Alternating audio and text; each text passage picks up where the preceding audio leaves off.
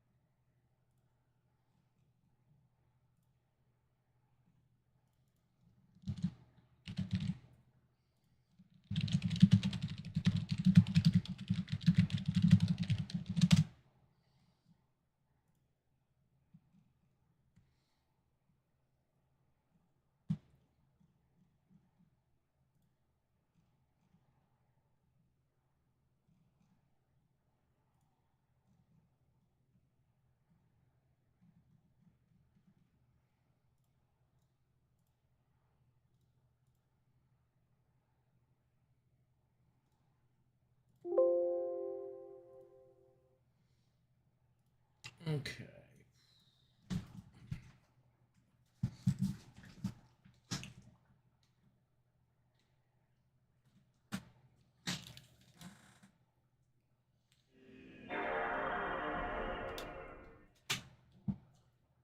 Wait, what the hell? What's going on? What are we doing?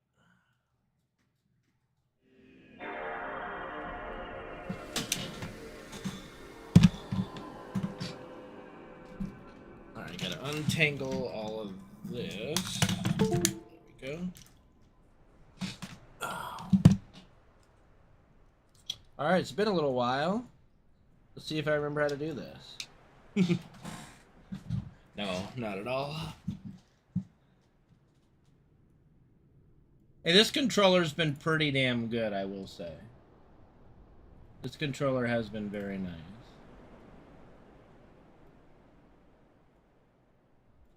It's definitely the best, so far anyway.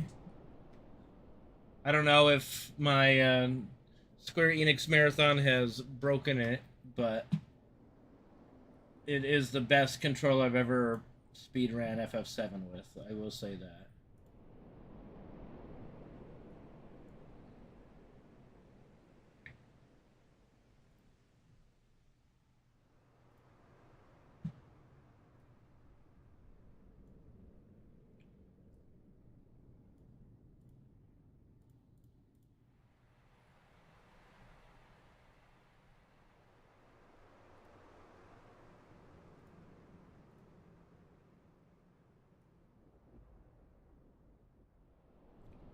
Thanks, Disguise6. Thank you, buddy.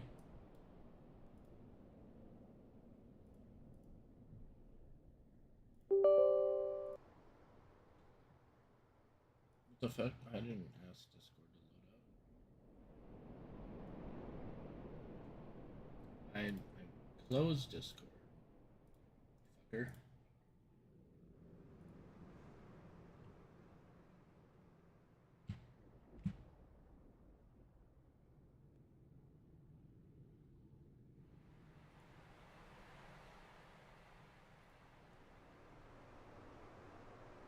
Yeah, I mean, I always miss it, but, you know, I thought I wanted to do elevator route, and just the routing of it has been super annoying. It hasn't been like I've spent hours and hours and hours off stream trying to find the fucking right combination, and it's just not worth it for like the minute, it might say minute and a half, at least for right now. I'm gonna continue to still try to do it, but I'm gonna do runs at least until I get it figured out.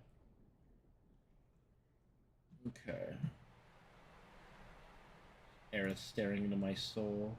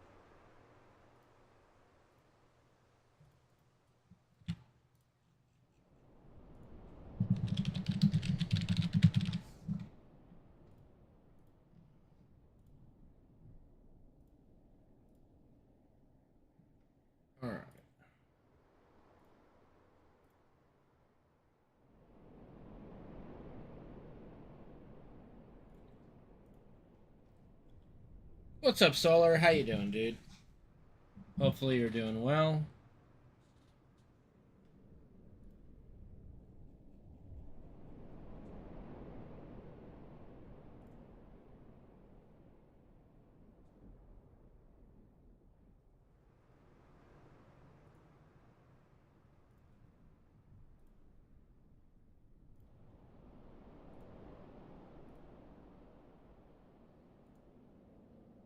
Okay. Let's get cracking here, huh?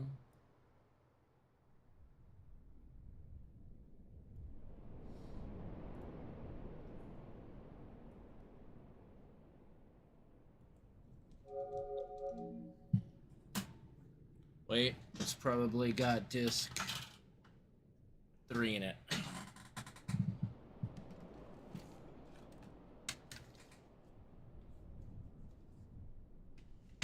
You tattooed yourself.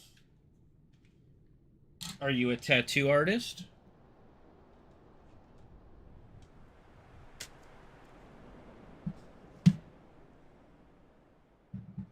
Oh, okay. I was like, that's, I don't know if I've ever heard of that, honestly. Oh, okay. There was literally a guy hired just to do tattoos for people that were gonna make really drunken, dumb decisions. No, I'm kidding, but like that's pretty cool. You know, that's got you got to get quite a few people that are just like, yeah, why not? You know.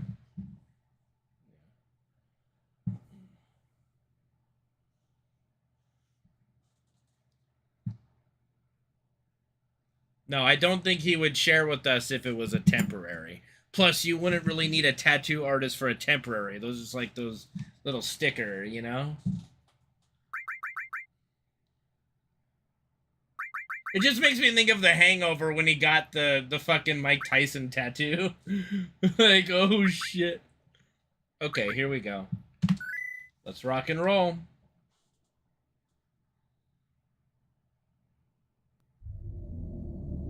Back to it, guys.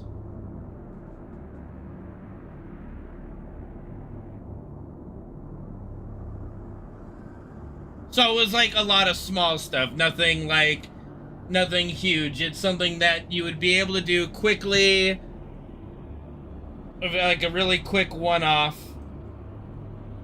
that would maybe like be 5 minutes a person at most. Nothing too extravagant.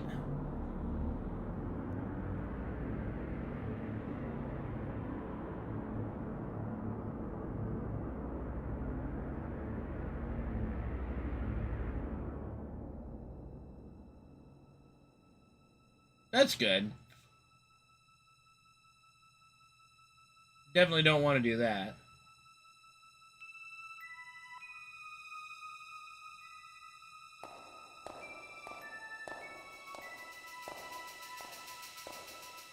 I think I... You know what? It's close enough to being synced up. Let's go.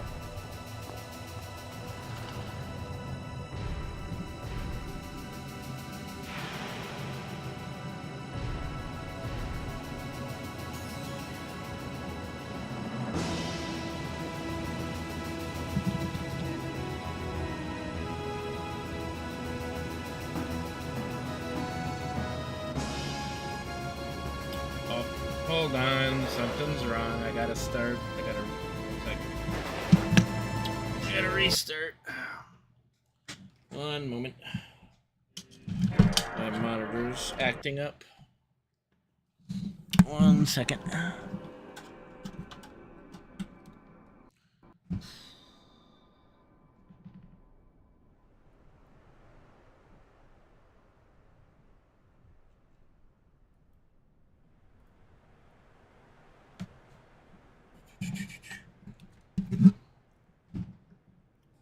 Carpe dentum seize the teeth. Okay.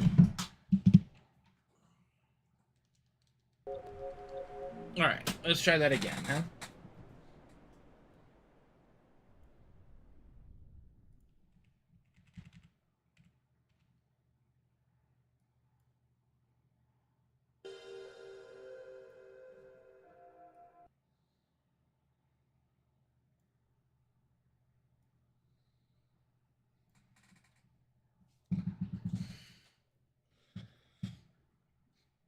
What's wrong with Bugs Bunny? How is Bugs Bunny catching strays right now? Like, seriously, how the fuck is Bugs Bunny catching strays from Gabe of all people right now? Hello? What's up, Matchit? I don't know. Discar is sick. I think I'm gonna be taking a wee bit of a break from the marathon. Probably continue it when WoW comes back, but I think I'm gonna spend the next 2 to 3 weeks trying to do FF7 runs almost exclusively. When I do really long streams, or just, you know, if I need a day, I need a day. And Matchit, thank you for the 6-month resub.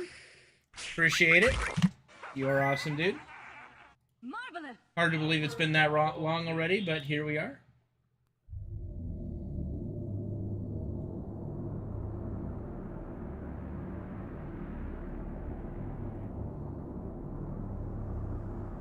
If a run dies, depends on where, but yeah, that's a possibility.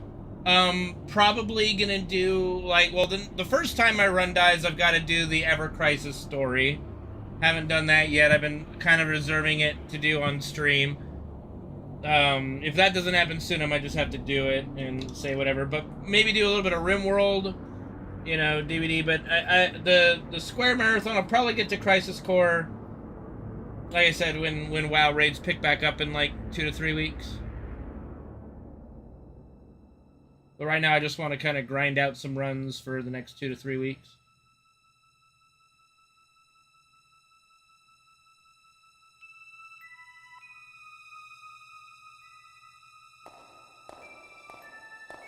That looks pretty good.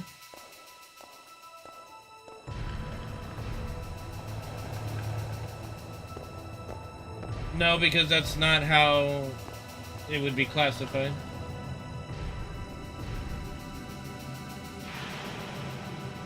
Alright. Looks like we're all good.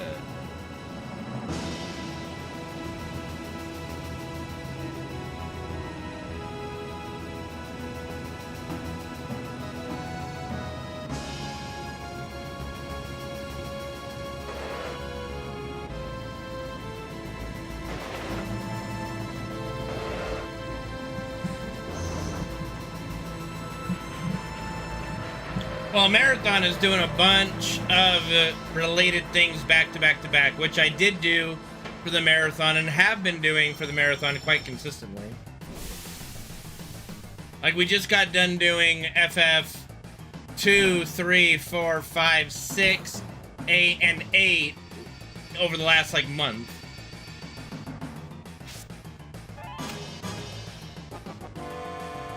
I can say that this circle button is no longer stiff. It almost, like, I almost can't tell when I tap it, so that might be bad. We'll see. Hey, Cisco, thank you for the Prime Gaming sub for 90 bucks. That is nuts, dude. Thank you, Cisco. Good to see you, buddy.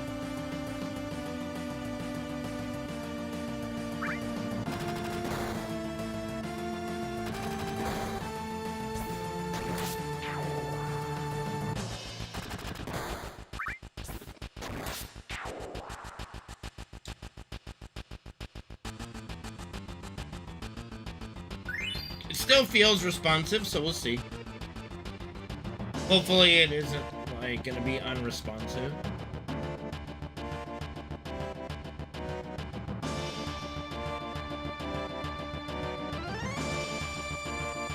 Alright. It is still funny, yeah.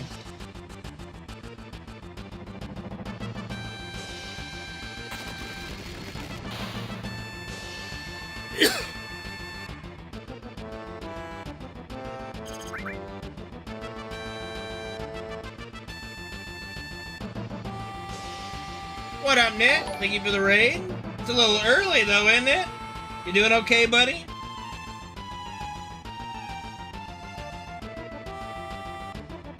Hopefully Nick's doing okay.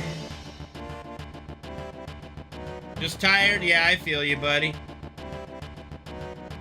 Yesterday was one of those days, it was scorching in my room. I was in nothing but a pair of boxers, and I was just like, oh, I want to die!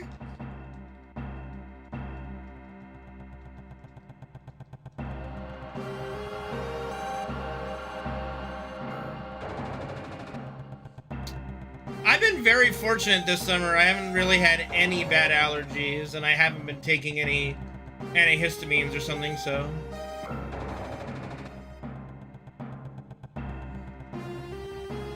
Could you be allergic to something in your house that's causing it?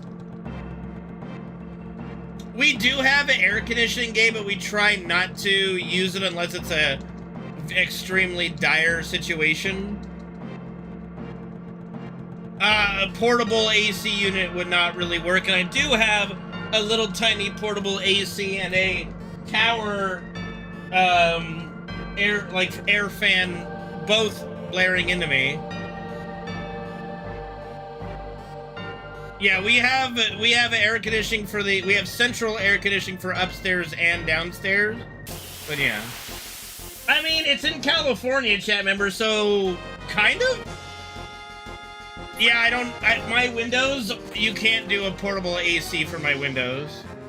1, 2, 3, 4, 5, 6, 7, 8, 10, 11, 12, 13, 14, 15, 16, 17, 18, 19, 20, 2, 3, and 4. Like, this is an old 1920s Spanish-style house, and the windows go outward on a hinge.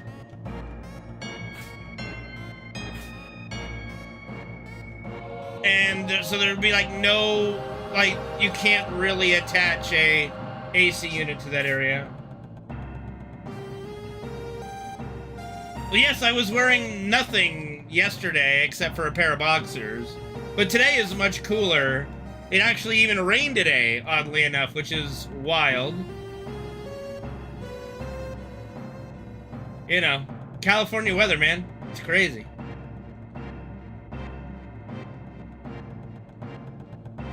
You typically do, Nick, but what is your insane idea?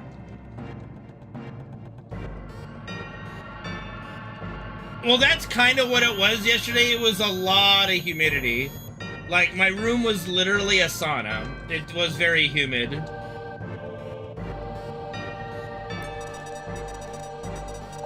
Like, it was overcast as hell, but still hot and humid.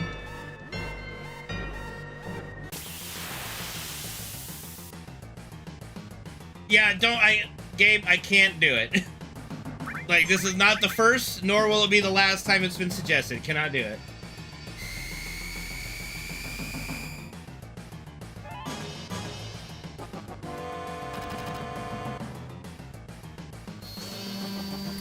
That is true, chat member. That is also true. Yeah, you can make a good point with that.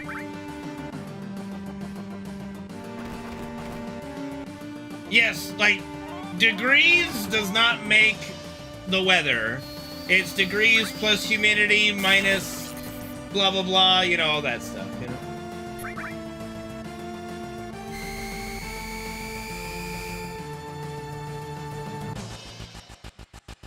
Well, they're both hitting very well on this fight, so this should be good.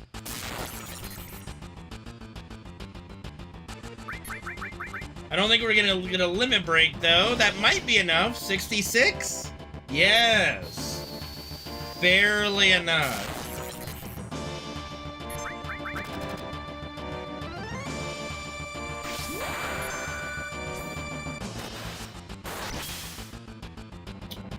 Alright.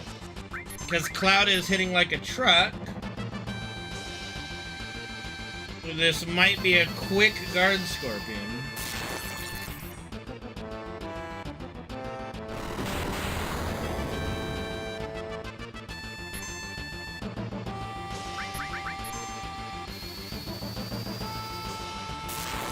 That 46 definitely helps. We will most definitely have a quick guard scorpion here. Sub 9 guard scorpion, always nice.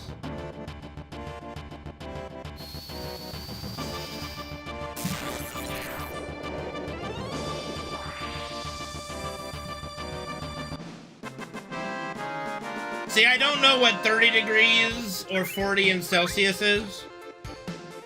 But so far, you know, knock on wood, in California, we haven't had those. We've only had a couple, like, 100-degree weather days. They haven't been too bad, honestly. This has been a fairly decent summer.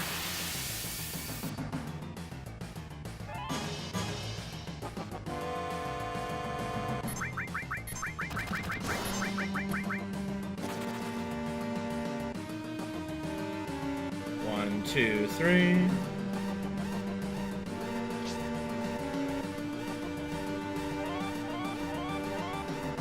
$86. 80, you know, like, anywhere in the 80s is, like, I'm happy. You know, I'm a true Californian in the fact that, like, 80 degrees, it's like, ah, this is nice. This is, like, you know, nice weather. But that also, when it gets to be, like, in the low 60s, like, man, it's cold today. And everyone else is like, you're out of your fucking mind.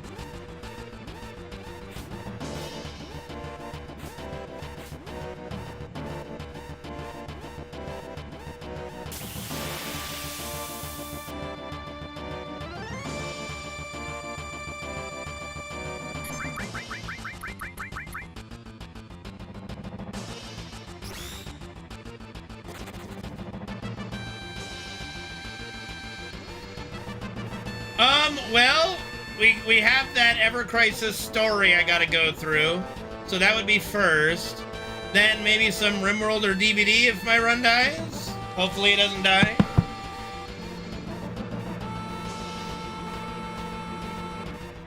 I mean, most people, 68 degrees is pretty nice. Yeah, Ever Crisis is canon. It's kind of retelling the OG story. And then also giving us new story with, like, First Soldier and stuff like that. No, because that doesn't happen. Like, I've already seen the scene. I actually think the Ever Crisis did the Aerith death scene more brutal than either the original or Rebirth. I was like, what? So... I was actually kind of surprised.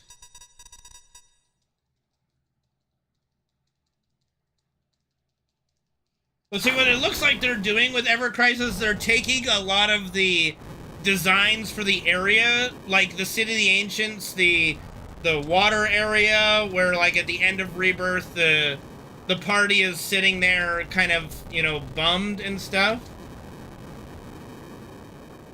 And they put that in Ever Crisis, so, like, they're taking the world and, like, the map layout from Rebirth stuff and remake stuff and putting it in Ever Crisis, but they're following the OG story in Ever Crisis. While also giving us, like, new stuff with First Soldier, like Sephiroth's background, which, again, I'm a little mixed on it. I really do not want... I mean, they are giving it more, like, manipulation from Hojo, which is always fine, and Genova, which is always fine. Yeah, I think everything's gonna be, like, honestly, Solar, I think everything in Part 3 is gonna be crazy. Because, literally, Parts 1 and 2 is setting up for Part 3 payoff, and it's literally payoff after payoff after payoff after payoff after payoff. Like, that's what that part of the game is in the OG, is it's, here's the payoff for this, here's the payoff for that, here's the payoff for this, here's the payoff for that, and they have to replicate that in Part 3. I swear to fuck if Genesis, like, okay, Genesis is gonna be like an optional thing, I can see that, and I can accept that. I can accept Genesis in an optional world, okay? I can tolerate that. Like, I don't have to like everything that's canon in FF7, and I don't. I do think Crisis Core was off, to say the least, of what most fans that are at least like-minded like me, and I like to consider myself a pretty big FF7 fan. I think that Crisis Core spent way too much time on characters and shit we didn't really give a shit about, and not enough about Zack, Cloud, Sephiroth, you know, Tifa. Like, even Cisne is great. The Turks, you know, the Turks are great, but Genesis and Angeal, legitimately some of the worst characters ever created in Square Enix. They're right up there with fucking, like, Vanille and Hope and Snow for me, and I'm sorry, Angeal might be the most boring character. Okay, Angeal being good / decent in Ever Crisis notwithstanding, and yes, he is pretty OP for certain fights. I have used him as well. He is a great tank, a great debuffer. He is the most boring character that's ever been created by Square Enix. Oh, I definitely think we will, Cisne. What's up, Arda? How you doing? On YouTube, hello. But Angeal, legitimately, probably the most boring character.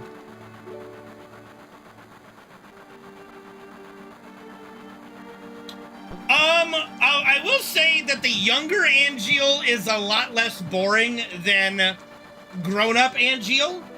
I will say that. I will give Ever Crisis credit of, you know, in First Soldier making Angeal at least interesting and have emotion. So, you know, there you go.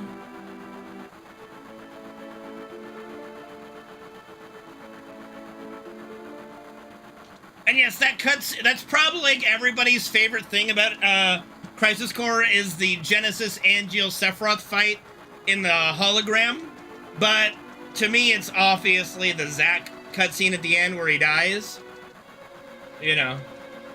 But, you know, the cutscenes were pretty cool, but just Genesis just wouldn't shut the like, does anyone like a pretentious character? No. Like, Genesis is a character they literally made for you to dislike, because all he does is sit there reciting a play, and you're like, dude, just shut the fuck up. What is this? Stop it. You know what, his little red sword is, I don't know. Hello, Kim, how are you? Kim on the YouTubes as well. Loveless. Well, see, that's the one thing that is kind of a weird situation, is they chose with the Yuffie DLC to show us, hey, I mean, Deep Ground exists, this is Dirge's Cerberus stuff, okay, and Yuffie had her, like, you know, friend / love interest get killed by Deep Ground's Nero, so it kind of went like, so are we gonna, because honestly, you can't do much with Deep Ground because they are literally deep underground. Not, you know, no irony there. It's just literally that's what it is. They're isolated down there until the events of Dirge. So they could legitimately not do anything with them except for like VR battles in Remake Part 3, and it would make sense. It would absolutely not make sense for Deep Ground to make an actual appearance in Part 3. What up, Just Rhyme? How's it going, dude? It's good to see you, man.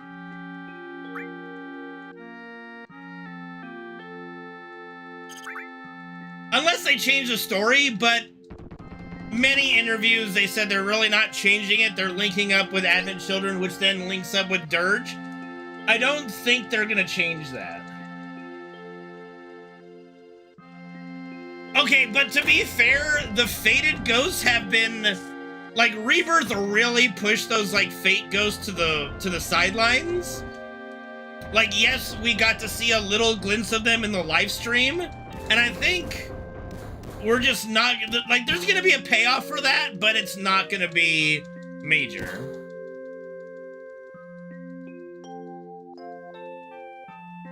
Yeah?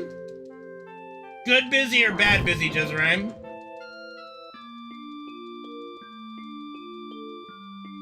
It did feel weird with Biggs and Wedge. It's like, I don't know, there are some things that feel weird about it. Obviously, the alternate, like, dimension, whatever we want to call it, where Biggs is alive, Zack went, you know, this alternate reality. They're like, they've got a lot to kind of, you know, be definite about in Part 3. And why Biggs is there, but Wedge just literally just... Wedge dead, Jesse dead, you know. But why Biggs? Like, okay. So the whole thing, it will get a payoff of some sort. I just don't think it's gonna be the, oh my god, they're gonna, like, everyone's gonna be saved and everyone's gonna live thing that some people in the fan base are hoping for. Oh, I'm sorry to hear that, Jezrime. That is awful, man. Yeah, I know how you feel. It's never easy, dude. I do dread that day myself. Wedge Dead Redemption, yeah.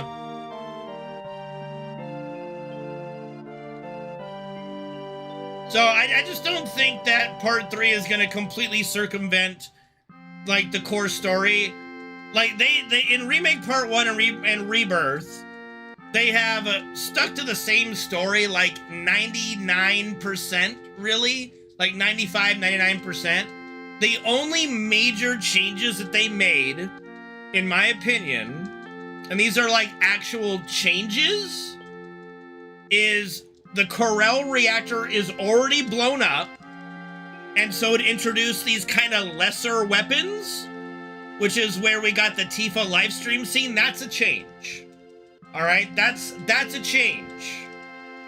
Those didn't exist before. The Corel reactor was still up and running, so that is an actual change.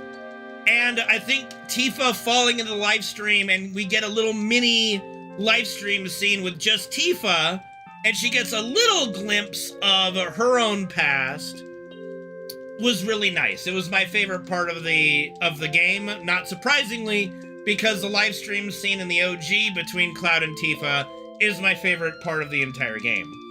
So I'm really looking forward to that in part 3. The other major change that we could call like an actual change that I can think of, where to go? I had it, but then I went into that long diatribe. Well, those weapons are just new. They're not different. It's not like, oh, there's Saf. Those are two, like, lesser weapons. We're going to get the same weapon. So when we go to the Northern Crater at the beginning of Part 3 and unleash the weapons, we're going to get Ultimate. We're going to get Sapphire. Probably going to have a Kaiju battle with Sapphire in some way. We're going to get Diamond. We're going to get Emerald. We're going to get Ruby. And those two lesser weapons are just there, with huge materia as stomachs. That's about it. Let me think. What was the other major change? Oh, yeah, the Gi tribe actually having a purpose, rather than just being like these villains for the Cosmo Canyon people. Actually having the Gi tribe come from outer space, number one. That's fucking weird. But number two, them being the ones who created the black materia, that's an actual significant change and departure, and I do like the change. I like that they gave the Gi a purpose. Yes, and it makes more sense, because otherwise the ancients, like in the OG, the ancients created the black materia, and it's kind of like there's a little debate about how it was made. It's like in the process of making holy, that a byproduct was the black materia making meteors. So, you know, in the process of trying to make the ultimate white magic, they made the ultimate black magic, blah, you know? But I do like more that the Gi made the black materia so they could blow up the earth. So they could die, finally, because the ancients, in their infinite wisdom, were snide and, you know, just disrespectful to the Gi, right? So I do love that change, but that is indeed a major change to the game. Again, I agree, Solar, I agree. Well, we didn't have the black materia. The black materia, by the time Meteor is summoned, is in Sephiroth's chest.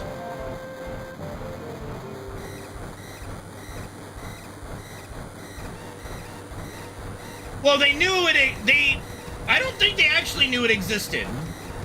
I don't think they knew it existed. And by the time they got to the temple, and then Sephiroth took it, we took it, and then it exchanged hands a couple times, right? And then eventually we get to the Northern Crater, and oh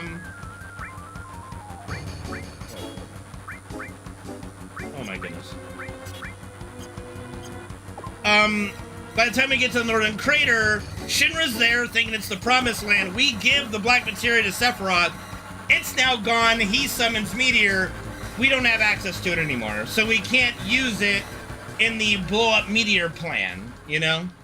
So the next best thing is the huge materia.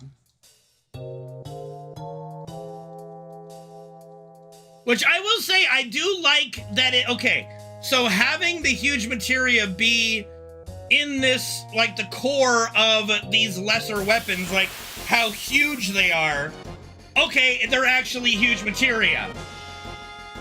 Right? Like, okay, it's actually huge. This is great. 1, 2, 3, 4, 5, 6, 7, 8, 10, 11, 12, 13, 14.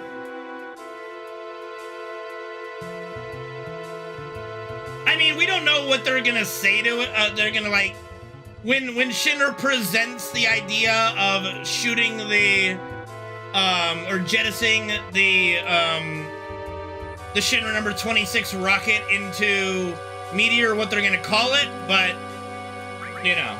I know they already said the word in the game, like, they might stick with magnets, they might call it huge, who fucking cares? It's the same thing.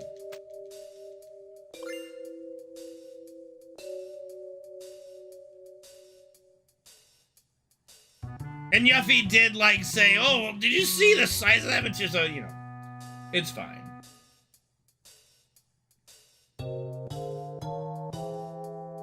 But yeah, like, honestly, there really isn't a lot of departure. And I would not call, like, adding, like, little bit of context or adding extra things for the same story to be changes, right? Like, actual changes to the story that circumvent or delete the original, there are very few in Remake and Rebirth. The only ones I can think of off the top of my head right now are what I pointed out. The Gi tribe creating the black materia, and the Corel reactor being blown up already. Correct, Chryso, but, you know, I have tried to argue that fact to FF7 fans. Yes, I do love that aspect too. Like, the way they did the black materia and the holy materia in Rebirth is so much better than the original. It is definitely an improvement. And one of my other, like, my second favorite scene in FF7 Rebirth was giving us that glimpse of the past of Jenova fighting the ancients, and, like, when we go to the temple, you know, and we're going in there and we're seeing Jenova fighting off the people. Oh my god, I just, that was orgasmic for me. I was just having a great time, you know. 1, 2, 3, 4, 5, 6, 7, 8. I honestly don't think so, Exit, simply because the whole purpose, and it's actually leading it up even more, like, Rebirth turned the Cloud is being controlled to an 11. Like, they dialed that shit up to an 11. How deceptive he was at the ending cutscene of Rebirth with the black materia when he put it in his Buster Sword. Like, that is some crazy shit. I think that the whole, Cloud's whole story arc hinges on the fact that he gives the black materia to Sephiroth, which then summons Meteor. If Cloud does not give Sephiroth the black materia in which he summons Meteor with, the story is completely circumvented. Ashen, Verdict, Jesus! It's good to see you, man. Where you been? Hopefully you're doing okay. It's good to see you, though, man.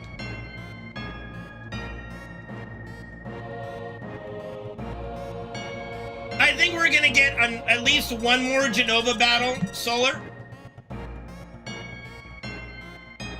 Of course, man. I'm very good at remembering people's faces, and this is gonna sound weird. I am horrible with names. Like, even my mom had to ask me, like, who's your friend's wife's, like, your friend's wife's name? I'm like, fuck. I had to, like, think about it for a while. But for in chat, your guys' like name and like color is like a face to me.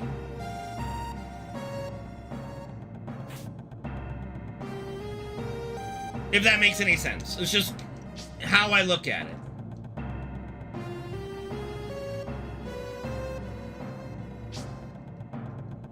I don't know if we cut off the one from Gaia Cliffs because we have to get the black materia back somehow.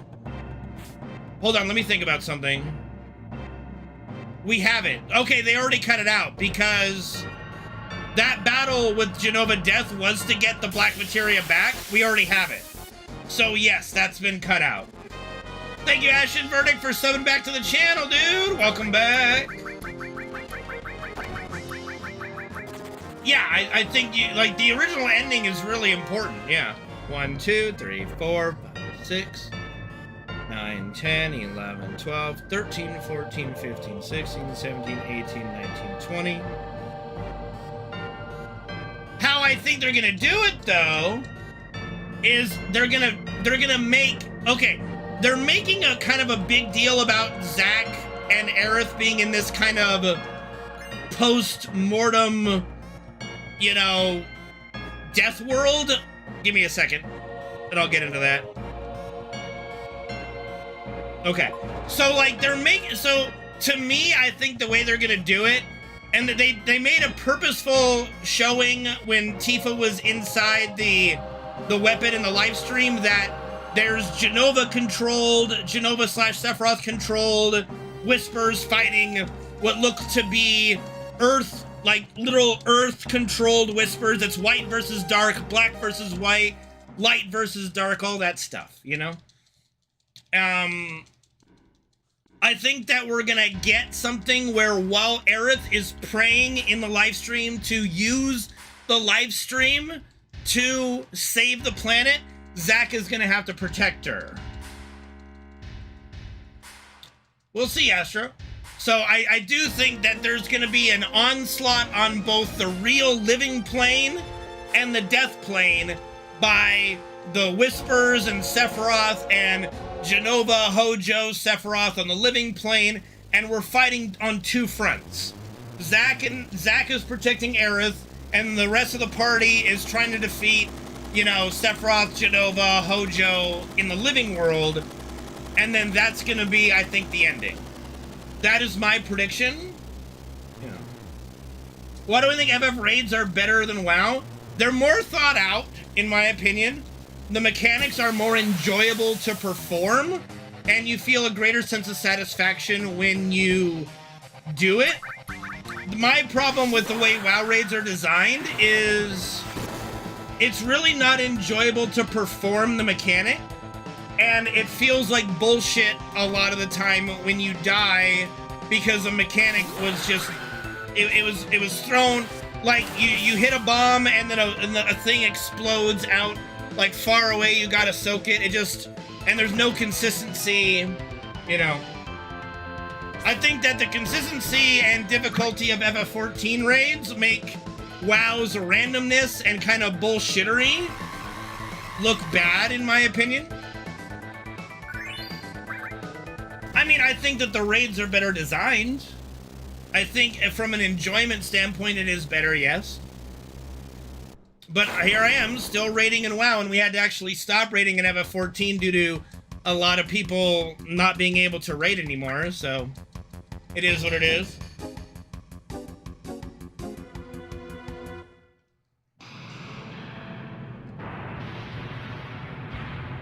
I fell. I'm sorry, Practice. I couldn't hold on. I didn't spam quick enough.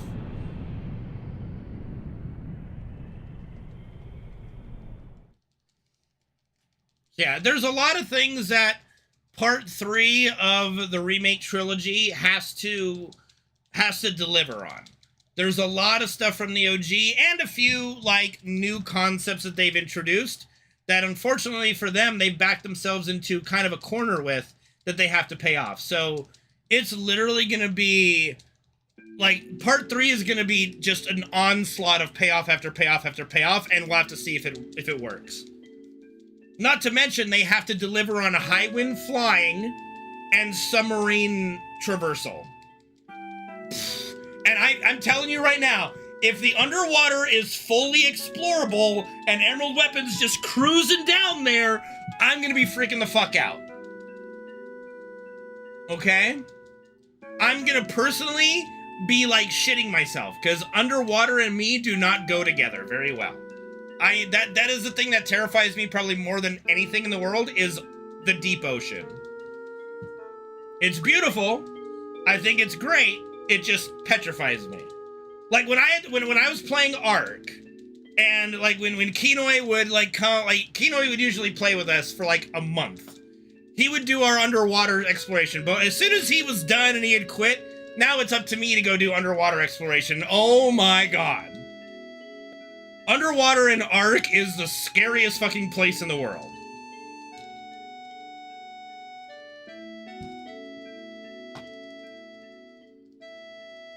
Yeah, you can have that. So if I want to go swimming, I can go to a pool or to a friend's house that has a pool. Anywhere where there's not a living, breathing death machine swimming in its depths, you know, where I can't see it.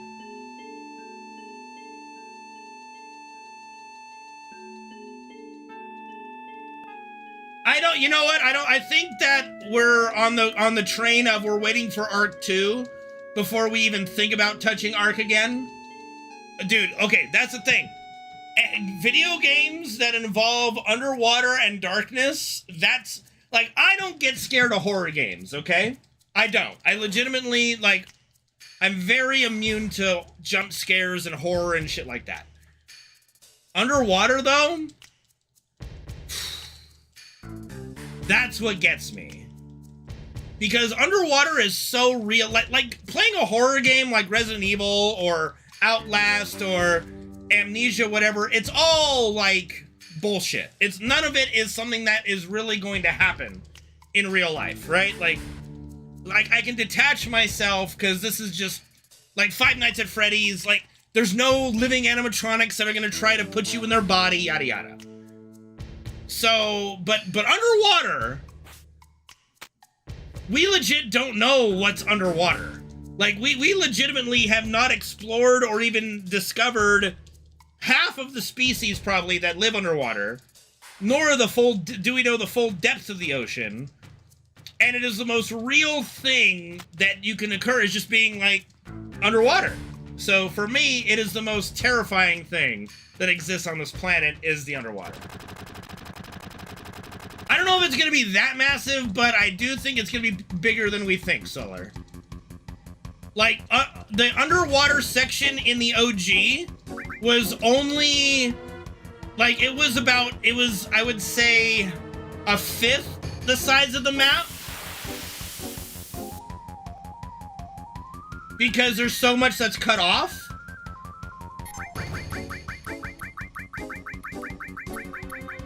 Well, if we haven't been there, we can't definitively say we know what's there. We are discovering new species every day in the world. To say that we know what's there, we just have never been there, no. You think you know what's there, but there could be some crazy thing there that we've never seen before.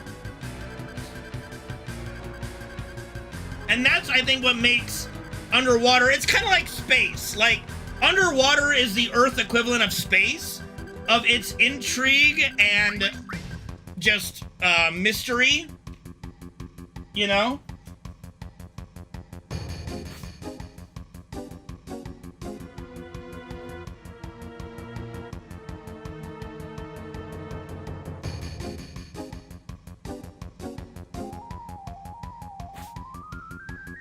So yeah, that's my little diatribe. So yeah, so part 3, there is a chance that I will just be freaking out like a schoolgirl in the underwater section, depending on the level they go, how intense they decide to make that. Like, if Emerald Weapon literally locks onto you as you're going in your submarine, I might just lose my shit. I might legitimately, because I used to think that when I was a kid. Like, when it's doing its predetermined little route underwater, I felt like it was chasing me. A 10-year-old me was freaking the fuck out thinking that thing was chasing my ass when it was literally just going in like a predetermined pattern. But, you know, I was this way with Super Mario 64. When we went to that first underwater level that was Bowser's submarine and, you know, we get plunged in there and I go down and there's sharks swimming around, and you know, they're going in a circle, but I felt like they were chasing me, you know? A Banjo-Kazooie shark? Oh yeah, with the Jaws theme? Great. Oh yeah, no, paranoid as fuck, Desoccer. Like, no, not even denying that. No way. Like, like, if you want me to freak out as quickly as possible, underwater sharks, there you go, done. Underwater sharks, done. I'm freaking the fuck out now. And then, like, you know, underwater giant kaiju fucking monster death machine, that is like shark on steroids, okay?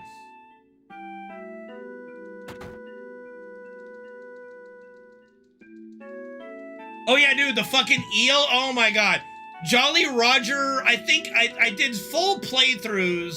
Obviously I didn't get all 120 stars, where I just literally skipped the water levels. Because I was just like, no way, I'm good, dude. Fucking good.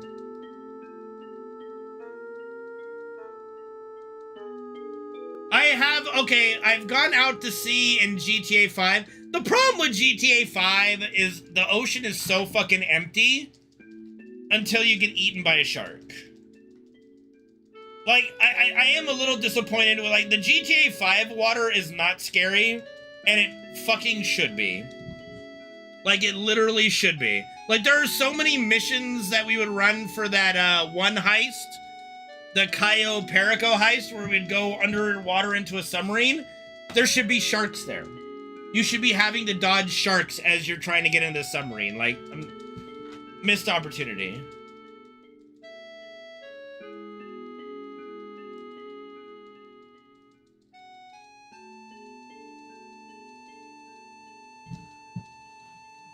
Like, when you're taking the underwater drainage entrance for the Cayo Perico thing, and there's all those water mines, there should be a bunch of sharks that you could bait into the mines and blow them up. Be fucking awesome. Anyway, I digress. So yeah, long story short, if you didn't know, I am fucking petrified of the ocean, of the deep ocean.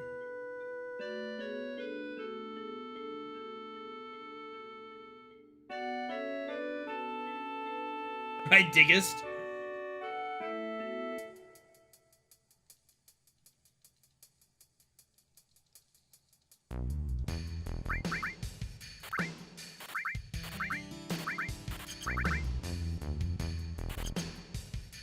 I mean, I love the ocean as a concept, just not me inside of it.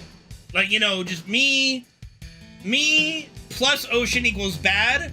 Ocean minus me equals great. Love it. Awesome. Greatest place ever. No. See, and I live in California. There are beaches everywhere. I'm good. I'm good. I'm good, dude. Like, I'm fine. I'm fine, you know?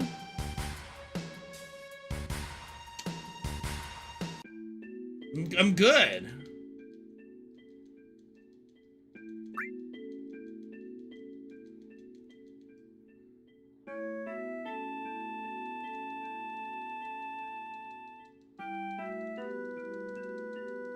I had one instance where I nearly didn't get back to shore, and that was enough for me.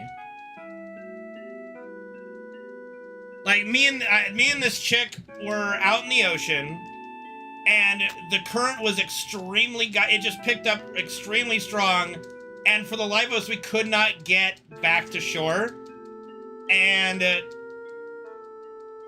took everything we had, and I had to do everything I could to help get her to the shore with me, and that was it for me. I'm like, nope, I'm done. You know, the trauma of and how terrifying the experience was, Joe Gruff removed any chance of an opportunity from that equation. The sheer fact that we were lucky to be alive at that point, it was like, okay.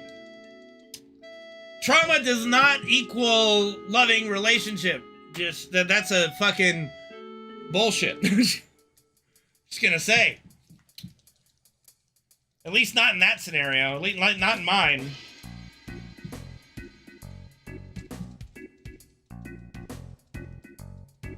I have watched James Bond. You know James Bond is fictional, right? I mean, it can. It just did not work out in that way. Anyway, but yeah, there is that was enough for me.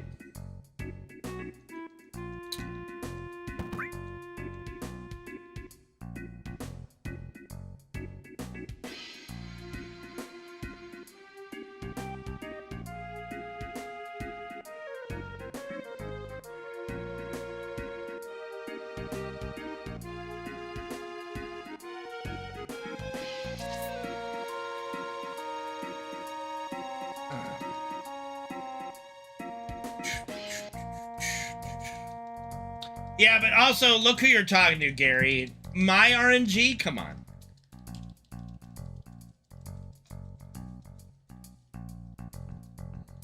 Like, we all know that if, like, we're rolling a dice of, like, hey, there's a chance for something to happen, it ain't gonna happen for me.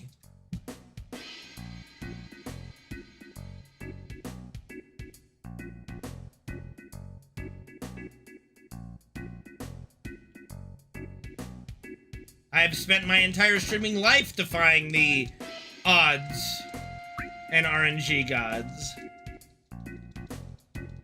They have a different plan for me, I guess.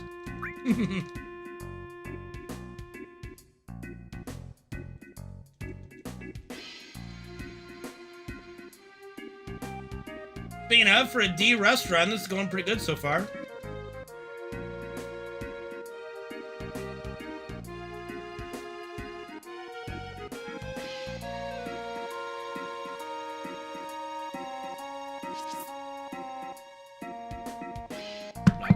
For that.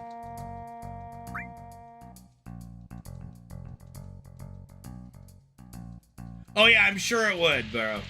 I'm sure it would. I'm not even gonna finish that sentence. No. Abort joke.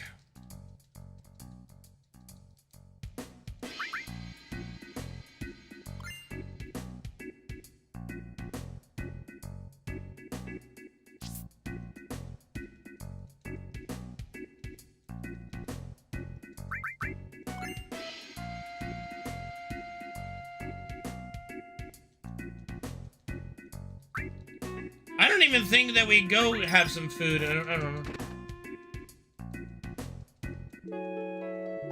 Yeah, see, Solar, I don't know.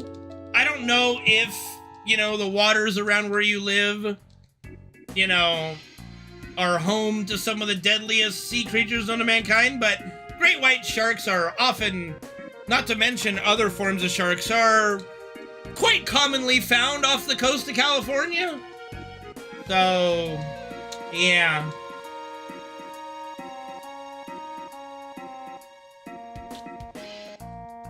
I don't think that there was a... oh yeah, there in Remake you can go eat. I don't remember if you could do the better dog food line. There was a place where you can eat though. It was in Walmart, yeah. It was not required, that's why I don't remember it too clear. Uh-oh, hold on. Uh-oh, uh-oh, did I just... Hold on. Okay, we gotta see if I can move again. Did I just do the glitch on accident? We're gonna find out. I might have glitched the game on accident. I think I did. Yep. Fuck. I just fucking auto-fired the damn glitch. God damn it. That's, of course, what I get for saying the run was going so good so far. Jesus. Dumb ass. Alright. Let's go again. Bro, dude, I accidentally did the fucking glitch. You know, I'm surprised that hasn't happened more often, honestly.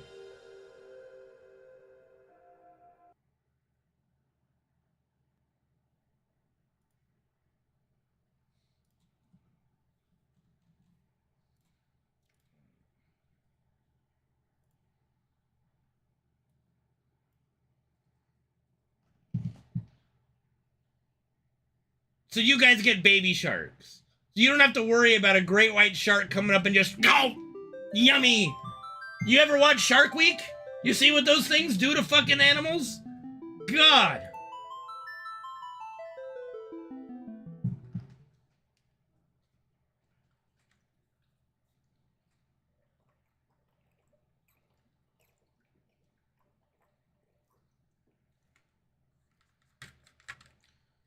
I mean, you're not that fucked. Not compared to a great white or a tiger shark or a hammerhead. Let's see, how big is it? Great white shark size. 15 to 20 feet. So that's what, 5 meters? 5 to 7 meters? And they weigh up to 1,504,000 pounds, which is a lot more than 80 kilograms.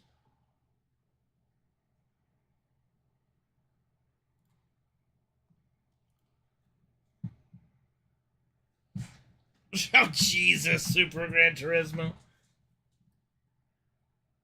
Bro, orcas, okay. They are fucking scary as shit, too. Even though there hasn't been... Wait, no, that's dolphin. Wait. I don't think there's a case of an orca attacking a human. They do kill the fuck out of sharks, though. Orcas are like the top of the food chain out in the ocean, dude.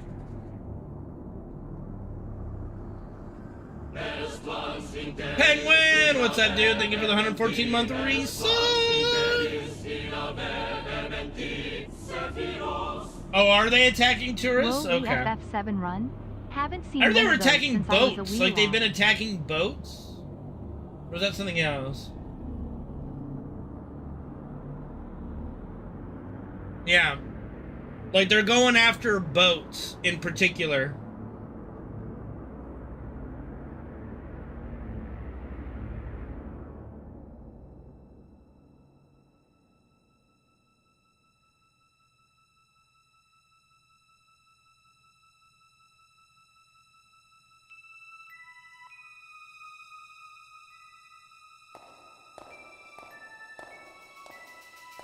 That we know of.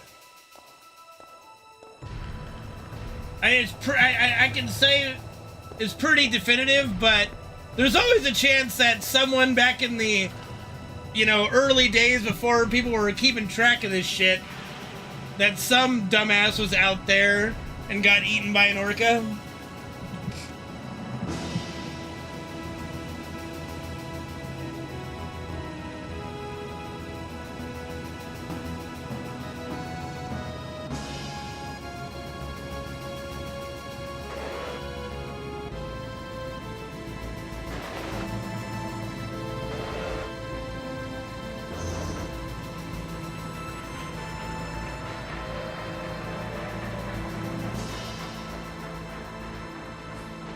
Dolphins have been known to save people from shark attacks as well. You know, dolphins, you know, besides wanting to fuck us, they're pretty chill overall. Yeah, I would say I'd say they're definitely more dangerous in captivity. They definitely don't want to be there.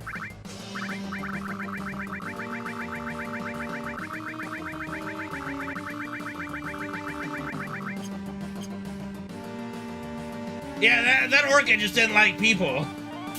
You know?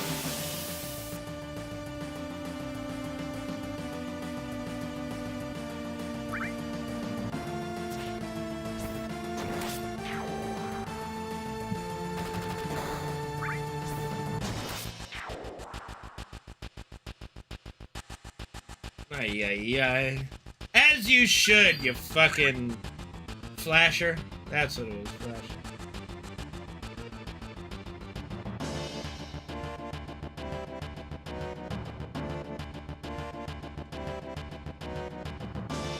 Yeah, dolphins can form quite an attachment to humans.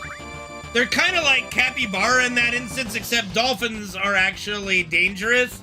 Capybara is like the most vulnerable thing that exists on this planet. They're so I don't give a shit about anything that they would be eaten alive by anything that actually wants to kill them.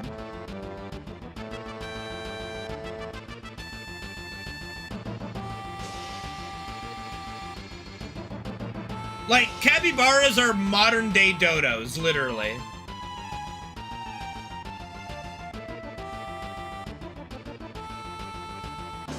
Yeah, seals are pretty cool. Seals are pretty, like, honestly, a lot of the marine mammals are very interesting, very cool. Otters, you know, seals, whales, sharks, like, it's definitely some of the most interesting and crazy animals that exist on this planet.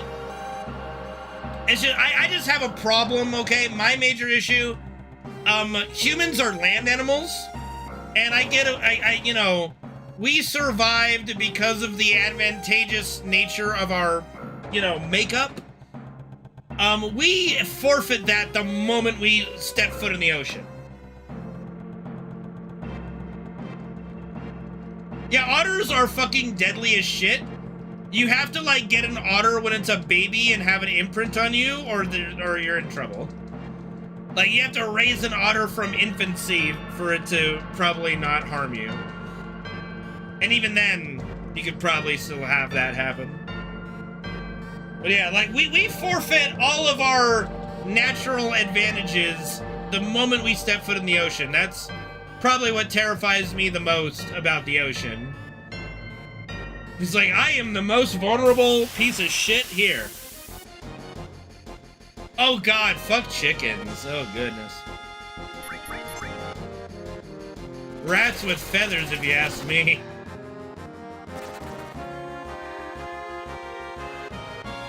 Two, 3, 4, 5, 6, 8, 10, 11, 12, 13, 14, 15, 16, 19, 20, 1, 2, 3.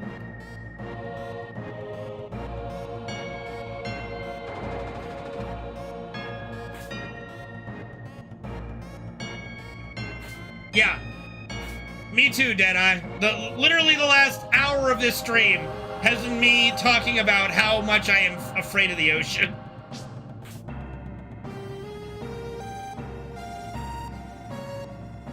Quite literally, just petrified.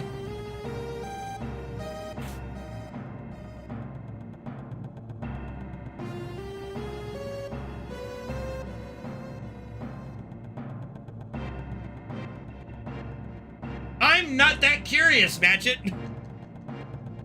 You know?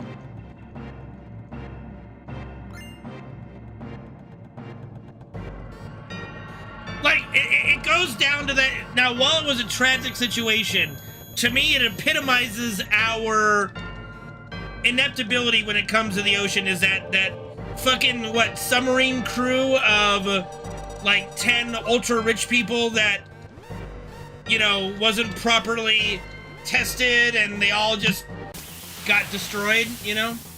That is not what I wanted to press.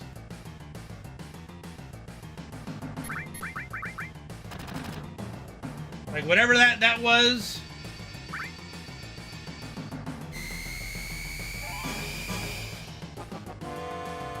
I mean, you can dislike rich people. I don't want them to die. I just want them to be a little less rich. Or at least pay their fair share. Okay, I will say I also have a fear of heights. Like, you ever like go up a tall step ladder to go on the roof of your house, and like first, you know, first 5 or 6 steps you're good, and then it starts to be, okay, why do my legs feel like they weigh a ton all of a sudden? Oh gosh, and you look down, you're like, that's a pretty bad fall distance. And you're trying to get up the ladder, and you're just like, you just fucking can't. Yeah, that's me.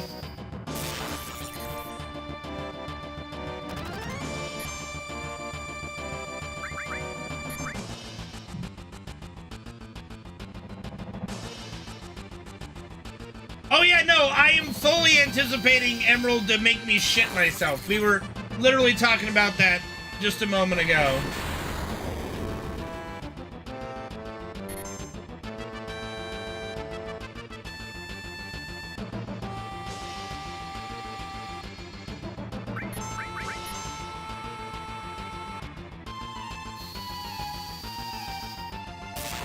Like, like I said, as a 10-year-old playing the OG, being underwater, and I swear to God that thing was chasing me.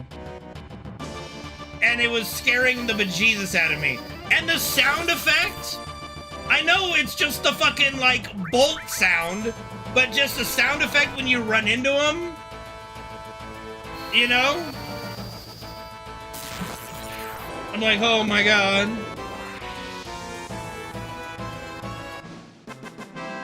I did see that Ozzy passed. I did post in general the WoW commercial. I did also put a comment on that WoW commercial.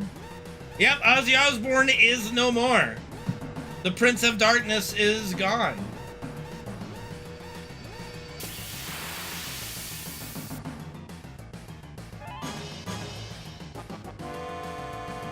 I think even he knew. I think that's why they did that final concert. I think he knew it was coming. That's why he did it. Yep, Ozzy Osbourne is dead. He has ceased to be. He is no more.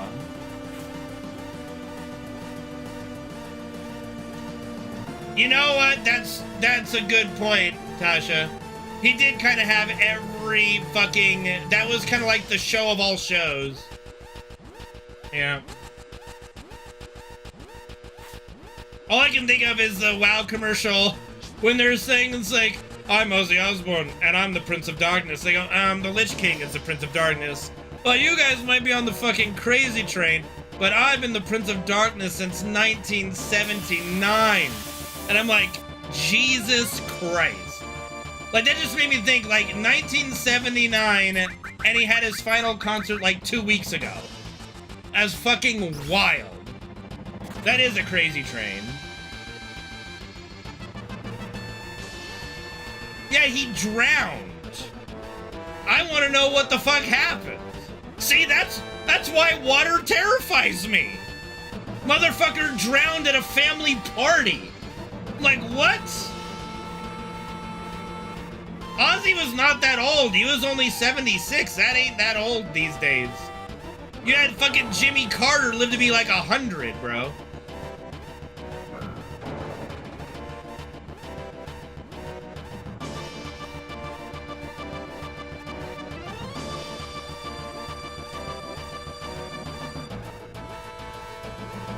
No kidding. No, Jimmy Carter did not do every drug on the planet that we know of. Not that we know of. But yes. That was also ultimately the downfall of my dad, I feel like. You know, he lived to be a lot, like, older than his brother and his father lasted, but he did, like, hardcore drugs for a good 20 years of his life. Like, it's a miracle he made it to over 70.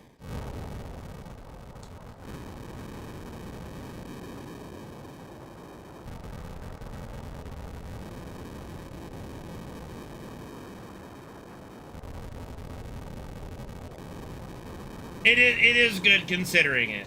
Absolutely. No, it's to not do drugs, Gabe. Jesus.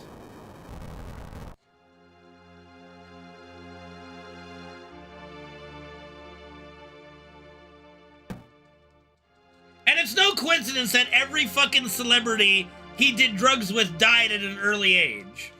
Like, from Jim Morrison to, I think Richard Pryor died at a fairly young age. What about Bob Hope? I mean, edibles, like marijuana is not, like, that's the weakest, like, that's not even dangerous. My dad did fucking acid, cocaine, heroin, whatever the fuck, you know? He did coke lines with, Richard Pryor on a private jet while doing an interview of him, you know? There is a curse for that, yeah.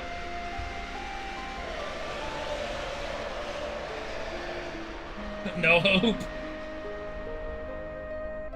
But yeah, I'm pretty sure that, like, every celebrity my dad did drugs with had died at a very early age. is Snoop? He's got to be in his 60s now, 50s, 60s. Well, marijuana is like in moderation is good for elders. It helps with memory and just pain and stuff, right? What did my dad do? That's a good question. He was a journalist, investigative journalist for a while. He actually it was the first to interview Charles Manson when he got arrested. But he also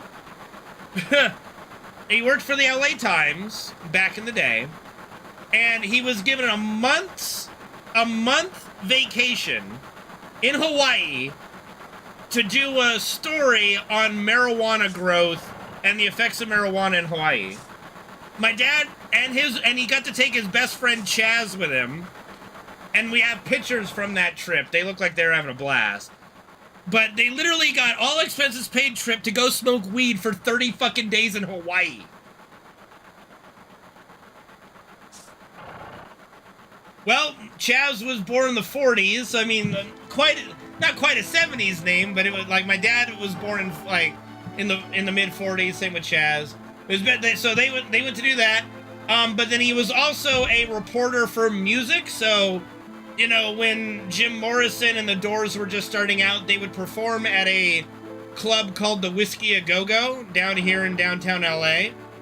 And my dad would frequently go behind, like, backstage with Jim Morrison, knew him, like, they knew each other on a first-name basis.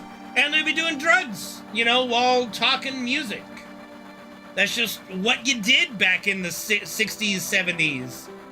You know, you didn't know any better. My dad didn't know any better at the time. You know, there wasn't a lot of information about all this stuff. And then, you know, when he like married my mom and all that kind of stuff, and then she was pregnant with me, that stopped. It does depend on what weed you get. See, back then, they didn't have all these variations of weed, you know? Back then, you didn't have all these crazy variations of weed. You just had fucking weed. Basically, you had bare-ass basic weed for the most part. Now it's like a fucking IHOP all-you-can-eat buffet selection of weed products.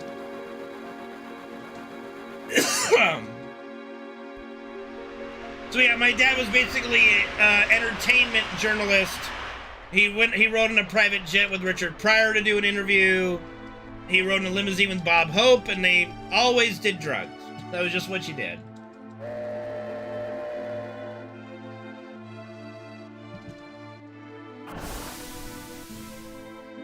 Oh yeah, I'm sure it happened all over the place, but Hollywood in particular is known for that type of culture. It is why you often see, like, you know, it was a downfall of Robert Downey Jr. For a while, Lindsay Lohan, like, just, you name Mary-Kate and Ashley, like every fucking celebrity you can, like, list, it's either sex abuse or drugs, or both. That, you know, and the ones that get to escape it, you know, are the lucky ones. The we lucky few, you know?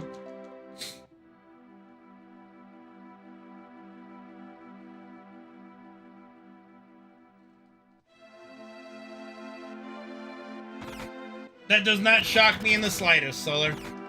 Big business, drugs. It is what ultimately brought the Mafia down, though. So, yay? Yay, drugs? It's a win for drugs?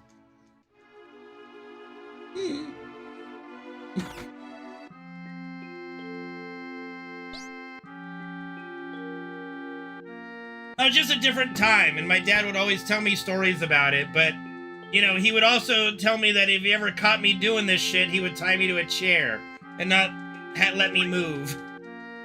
So my dad was very much not, hey, you need to experience it for yourself. He was like, nope, trust me, I've been there, done that, don't even fucking touch it. If I ever catch you doing that shit, you know, yada, yada, yada. My dad was very adamant, he was very anti-drug, from personal experience, let's say.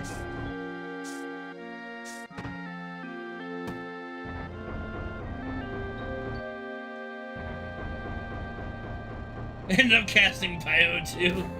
Oh my lordy.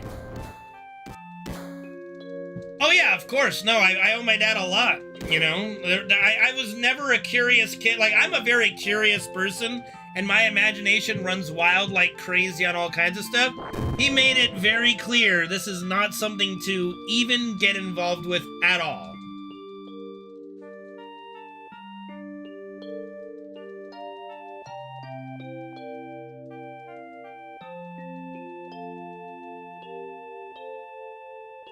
Wait, what motivation thing?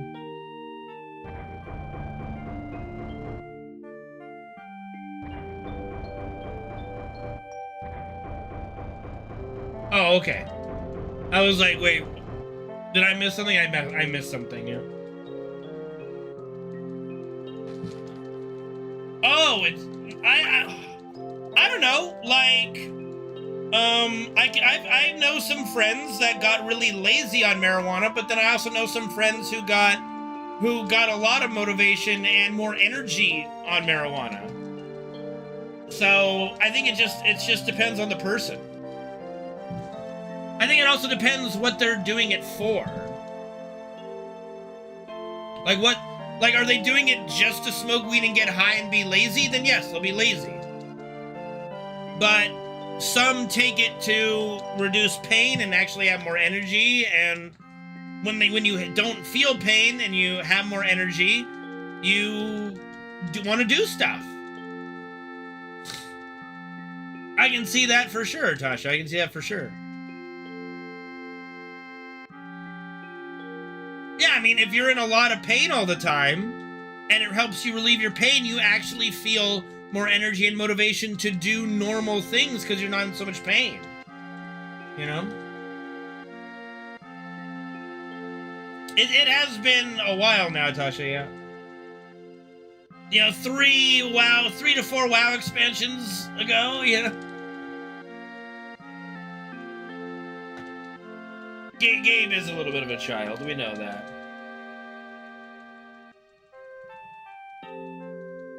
That is true. Nowadays, it is like that, Gold Salsa. They have all these different types of marijuana strains for different purposes. I can tell you right now, if I took my dad to a marijuana place and he saw all the different, like, choices, he'd be like, what the fuck is this?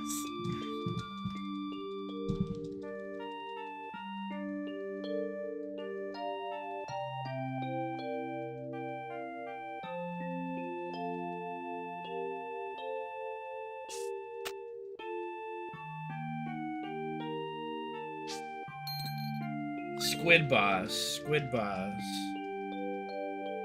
Squid Boss.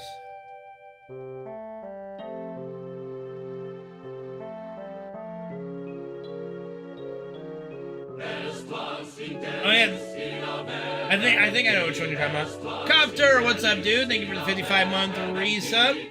Oh yeah, the one that we never killed. Yeah, that one was a rough one.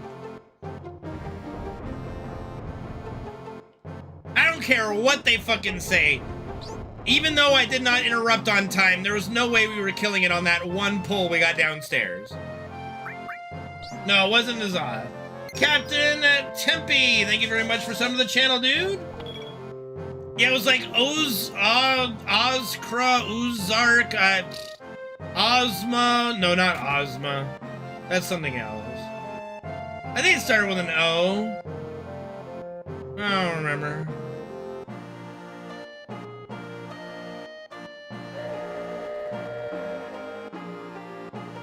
Yeah, Orgoza, yeah, Orgozoa, Jesus. Hey, it's okay, Guerrilla Radio. Yeah, we lost Fred about 3 or 4 months ago now, I think. It's been a little while. I really, really want new dogs, though. I'm telling you, this is rough. This is rough. I do need some new dogs.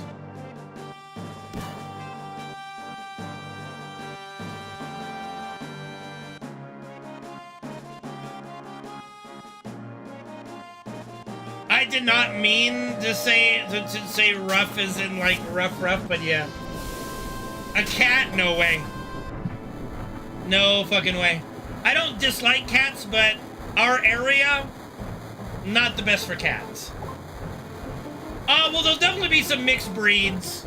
Definitely some mixed breed dogs. These last 2 dogs were purebred, and they had nothing but health problems and lived to be like half the age of the average of our other dogs. So yeah, no. So gonna be some kind of mixed breeds. I just have to see what's available. I definitely want to think about adopting from shelters, but I also want them as puppies, and that's not always, you can't really always do that, so we'll have to see. We've always had like labs in some form. We just had 2 purebred labs. We had some Labrador mixes in the past, so it's probably gonna end up being something lab related. I don't want to get a kitten. I don't want a cat. I'm a dog lover. Yeah, Solar, do you have coyotes, bears, and mountain lions outside your property on a regular basis? We live right at the base of mountains. We literally get coyotes, bears in our yard at night all the time.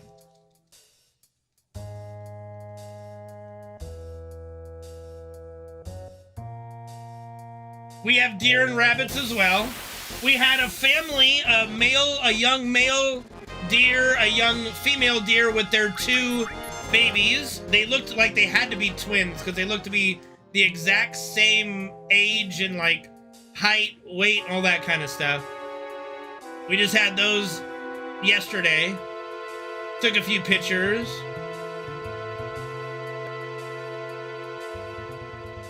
Yes, there are mountain lions here. They come down very rarely, but we have had mountain lions before. Bears, for sure. We've had bears and baby bears with their mamas in our yard before. That was the most scary wildlife experience I've ever had. What type of bear? Black bear, California black bear. Just California black bear. Yeah, puppy cam would be a good thing, yeah. A pet mountain lion? I don't think California would allow that. Just saying. We've had cats in the past, and let's just say that I don't think any of our cats have died in natural causes. We've had, let's see, we had Flossie, who became a real bitch once she gave birth to cats. And then Moose. Moose was such a good cat. Really big, fat cat. I don't even know what happened to them. Then my dad found Simba, a gray-haired cat. And he in a parking lot, he brought him home. And he went out tomcatting one day. Dragged his bloody ass up the driveway. We nursed him back to health. Within like another week, he disappeared, and we never saw him again. Well, we've always kind of had big dogs, but we're probably going to get more medium-sized dogs this time so Mom can actually enjoy the dogs a little bit. And then there was another cat that lived in a, like, okay, so there's the neighbors, and there's us, and then there's a big bougainvillea wall separating us, basically, of just bougainvillea and other sorts of plant life. And there was a cat that was living in between those places that we would feed daily and all that kind of stuff. We did find her dead. I think, we don't know what was wrong with her at that point, but, you know. It's just not the greatest area for cats. We'll just put it that way. Oh God, no. Great Danes terrify me. Our neighbors used to never have a fence, and they had 3 Great Danes, and they would often be in our yard, and the week, like, they attacked one of our neighbors, an elderly gentleman, I think. He was attacked by them and barely lived, and then our neighbors were forced by my parents to put up a fence for their yard to keep the Great Danes out of our out of our yard.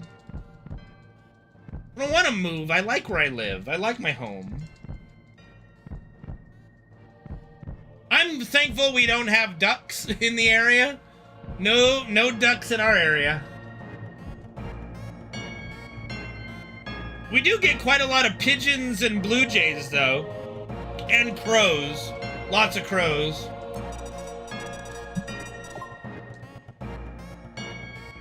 No, ducks are fucking assholes. Most mallards are fucking assholes. Honestly. Swans, geese, ducks, they're all fucking assholes.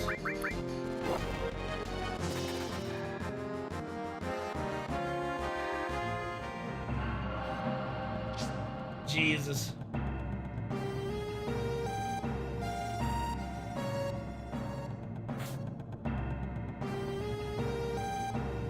Seagulls here in California are I mean, how do I put this? They're very scavenger-esque, but I'll never forget there was one day in high school we were out for gym. We were out for PE, and we're all sitting on the blacktop. It's like 4 or 5 different PE classes all on the blacktop, right? And we have this rather large gym. And as we're all sitting down, you know, on the asphalt, we're taking roll call with all the different teachers. Like, we were gonna have a big group PE day. 1, 2, 3, 4, 5, 6, 7, 8, 10, 11, 12, 13, 14, 15, 16, 17, 18, 19, 20. All right. We were all gonna have like a really big PE day outside. And as the teachers are going through their roll call, we just kind of noticed that, oh, there's a seagull that landed on the gym, and another, and another, and then a group, and then a couple dozen. And then soon enough, about 2 minutes later, there's over 100 fucking seagulls on top of our gymnasium, and we're all just, and the teachers have no idea. Because they have their backs to it, okay? And we're all just kind of looking up like, this is gonna go really badly in a moment here. And then, sure enough, one of the teachers blows their whistle. All the seagulls just start flying towards our entire group. And we just got up from roll call and started running. And the teacher, I'll never forget, Mr. Bedoli, was just sitting there with his straw hat and sunglasses yelling for us to sit back down, and he just got fucking pelted. Like, just covered in seagull shit. Hey, I don't know, Mr. Bedoli. I don't fucking know. I'll have to take a look at the video later. But yeah, from that moment on, I'm like, fuck seagulls, man. They were waiting, you know. They knew what they were doing. It was like, pilot the bombardier. We have target sitting ducks right now. And we all just took off.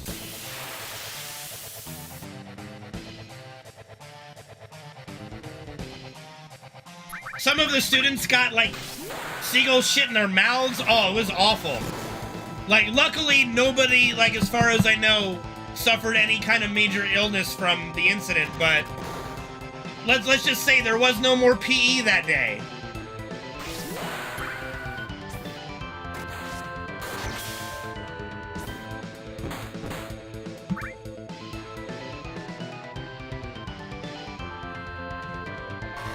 Yeah, the asphalt, the entire blacktop was just covered in seagull feces. And a lot of students got shit on, all the teachers got shit on.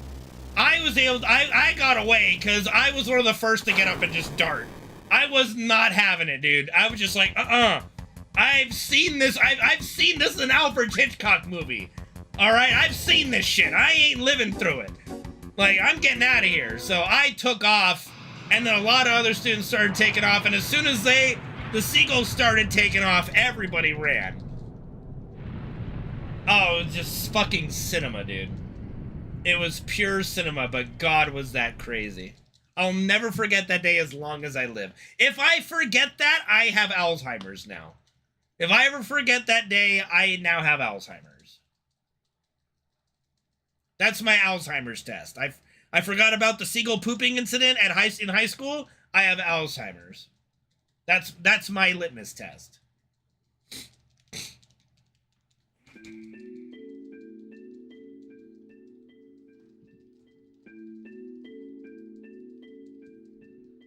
True, Tasha, true.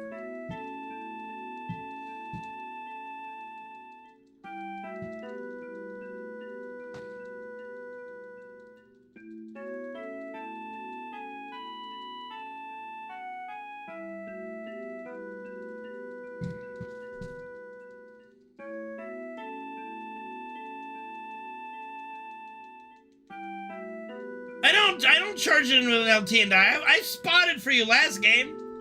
And we won big time because I spotted. I know to go in. I don't even shoot as an LT anymore. Except for the last game where I shot, took out his treads, backed the fuck up, he got killed. I was like, yay, I win.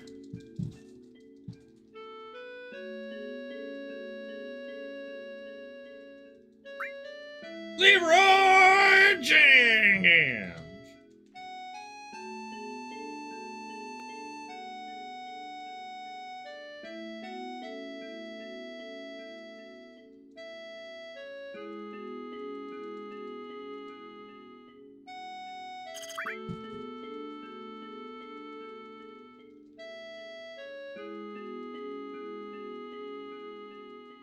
Hey, but my spotting got you that kill on the Super Hellcat too in that game. Come on now. I did my job that game. It was like a tier 6 game. I know my role as an LT is a spot, and that's what I did. I spotted. I spotted.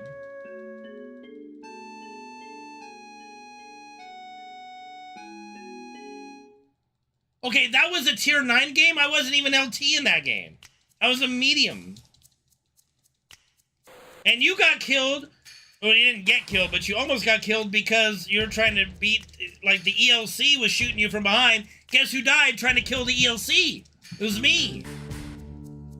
I almost got it, but motherfuckers wouldn't back me up and help me. I knew that guy was going to be a problem the whole game. Anyway, I digress. No, I'm not the one who let you. I almost killed it.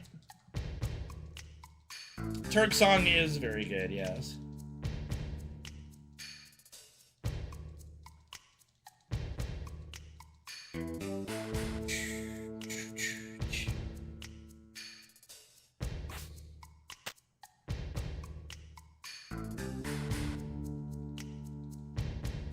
Kind of hot in these rhinos.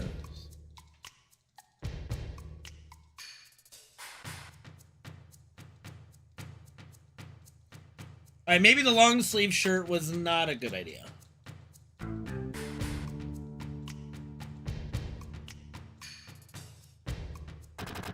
Nice.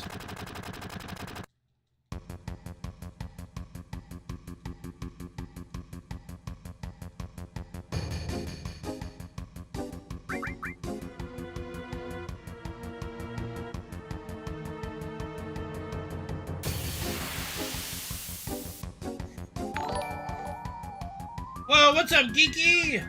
How you doing? Thank you for the raid. Hopefully you had a good stream today. Alright. Really appreciate it. What's up, Kit Kat Bar? Welcome, welcome.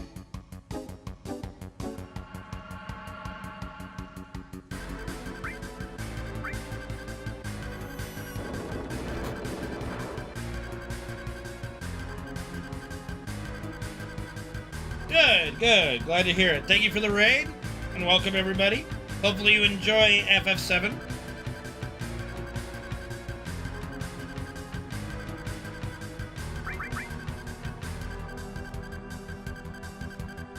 Nice, nice.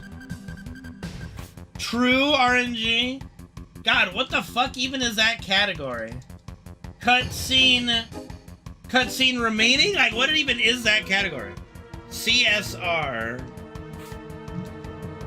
Like, FF10 has gone down that rabbit hole of weird categories, too, because of all the exploits in it. I assume that you're running cutscene remover. Okay. So, opposite of what I thought.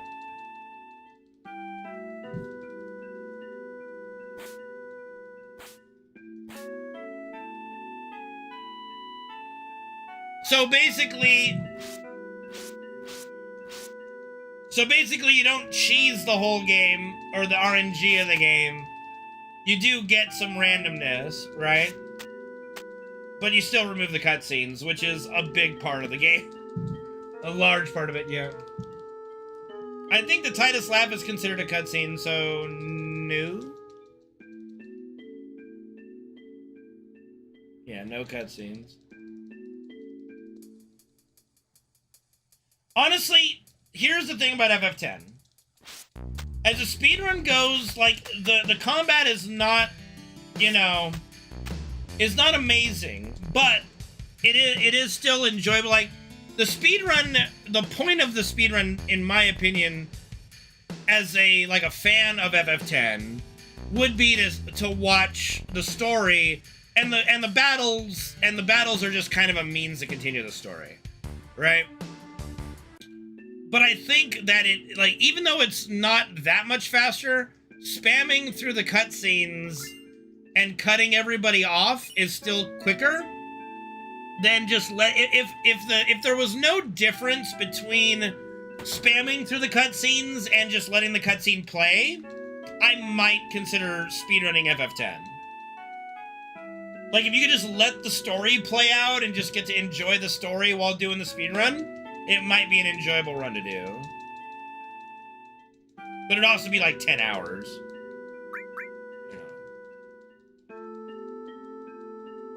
No, Diamond Daisy, I have no idea. I have no idea what that even would stand for.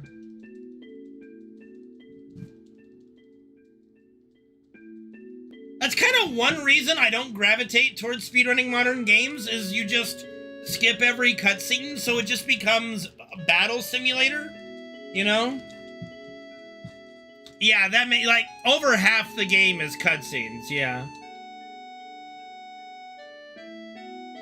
Over half of FF10 speedrun would be cutscenes, yeah. But, like, for me, like, that's what made speedrunning Remake and Rebirth a little boring, is, like, we're not experiencing the story. We're just going to combat all the time.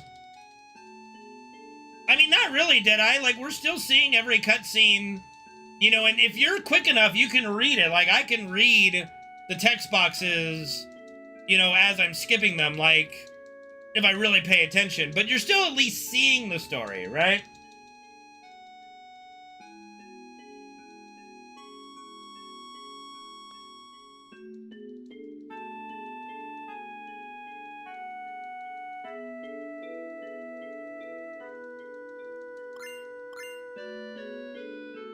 Yeah, but Aerith is also useless in combat, so it's kind of pointless. She's like literally the worst combat character in the game. I know, Geeky, it has been a while, man. I know it's been a while. I'm glad to see you're streaming and speedrunning. I wonder if I have anything to do with that. But it is good to see you. I hope you've been well, actually, you know? I hope you've been very well. It's the new trick tier where you go from, like, I think it's like out of Midgar and you go all the way to the City of the Ancients, and you skip all of that, all of her death and everything. I don't know. Like I said, I don't run it. I'm not going to run it. I don't care to run it. That's why I've kind of gravitated back towards Glitchless, of, like, you know, the whole point to me of speedrunning, especially classic games, is the nostalgia enjoyment of seeing your favorite parts and the favorite, like, parts of the story. And if you're skipping all of that, then there's really no point to the run. No, it does not crash it. She stays in the party, but it's not like she does anything. I don't think she has any extra dialogue. You know.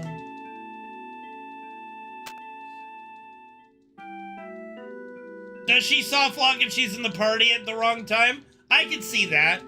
I get like, so again, it also leaves that there's very little point to actually doing it, because number one, she's useless in combat. Like, straight up, Aerith in a non-casual play, okay? Casually, Aerith is viable, okay? I will be the first to say, casually, Aerith is viable. Faster text boxes could be it, young slurms, or it could be their native language. But Japanese text is typically faster than English because of the way characters work. That's why for a long time in Ocarina of Time and stuff, you saw them running it in Japanese, and then it moved to, I think, Chinese and Korean or something, like, you know. I mean, she's great defensively, but as far as an offensive powerhouse, you know.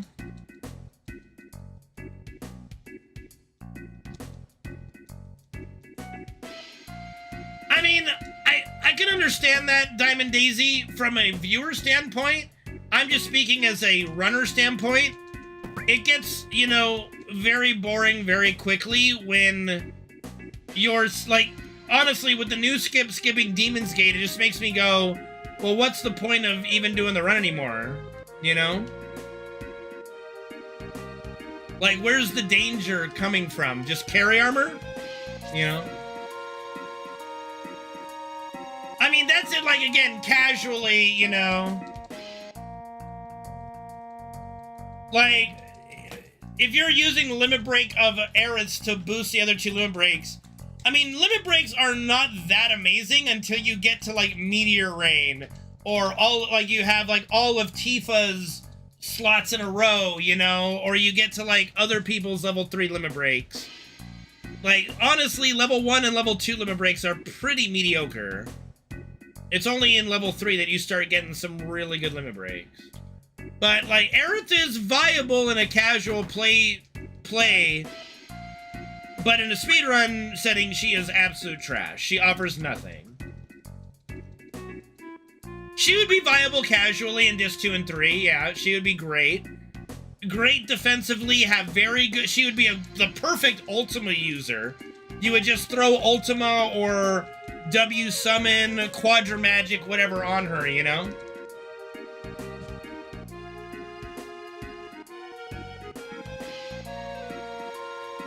I mean, I subscribe to the fact that Aerith knew she was gonna die. She knew it was gonna happen. She's not stupid. People will argue it. I believe that all signs point to, yeah, she was gonna die. Why did she go there alone? Because she knew she was gonna die, and she knew that the team would try to stop her if they knew. You know. Glitchless? Just how it sounds. You can't do any glitches, no skips, no nothing. Why did Meteor start tornadoes? Have you seen how crazy weather gets? You know? Like, I'm not a meteorologist, but I think if a giant fuckball was coming to the Earth at a slow pace as Meteor was, because let's be honest, it stopped, it was not going at a high speed. But you have something akin, I mean, it's not the size of our moon, but a giant fuckball of rock. There's gonna be some weather shit going on, you know?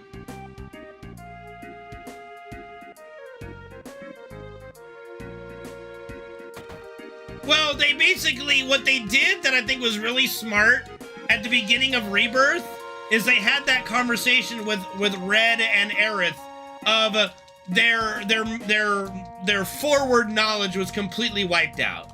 So whatever they gleaned from the whispers in Remake at the end of Remake Part 1, it was gone in Rebirth, and I think that was the smartest thing they could ever do. Omnipotent Aerith is not a good idea. Not a good character, nothing.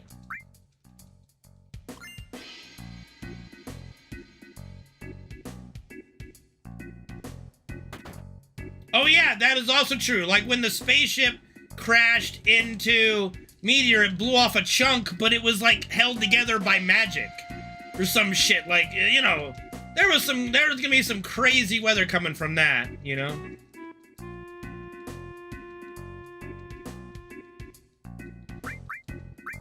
Yeah, no, you could do a slots category. I don't know if anyone's done slots. Like, slots, I think, as a category has kind of gone the way of the dodo. But there might still be some slot runners doing it, but... slots and no slots are typically... have always been separate categories because the playstyle is so drastically different. So, I mean, I've always ran no slots. I will never really run... I don't have any desire to ever run slots. But slots... The slots trick is not a glitch. It's just a trick you learn. It's just pattern recognition. That's all it is. So there's no glitch happening when they do the slot trick. As far as I know. Oh no, Palmer's alive and well. He's alive. He survives the events of FF7, you know? Or just give him the chair, you know? Like she did in the in Don Corneo's palace. But yeah, the smartest choice they made to me in Rebirth was removing the party's omnipotence to the future. Whoa, what the hell? Okay, I gotta shut up. Didn't register my circle tap there. That was one thing I was afraid of, with the circle button seeming to get a little worn out, but I think it's okay. Especially since Johnny's giving me a lot of bones here. I can see the future! Literally, yeah. How the fuck is it worn out? Like, literally, I could show you the controller. I could show you the controller at a moment. The paint, like the paint that they use to put the triangle, square, X, and circle on, it's completely gone.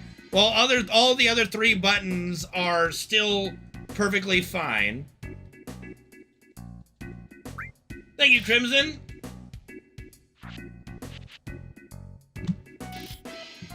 But yeah, it's, you know, I spam circle a lot. It gets worn. That's just what happens to my controllers when I speedrun this game. Okay, Chadley is gonna be the biggest, like, side quest, I think, of the whole game. I think Chadley's gonna go crazy, and the Chadley chick we're gonna need to help her get Chadley fixed. It's gonna be crazy. I'm looking forward to the evil Chadley arc.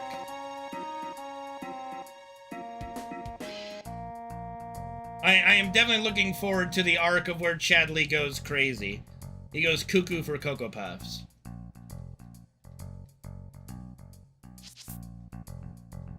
No, we're not gonna fucking bang. I don't want to kill Chadley. I don't need to kill Chadley. Well, I think it's pretty apparent to me that Chadley is a Sephiroth clone. I'm pretty damn sure Chadley is a Sephiroth clone.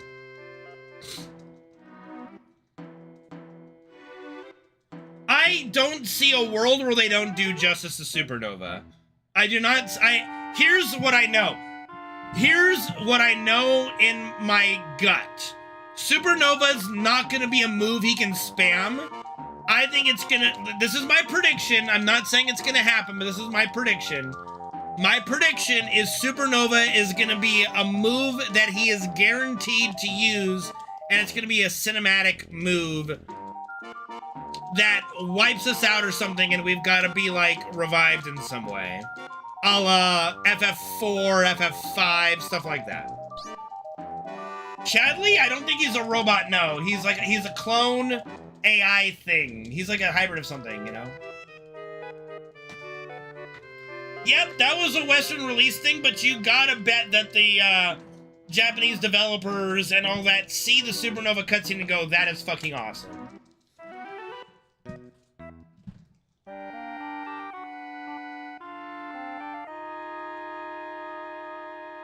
Yeah, that's the word I was looking for. Cyborg or android, something like that. Yeah, he's not a robot, but you know, he's not human either.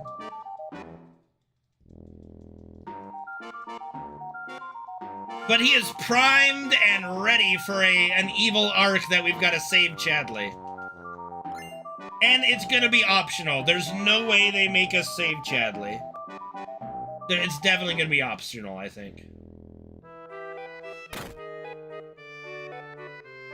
Me too, and having played FF16, I'm looking forward to the kaiju-sized battles against the weapons.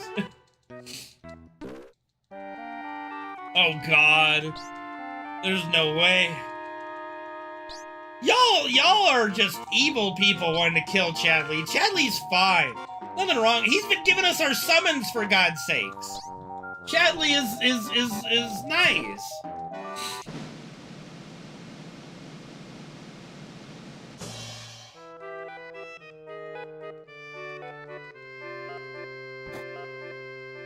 I've never seen Fire Force. I don't know what that is. I think they're gonna have to do something like that, user one, where because they can't downscale the weapons to be itty bitty little enemies, right? These are towering giants taller than Midgar, you know? And I don't think that in the action style combat that they have created, that they can all of a sudden shrink them down to itty bitty teeny weeny, you know? Diamond Weapon is literally taller than Midgar. He's literally taller than Midgar. His cannons, which are on his shoulders, shoot at the height of the Shinra Tower. The top of that tower. Diamond Weapon is taller than Midgar.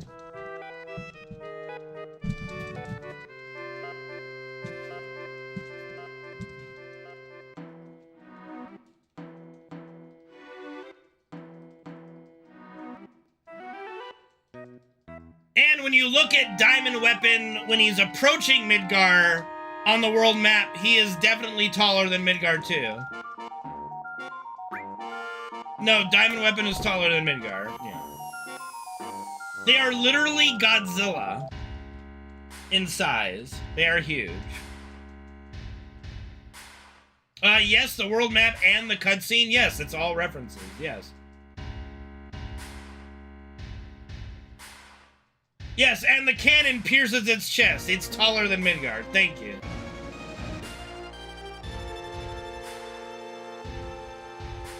Like, I don't know how this is even debatable. I don't know how this is even controversial. Diamond Weapon is literally taller than Midgard.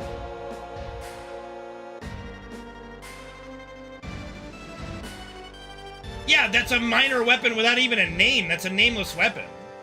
That ain't Diamond, that ain't Sapphire, that ain't Ruby, that ain't Emerald, that ain't Ultimate. It's just two nameless weapons. Little lesser weapons.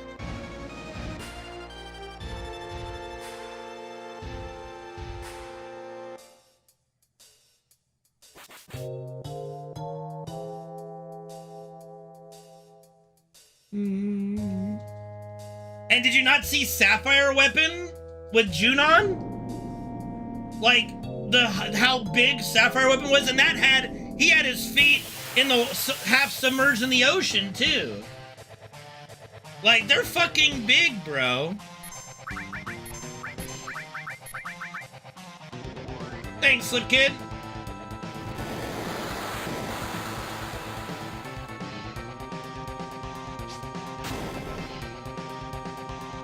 Nice, nice.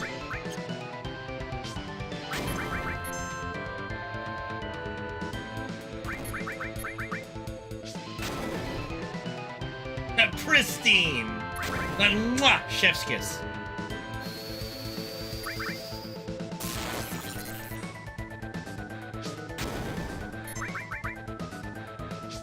Also, when you see Ruby Weapon come out of the ground in the desert, he's taller than Gold Saucer. And Gold Saucer is huge. So, like, I think all those weapons are gonna be gigantic. No, I think we've seen the last of apps. We are gonna see raps though. We are gonna go to Wutai and we are gonna see raps, which is gonna be pretty cool.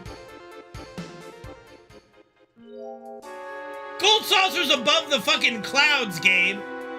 What do you mean, isn't that fucking huge? It's possible, like, I don't know, I can see them turning it into a, we're flying on the high wind to attack them. We'll see. We'll see what we do.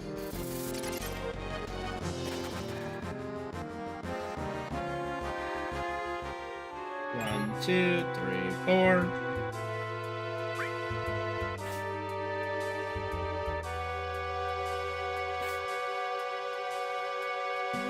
Well, we didn't fall into the Corel prison. We were abducted by these like grasshopper type things that are quite clearly made for falling long distances and landing. So, you know, you're not free falling down there. I honestly don't think they downscale the weapons. I think they just try to deliver on epic giant boss fights. Because they know it's a losing situation if they downscale it and make it awful. I don't see them downscaling it. I mean, like, the weapons coming out of the 1, 2, 3, 4, 5, 6, 8, 10, 11, 12, 13, 14.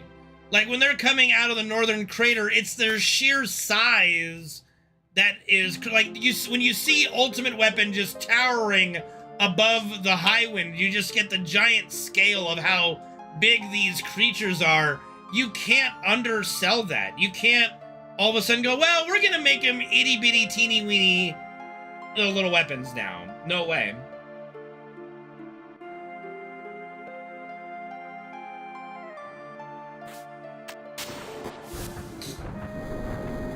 No, they come out from the northern crater. Okay, you have to understand, all right? Okay, let me go through some FF7 lore for you. The weapons were created in response to Jenova arriving on the Earth.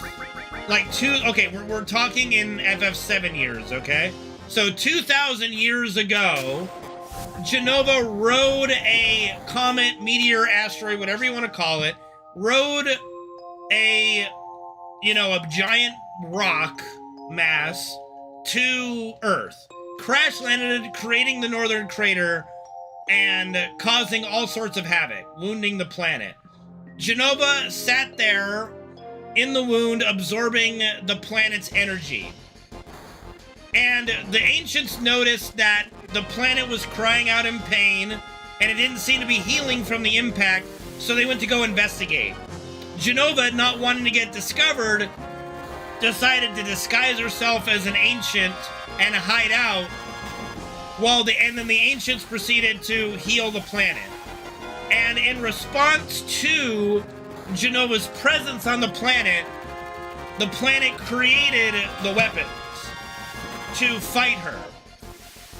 But by the time the weapons were done being created, I don't know the gestation time or process of creating a giant kaiju monster, okay? I don't know.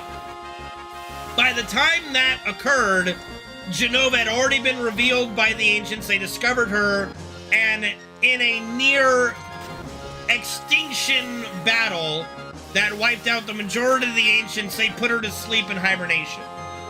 And so then the weapons were there at the site of where Jenova landed, but they were crystallized to chill there for a rainy day of when they might be needed again.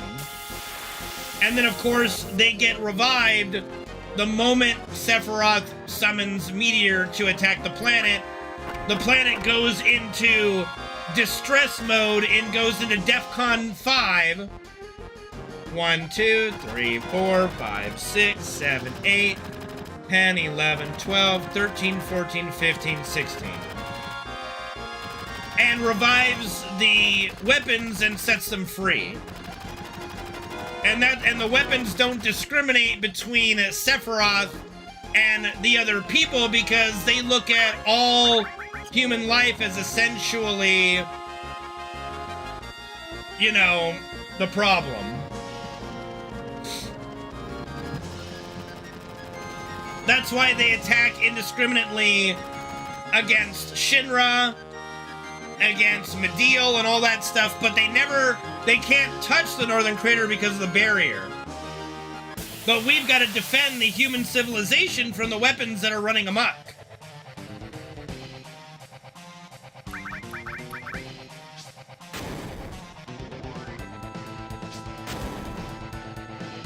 I don't think Lucrezia went for Hojo in the sense that you might think she did. It was more like a scientific situation.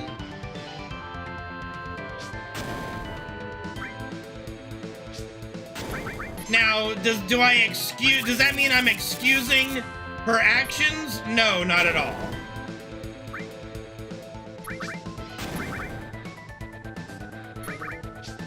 She definitely fucked up. She definitely fucked up. Now, we don't know if they had sex, okay? Not to play devil's advocate, we never hear of them doing the deed. It's very likely artificial insemination, in my opinion.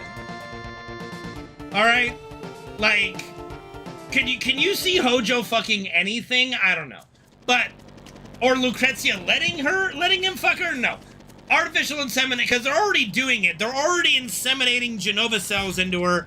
Why not just artificially inseminate the sperm as well? That seems to me more of what Hojo would do anyway. You think he would care about fucking her? No.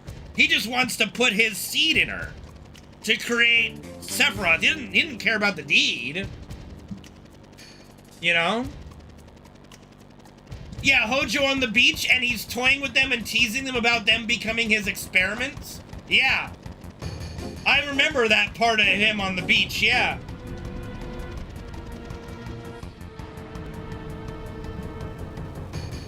There's some theories that Sapphire Weapon actually sensed that Tifa was inside of Junon thing and set her free.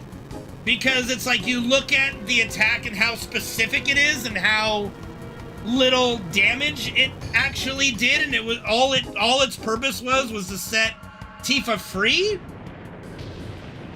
Now, that theory holds more water with Rebirth and how they did the weapon saving Tifa and Tifa going through the live stream in Rebirth. I, for one, just think it was coincidence. I don't subscribe to that method. But if they do that in Rebirth, I will not question. I'll go, okay. So they can distinct a little bit. No, Shaw. I am not.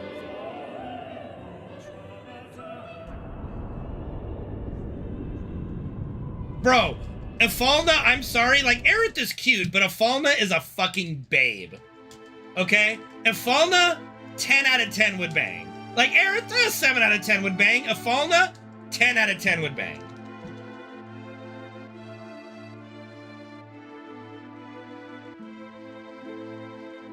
Like, absolutely.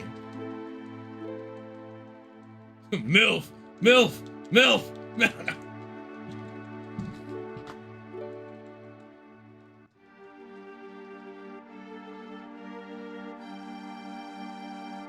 Now, the real question I have, is there a world where they bought that? Are they going to show us Tifa's mom? I don't think so. Are we going to see Cloud's dad? I don't think so.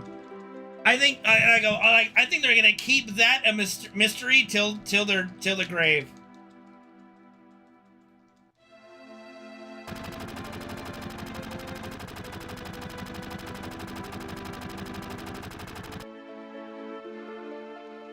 I mean, okay, listen, hear me out. Genova is like the best of both worlds. Okay? She's like Mystique from X-Men. Just whatever you're feeling that day. Hey, honey, Jessica Alba? Okay. Elizabeth Hurley. You got it. You know? Will we see more Zangan? I think we're gonna see some Zangan. I think we might get a Zangan thing. Is Jenova hot? Okay. Her alien form low-key has a very hot face. Like, I think it's Crisis. It might be Crisis Core or Dirge. I don't remember which one is the cutscene. I think it's a Dirge one. But there's a cutscene that shows, like, alien, like, humanoid alien Jenova, and she's not ugly. I'm gonna say that. She's definitely not ugly.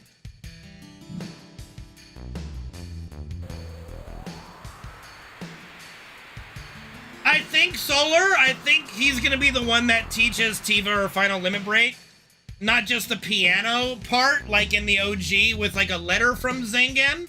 I think we might actually get to see him, but that might not occur because I think that, you know, you're meant to think he might have died. We'll have to see.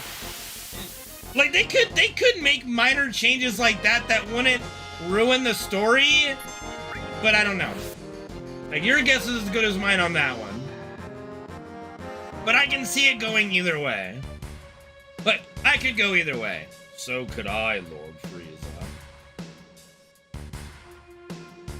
I don't think we're gonna get the segues free roaming. I'm just saying.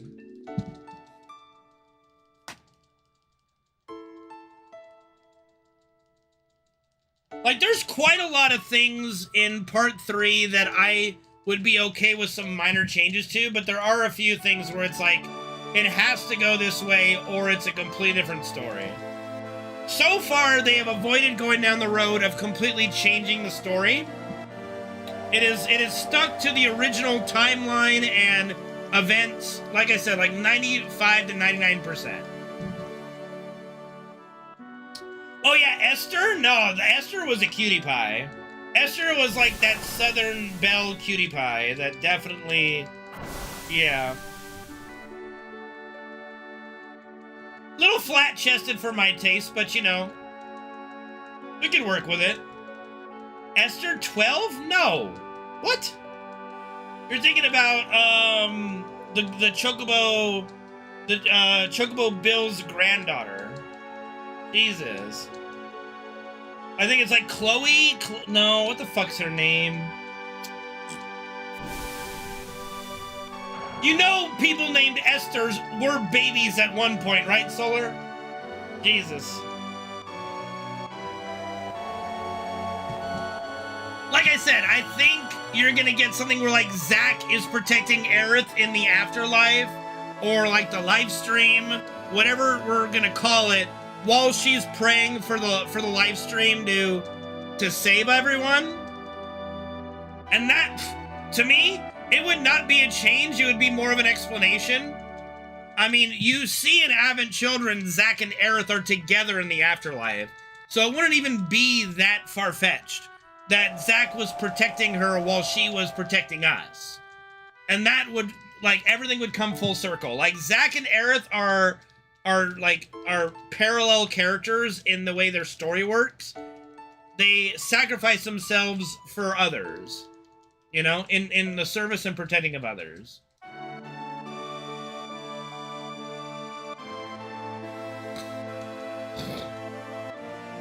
I don't think I've actually met a single Esther in my life.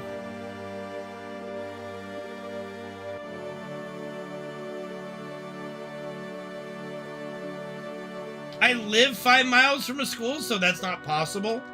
Actually, there's an all-girls Catholic school right down the block. So again, that's definitely not true. And if you think I want anything to do with that mess, no. Well, Aerith is a self-sacrificing character. She sacrifices herself to save everybody.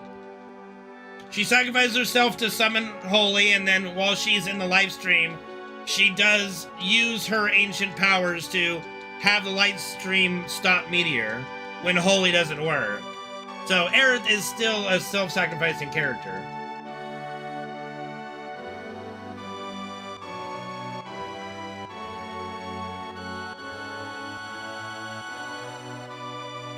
I mean, it's a Japanese game, yeah. The fuck?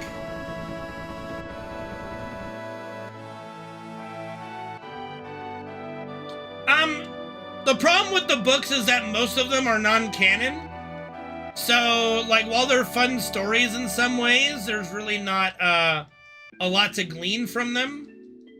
I don't even know about that one in particular, but yeah, most of the stories are non-canon. Like, most of the novelizations are non-canon. There are quite a few books, actually.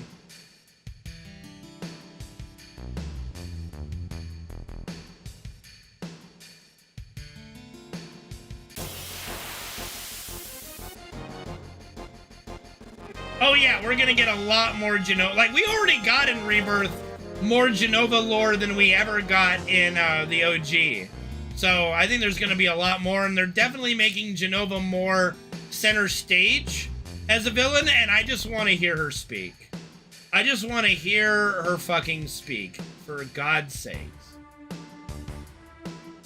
Is the movie canon? Yes, Advent Children is canon. Advent Children is 100% canon. Just don't tell Eclairith that. They just have a hard time. They just have a really hard time with that.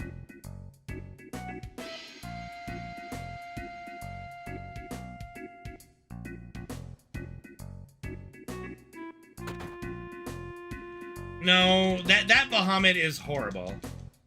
Like literally, whoever designed that Bahamut, I have words. I have words for them.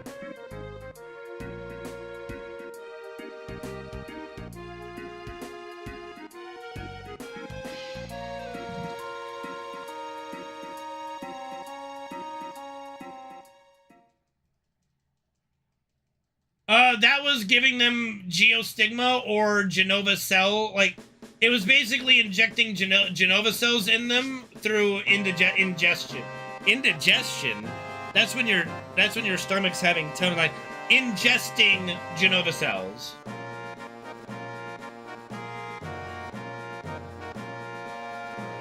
He was basically contaminating the water with Genova cells, and they were drinking it, thus becoming Genova mindless controlled dolls, basically. I use these for acid indigestion. What are we gonna use them for? Intimidation. I'll never forget that line from Little Giants. It's been about like 15 years probably since I last watched that movie. Maybe longer, I don't know.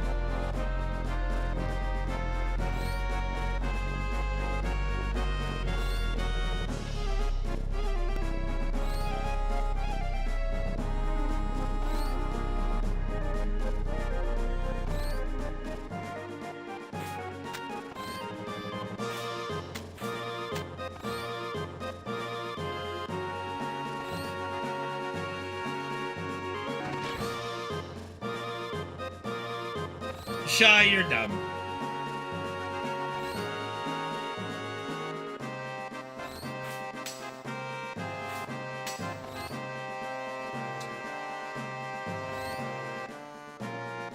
I don't know if we've heard it in the remakes yet. I don't know if we've heard this song in the remakes yet.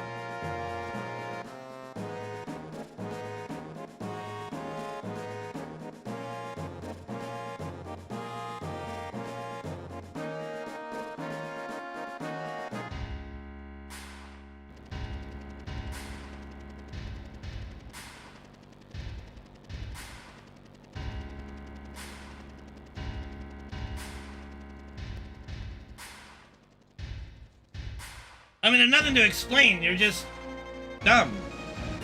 Esther is not 12. That's it. She's a young woman, probably in her early 20s.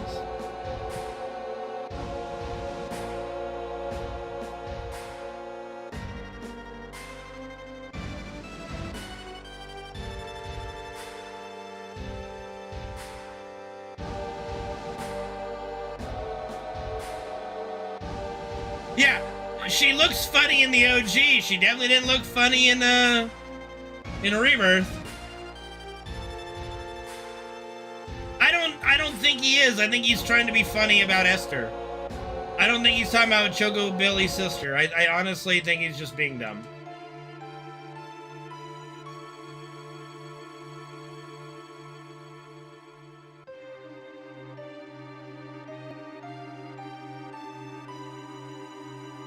A little fugly, yeah.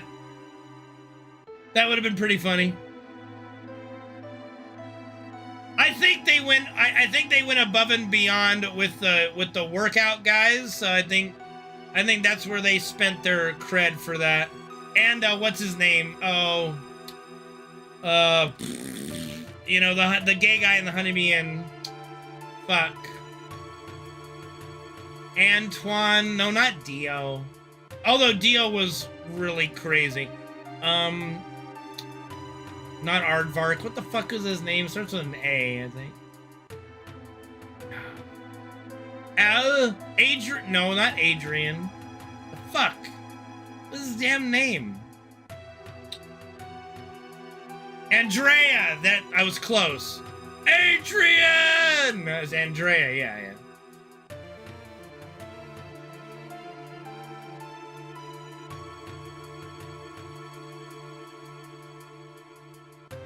Andrea Rodea. He was fabulous. Yeah. I'm super. Thanks for asking.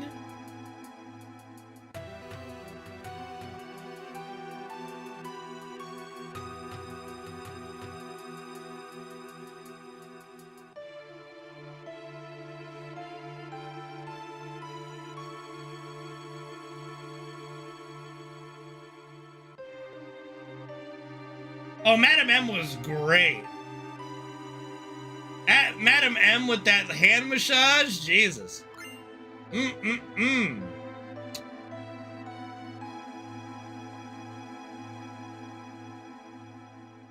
you know, if she can do that just to your hand, you know what I mean? No.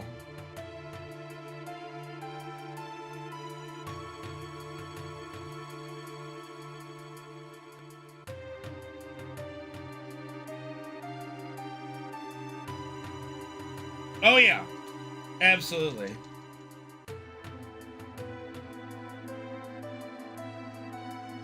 You know, one thing that I don't like personally, because I know I meme on it sometimes, but I do generally like all the characters in Final Fantasy VII. There isn't like a Vanille that I absolutely despise, but they really did Aerith dirty on quite a few scenes. Like, when she gets really petty about giving Tifa the flower that she gave him in Remake, it's like, bitch, you told me to. Like, that to me was like a very bipolar moment that I'm wondering if they fucked up the translation or something. Because for her to get super petty when she literally told him, it just was really off-putting. And it's also a reason why I have some of these interactions with Clarith shippers, and they're sitting there going like, there was so much romantic chemistry between Cloud and Aerith. I'm like, where? Was it the part where she said that they were on a date and Cloud looks at Tifa like, no, and looks at her holding his arm like, please let go of me, you know? Oh yeah, no, she did. I don't blame Brianna White for any of it. I think some of the dialogue just made no sense for Aerith.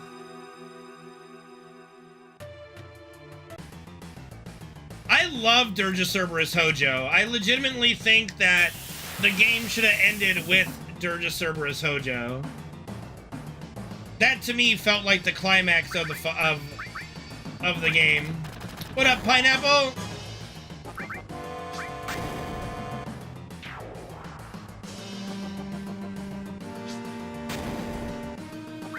I don't think that's the case, Deadeye. I think it's just really, I think it's bad writing or a mistranslation, one of the two, because that part made no fucking sense in any way, shape, or form. And it literally just makes Aerith look like a petty bitch, honestly. Like, Cloud at no point in Remake or Rebirth reciprocates any of advances from Jessie or Aerith. He's quite clear on who he's interested in.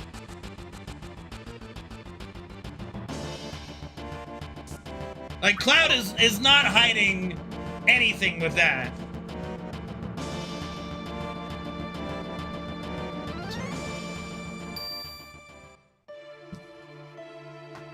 That didn't come across as flirtatious, though. That's the thing.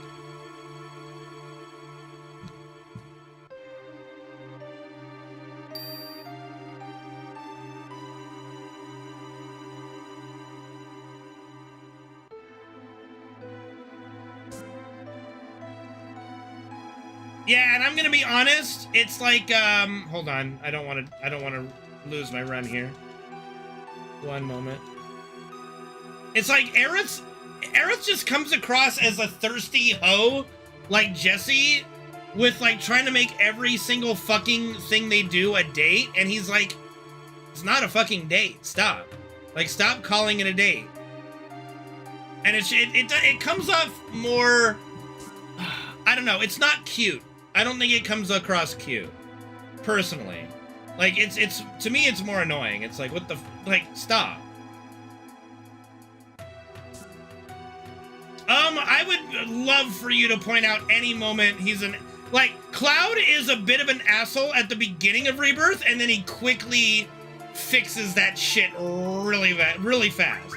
Like, I even memed it in my, on my YouTube videos, that, it's like, I think it's like part 3 or part 4 of my, videos is getting back on Tifa's good side, because, like, well, you have to remember, Cloud is being manipulated by Sephiroth. That's why he questions her about her scar. And these are all new scenes. We don't get those in the OG. So it was really nice to get those. But, like, he really quickly, like, once he stops taking, like, the control by Jenova pill, he fixes it. He doesn't, okay, you know that he was under Genova's control when he did that, right?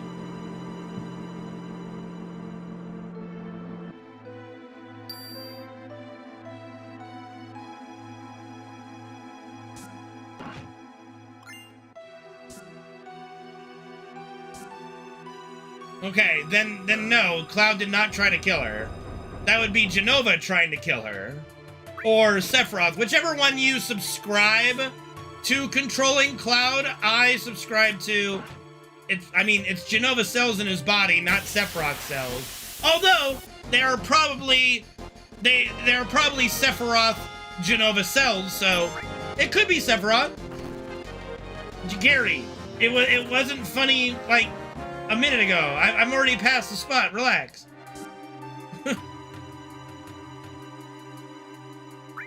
So, like, there is a theory to, it is Sephiroth controlling him because it is Sephiroth cells inside him, you know?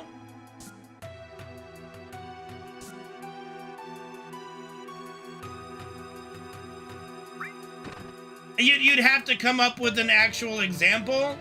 Did I? Because I can't think of the moment you're talking about.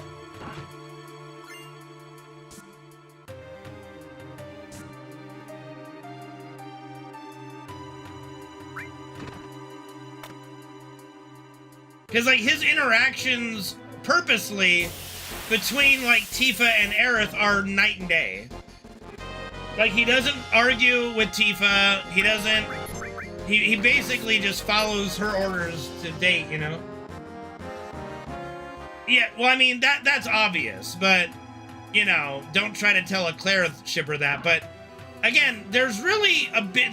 there's a big juxtaposition between his interactions with Jessie, Aerith, and Tifa. His interactions with Jessie are the same as they are with Aerith.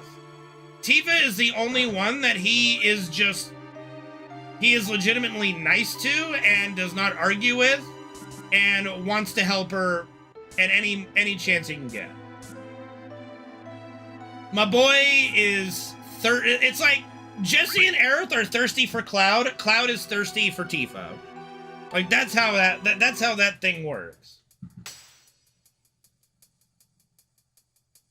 But obviously Cloud is a lot more introverted. Like, Cloud and Tifa are both introverted characters. They do not express themselves openly, you know, for a while at least. I mean, what's a while in the span of a 30-hour, 40-hour game? I don't know.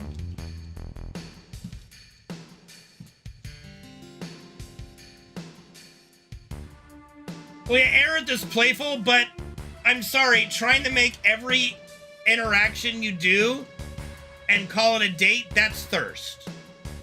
You can call it just playfulness, but that's still thirst. You're trying to make it something it's not. Against the other person's wishes, that's also kind of disrespectful.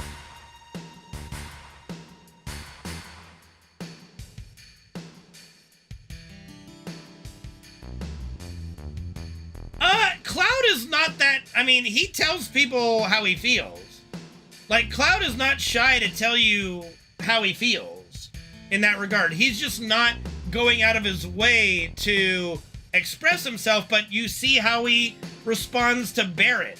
You see how he responds to Tifa. You see how he responds to Aerith, Jesse, Biggs, Wedge. He's not shy. He's not shy. He tells you up front how he feels, no ifs, ands, or buts. To say he's shy is just not understanding the story at all, or the character at all, Gabe. I'm sorry. Like, or just not paying attention to any of the dialogue.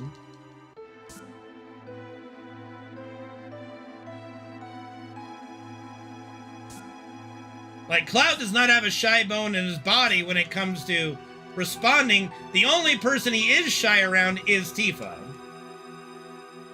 And that is on purpose, obviously. I mean, shit, she's the whole reason he left Nibelheim to want to join Soldier anyway. Yeah, the dude is fucking smitten.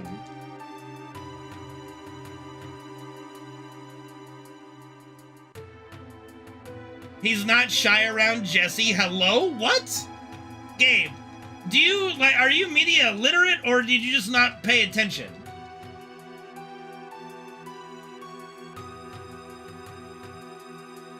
Like, he is not shy around Aerith, and he's not shy around Jesse. He just tells them, like, he literally tells Jesse, are you that desperate? No, he's not. It's not because he's not going to fight a war because he can't tell Tifa he likes her. He wants to become a better person, a more important person, someone who isn't weak, someone that Tifa would like. He is down bad on himself. He talks badly about himself. He wants to become somebody that Tifa would notice. That's literally the canon of the game. I'm not in denial. That's the fucking story, game.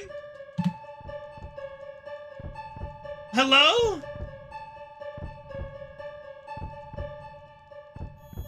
That's part of it, but the promise was after the fact. He already said that he wanted to go become a soldier for Tifa. The promise was made after he already made that decision. The promise is not what made him want to join Soldier. He was already going to do that, and then Tifa had him do the promise. You're getting your order wrong, Solar. Hey, Slynesh, thank you for subbing to the channel, dude. Appreciate it. Good to see you, buddy. Hey, what's up, Leggett? It's good to see you, bud. So far, you know, the run's going okay, knock on wood.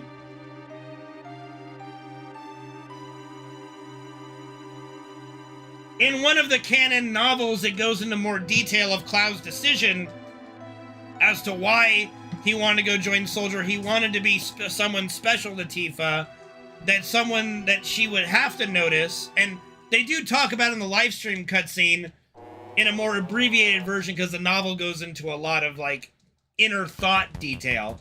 But Cloud's, like, you know, live stream little child version basically tells her, it's like, we want to join Soldier because we wanted you to notice us, you know? Yes, it would be after, yes. We don't know exactly, we don't know the timeline of exactly when, but it's probably fairly recently, like, so Tifa goes up in the mountains to go see her mom. Cloud follows her, they both fall. Tifa's in a coma for 7 days after that. Cloud feels awful because he was too weak and couldn't protect her. decides that, you know, he thinks that Tifa hates him, which devastates him. He wants to change who he is, become a better person, become a member of soldiers. Like, he heard about Sephiroth, like, and really looked up to Sephiroth. So he thought if he could become the next Sephiroth, then Tifa would have to notice him and be impressed by him. And that's why when he made the decision, he's gonna go join Soldier.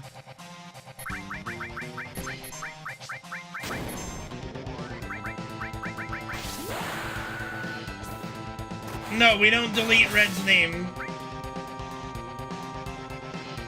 Do I believe, I mean, Area 51 exists, yes. Like, we already know it exists. It's not a government secret that it exists, it's just a secret of what's in it.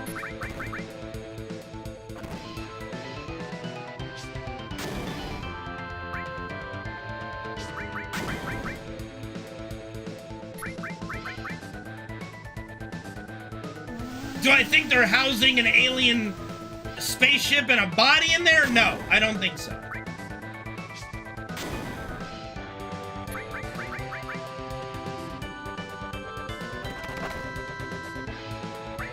Correct. Red doesn't... There's not enough dialogue where Red speaks, number one, and where they mention his name, that it doesn't save any time to delete it. Where do I don't think there is an alien that's... Okay, again, you'd have to... Here's what you'd have to believe. And I can't make this leap, okay? Do I believe there are aliens? Yes. To me, it's impossible that we are the only life in the entire universe and greater extended universe, Marvel Cinematic Universe, whatever the fuck. Right? But the thought that an alien made it here and then, you know, was able... Okay. 1 second. All right. The thought that an alien was able to traverse space, right? 1, 2, 3, 4, 5, with the destination being Earth. So it has the possibility of intergalactic travel, right?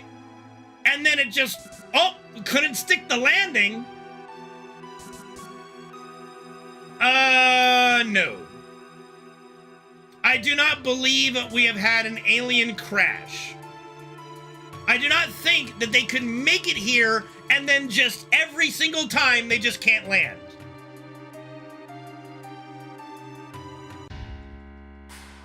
I think if you are able to traverse space in the way you have to be able to reach our planet, you are not going to suck at the landing.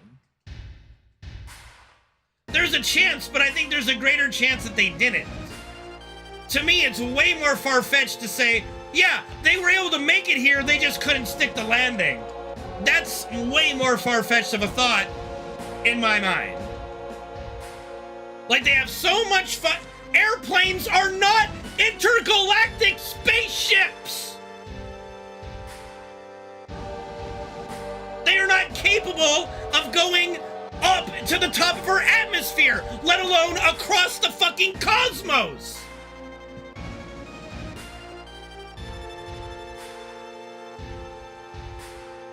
Okay? There's a big difference between an airplane, a helicopter, and intergalactic traveling spaceship!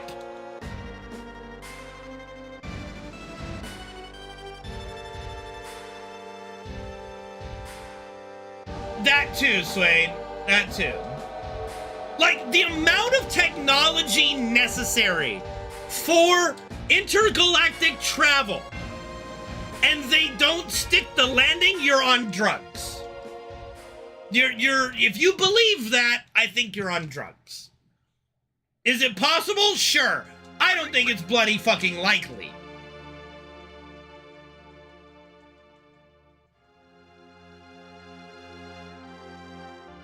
No way, Jose.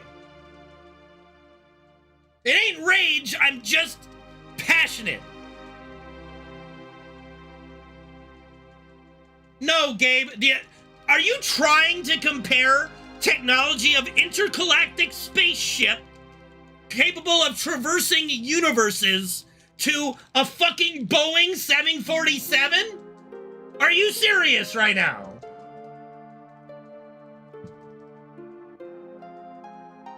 What's the giant Toblerone in the desert? Are we talking about a pyramid? Yeah, you think that they're gonna fail on landing with an intergalactic traveling spaceship with that's funny. With how many of our aircraft fly every day with no incident, and you guys just think, well, you know, I'll bet the aliens just fucked up on the landing. Oh my god. Yes, they happen. They're also not intergalactic spaceships. Sir, please. They are not the same.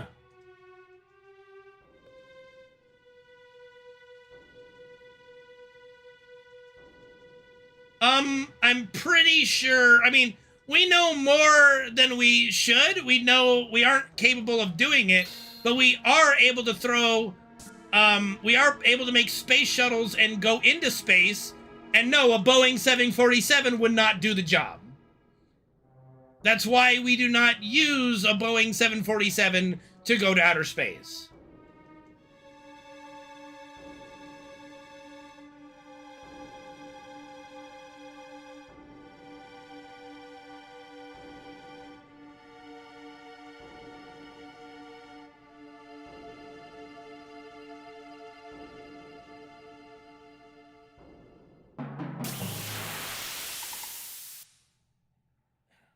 Yeah, and maybe there's a flying spaghetti monster. You can't disprove it, so it must be true, right?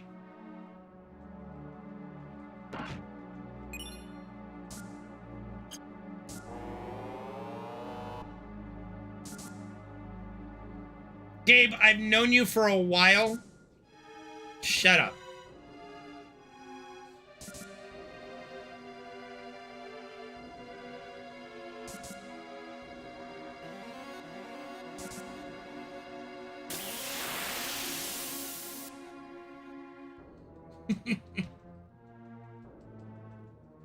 Listen, if you enjoy watching War of the Worlds and seeing the ending where they die to the common cold, good on you. Or Signs, where it's like, oh, their water is lethal to the aliens. Oh my Christ. God, you know, Signs was such a good movie until the aliens show up. Like, did they not scout the planet? Did they not go, huh? You know what? Water, H2O is deadly to us. Let's go land on the planet that's like 90% water, and their atmosphere would literally kill us. Great.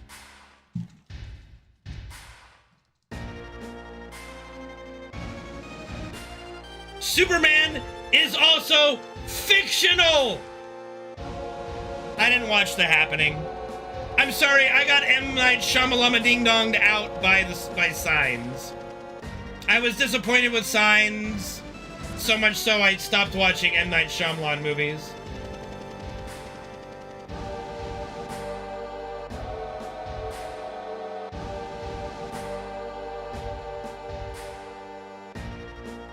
We're just along for the ride.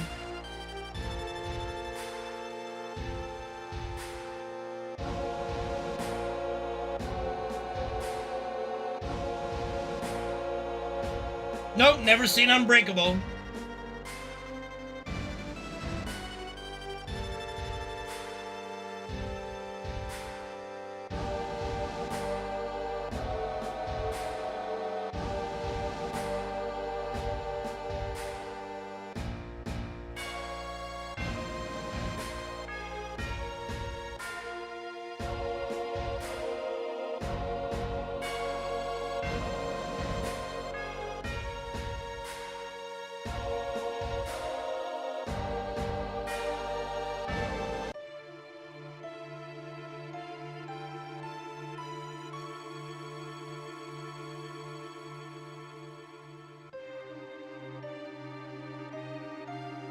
What's up, Reno?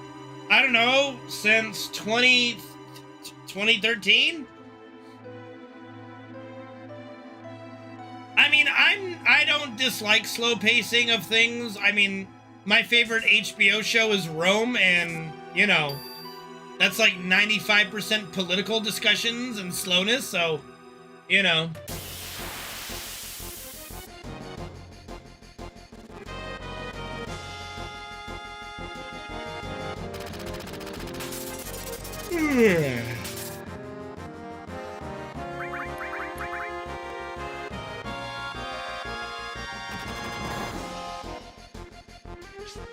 We talking a lot of things. We just got done talking aliens. I've never really watched Star Trek. My parents watched a lot of Star Trek back in the day, though. No, I don't think I've seen those. Wait. Oh my god. We're not discussing Renoa. Look, I already went through the diatribe when we went through FF8. We do not have to go through the diatribe again, okay?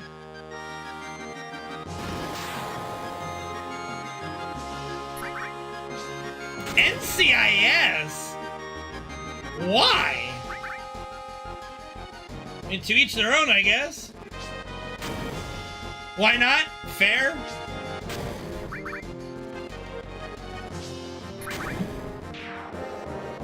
I don't know, I've never been into, crime drama TV. Like, fictional crime drama TV. Never interests me. The camera freeze? No, camera's fine.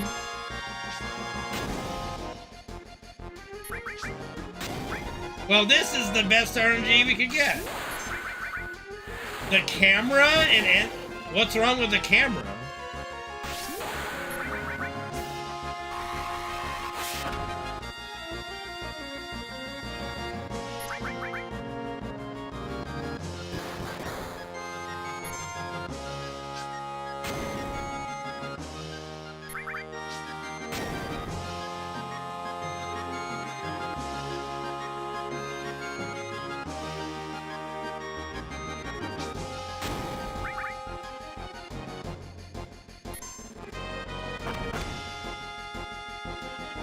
Was it CSI Miami that was just the guy with the sunglasses and he like say funny catchphrase, yow! I'm like, how can you even take this show seriously?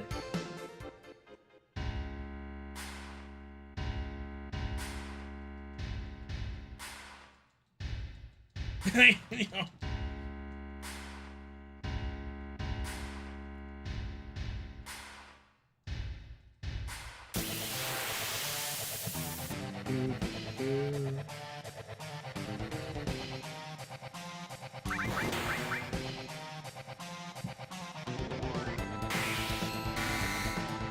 I don't think I've watched a single CSI.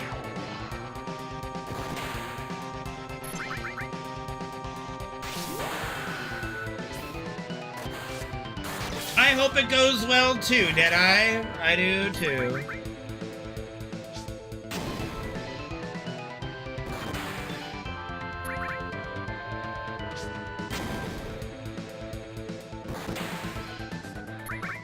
My favorite show? Do I even have one? I guess right now it might be like Rick and Morty. Or if you want to count anime as a show, but I don't think it's the same thing.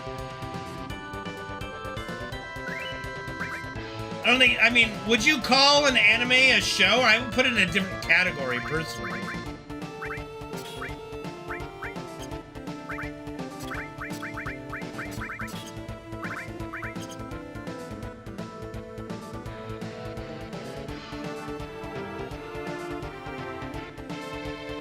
Fair. I mean, like, if you're gonna call like a TV show, probably like Rick and Morty, and then anime right now, I'm doing another rewatch of Fairy Tail, but what did I just watch recently? What did I just binged something. Fuck me.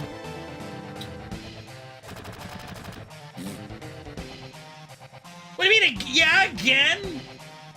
You know? I like the anime. It's so good. What did you send me 3 months ago? I would recommend Berserk. I've watched all the Berserk stuff. It's good, you know? There's a ton, yeah.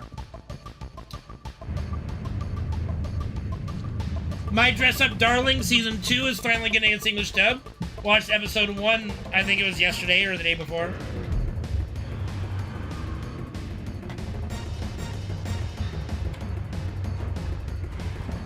Oh, Death Parade. Oh no, the last one I watched was the one, I think it was what Reino recommended with the Nazi little girl. You know, I mean, not actually Nazi, but it's kind of. Yeah, Tanya the Evil. That was so fucking good, dude. That was so fucking good. I'll try to remember, Solar.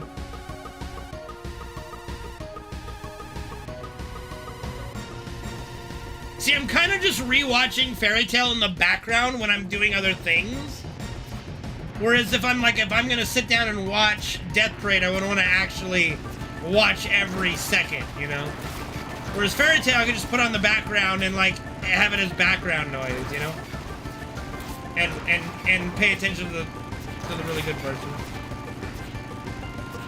I think it was like World War I, World War II equivalent time. It's the same like imagery. Yeah, I mean, if I'm gonna watch an anime that, you know.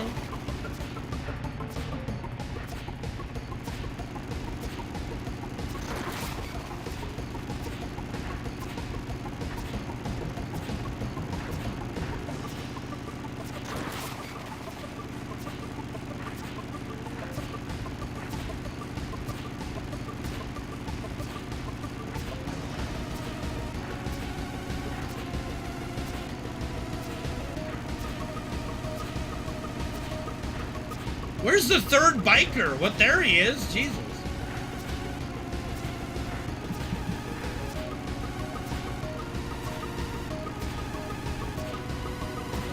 Bro, that third biker doesn't show up for like 15 seconds or more.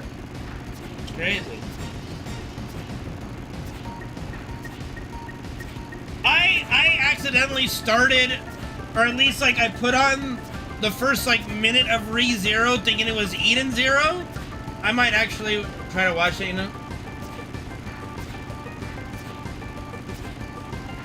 I don't even know what you're talking about, Swade. Who's a 1,000-year-old dragon? What?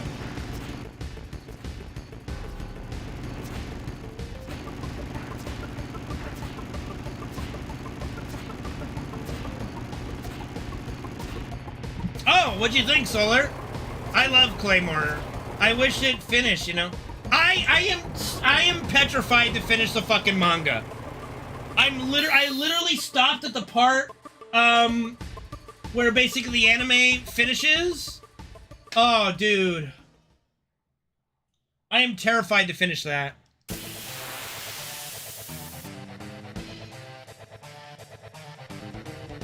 Like I stopped reading the manga where Claire kills Rigaldo. Well, I guess that means you're dead, Rigaldo. I love that fucking line. It's so good. Well, I guess that means you're dead, Rigaldo. I have no idea, Reino. I don't read manga.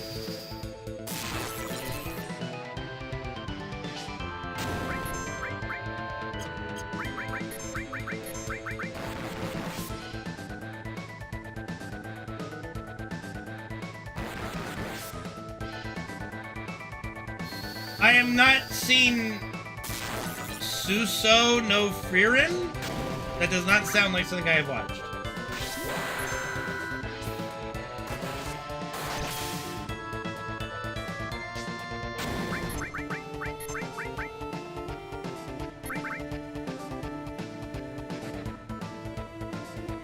I mean, did you watch the first season of My Dress Up Darling, Reino? I thought it was, it was a blast. I had a good time with My Dress Up Darling. I mean, you guys think English dubs are bad. I think they're amazing. I love all the English dubs. They do such a great job.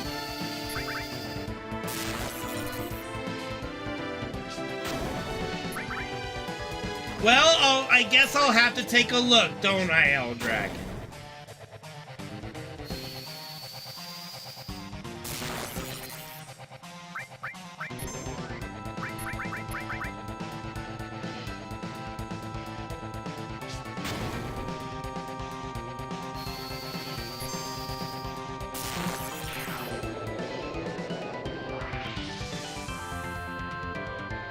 The English voice actor or what? I mean, I would recommend watching it, Reno, if you need the hookup for a good streaming service to watch anime. Let me know. I'll hook you up.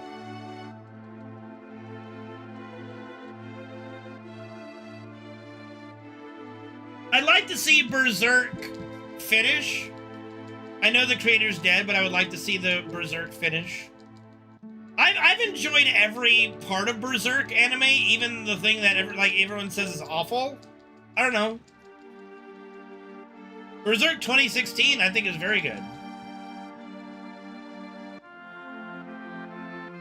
I have not listened to a Japanese voice acting performance that I like in anything.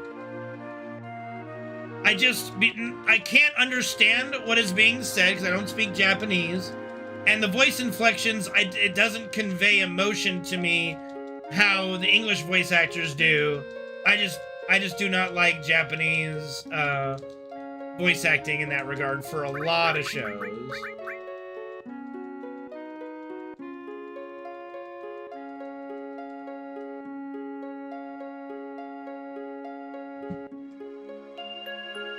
Like, every single time I have tried to watch an anime in Japanese, I can't do it.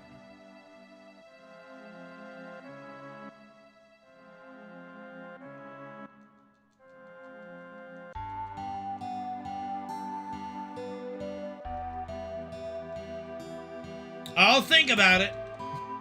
Oh, I'm thinking about it.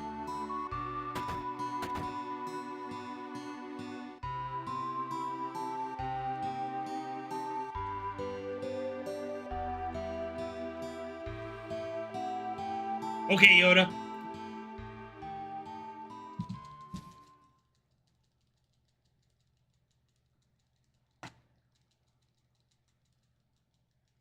And the episode count is not a factor to me unless you're talking about One Piece. That's the only, like, you know, One Piece is the only anime. Nope. Sorry. Nope.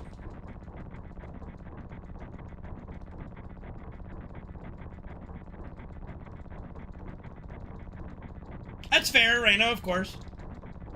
For me, it's an aspect of, you know, watching. I don't want to read anime while I'm trying to watch anime. You miss a lot of stuff when you're trying to read subtitles and then pay attention to what's going on.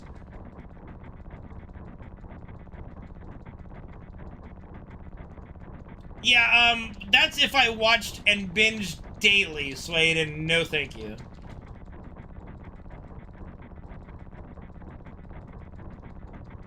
Like, it takes, like, literal years to finish One Piece at this point. Like, no thank you.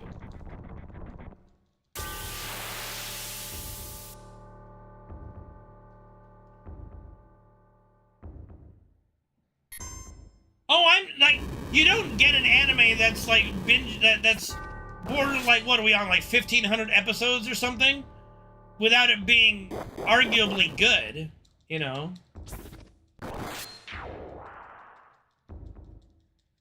How many episodes are there? How many legitimate episodes, like, of One Piece are there? We're pulling out the fucking calculator. 1,460 times 20 minutes, 29,200 minutes divided by 60 minutes. That's 486 hours. Divided by, like, 1 hour a day. Yeah, no. 18 days, that's bullshit.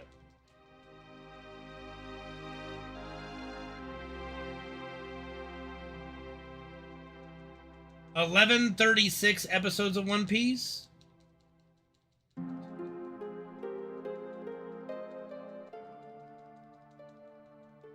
Yeah, 18 days if you never slept and watched nothing but One Piece.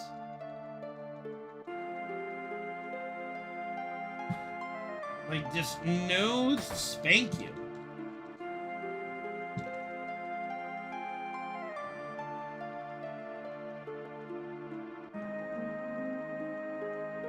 Imagine all the other things you could do with that time. All the different stories and animes you could watch, or just games you could play, or just things you could do.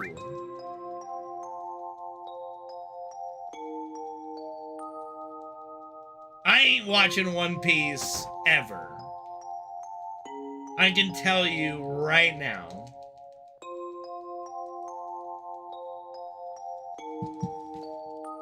I have literal zero desire to watch One Piece.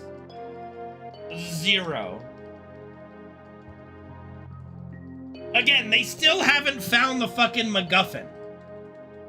After almost 1,200 episodes, we're still looking for this damn MacGuffin. We've had this discussion before. I can't get on board with a story that you never get the thing that you set out to get at the very beginning.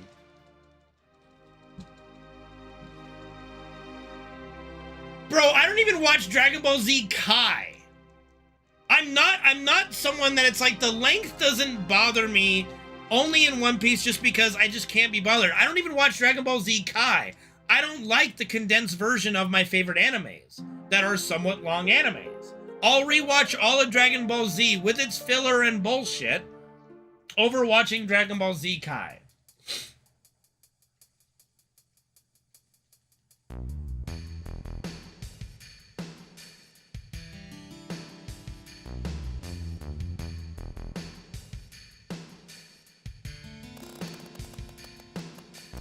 I've heard that. You've said that it's pretty bad compared to other animes.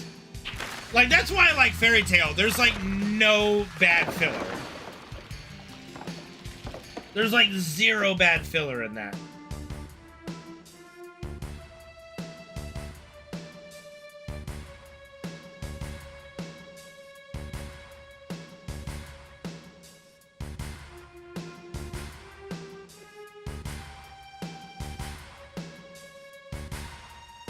Like, there's one episode that 1, 2, 3, 4, 5, almost fucked up. There's only like one episode that I sometimes skip. I didn't skip it on my rewatch right now. It's the Butt Jiggle Gang.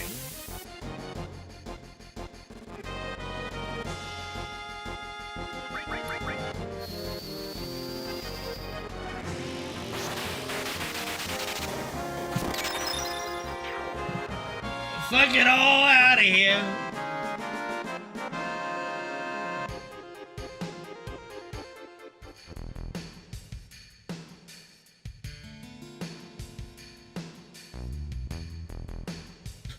Bro, you know, there isn't a month that goes by where One Piece doesn't fucking enter the conversation somehow. And it has, once again, naturally found its way to circumvent into our stream.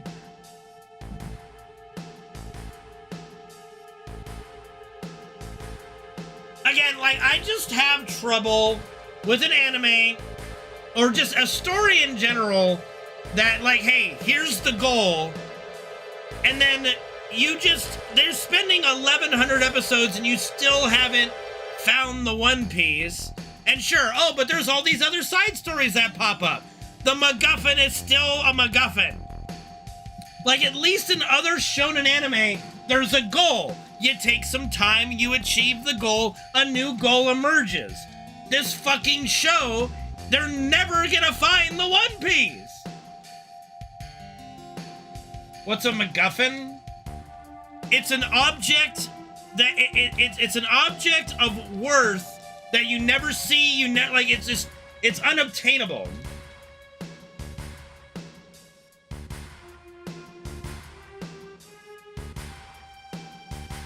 No, that's McGruff, not McGuff. Jesus. God. McGruff is not a MacGuffin. My God. Yeah.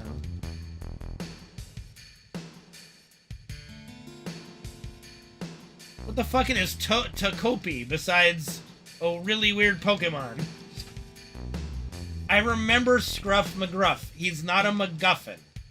He's Scruff McGruff. The crime dog.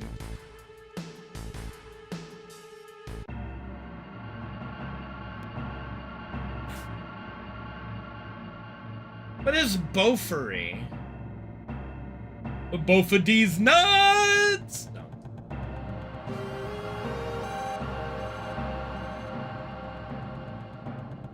I prefer to watch my anime in seclusion, thank you.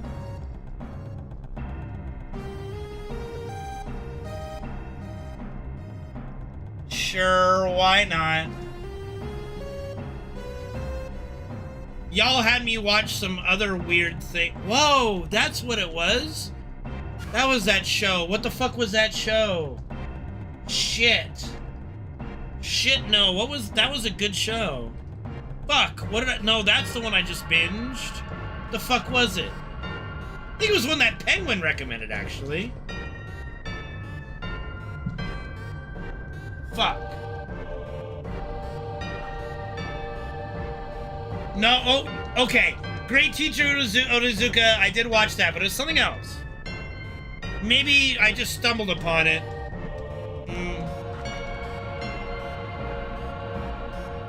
No, not Full Metal Alchemist. It's another high school, fucking rom-com anime. You might not have recommended. I might have just stumbled upon this one.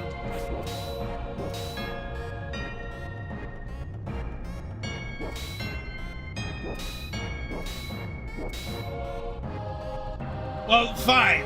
Then you didn't... I don't know what Toradora is. I have not seen Tokyo Ghoul. And hold on one second. I'm gonna open up my window while this cutscene...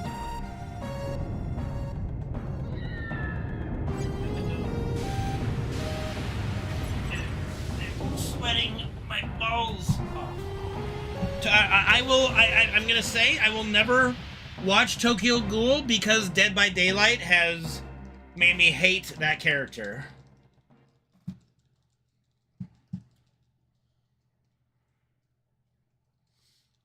Well, I am wearing long sleeves because it was cold earlier, okay? And I regret my decision, okay?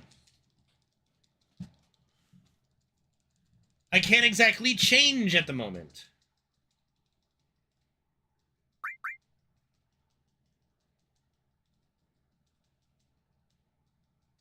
Pulling up your sleeves only makes that one area where it's all bunched up sweat even more and it gets all rashy. No.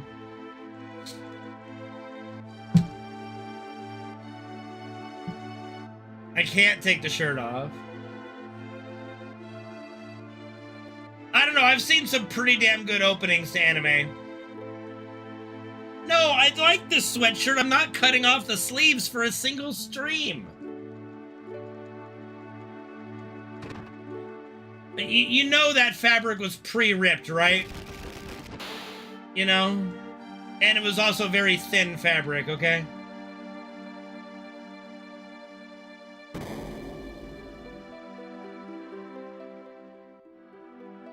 I'm sorry, I'm not a Hulk Hogan fan. I do not like Hulk Hogan. Fuck him. Yes, that's why I can't take my shirt off. I don't know if I have, Solar. Like, there's so many, like, Attack on Titan has, like, 3 good openings. Jujutsu Kaisen Season 2 is fucking amazing opening.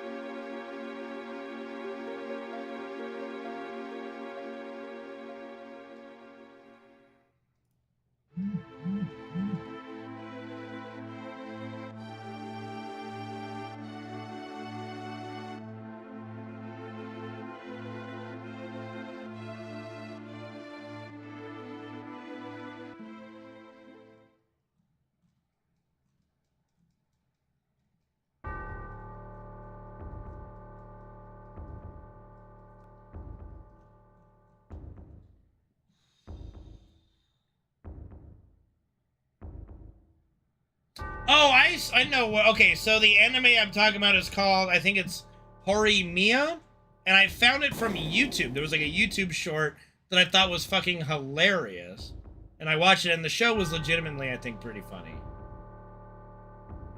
I think that's the one. I'm looking through the list right now. I think that one sounds familiar.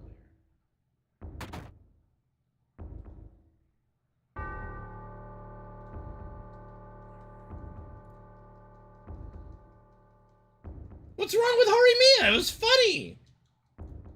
What?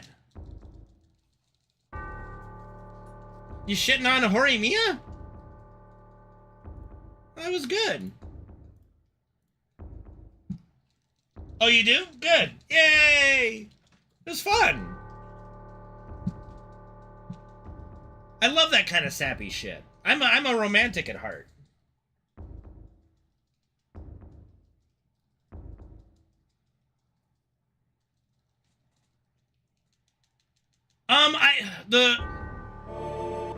I've looked at, like, on the website I watch anime on, like, it always shows, like, the most recent releases, right? And I don't know what it is, but, like, those weird, like, you know, trying to pick up chicks in a level 99 dungeon, or I woke up today and I'm a fucking slime, or solo leveling, yada yada.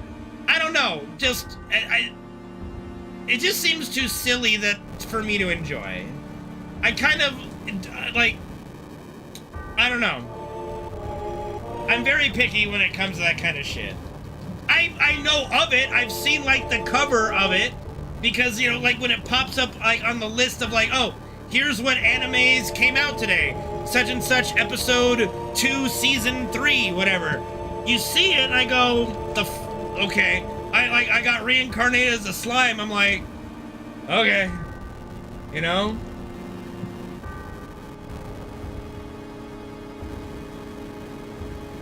I am not seeing Odd Taxi. Yeah, I didn't realize it was such an old manga right now. And you know what I've come to discover? Square Enix has its fucking fingers in so many animes. I'm like, wait, Square did this one too? What the fuck? Like, Square might be the only, like, the gaming company that is just doing so many animes. Like, what the fuck? It's wild to me. I'm like, holy shit, this is done by Square too? Great! You know? Log Horizon, they haven't finished it, right? It's I think I just did a rewatch of that, like, last year, and I'm like, man, I wish they would finish this.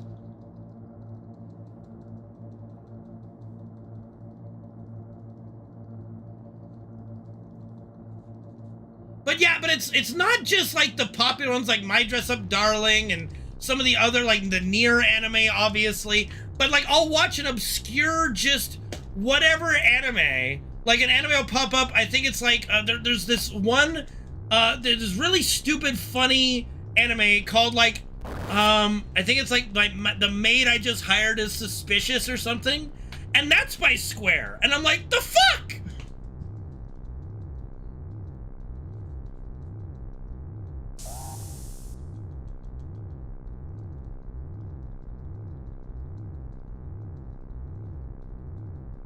I've never seen Apothecary Dice, so I don't know.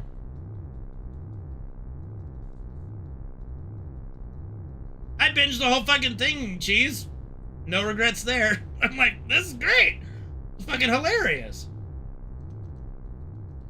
I think I've tried to start Trigun a couple times. I just have trouble getting into it.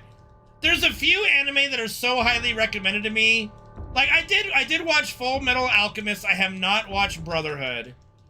But it's like I dread picking up Cowboy Bebop just because of how popular it is, you know? One Punch Man, no interest, I'm sorry. I know everybody likes it, I just can't. You know?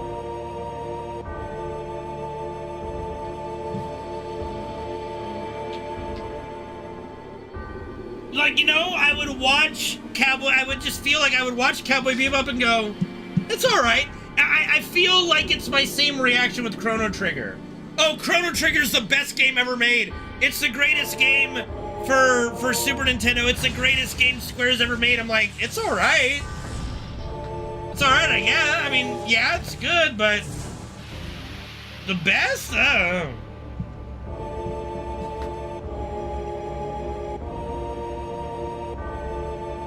I mean, it's on my list, Reno, but I feel like I need to have a drink just to get me loose to just sit down and binge it, you know?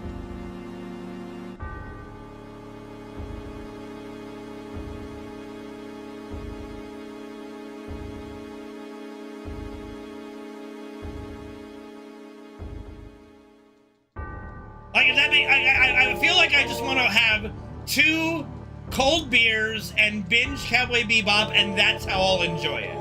Oh, one of my other favorite animes, oh, fuck me. Come on, idiot. Idiot, how, like, oh, come on. Where's, oh, fucking brain. Hot chick with 2 pistols. Laura Croft, but not. Really sexy. Like, super fucking sexy. Like, extremely fucking sexy. Black Lagoon, thank you. Thank you so much. I was not even close. Yeah, Black Lagoon. Yes. Love Black Lagoon.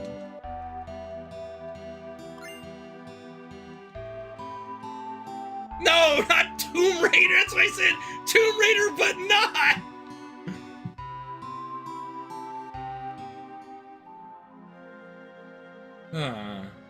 I would let Revy do things to me that are...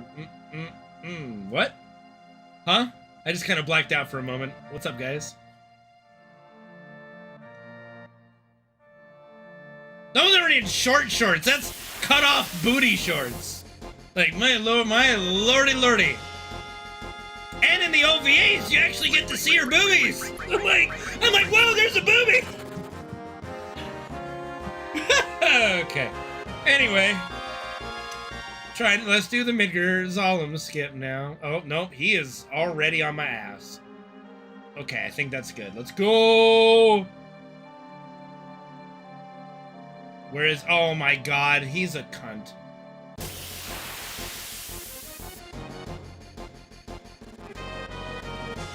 He must have, like, done a complete 360 the moment I stopped looking at him.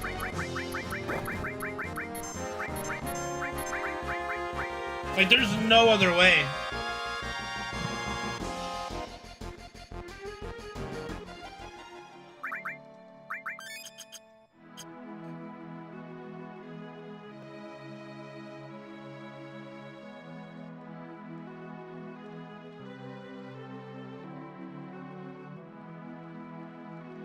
Oh my god, he doesn't see me? Fuck, go for it. He doesn't see me. God damn it. Oh, are we gonna make it? Yes. Sometimes he just doesn't detect you and you just go. Haven't ever seen Evangelion. I've watched every available anime/movie of Ghost in the Shell. Love Ghost in the Shell.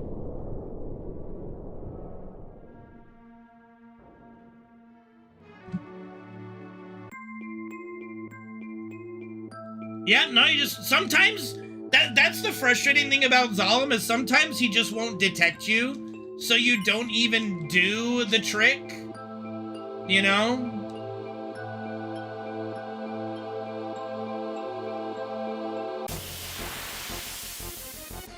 Like, sometimes he just doesn't detect you and just go.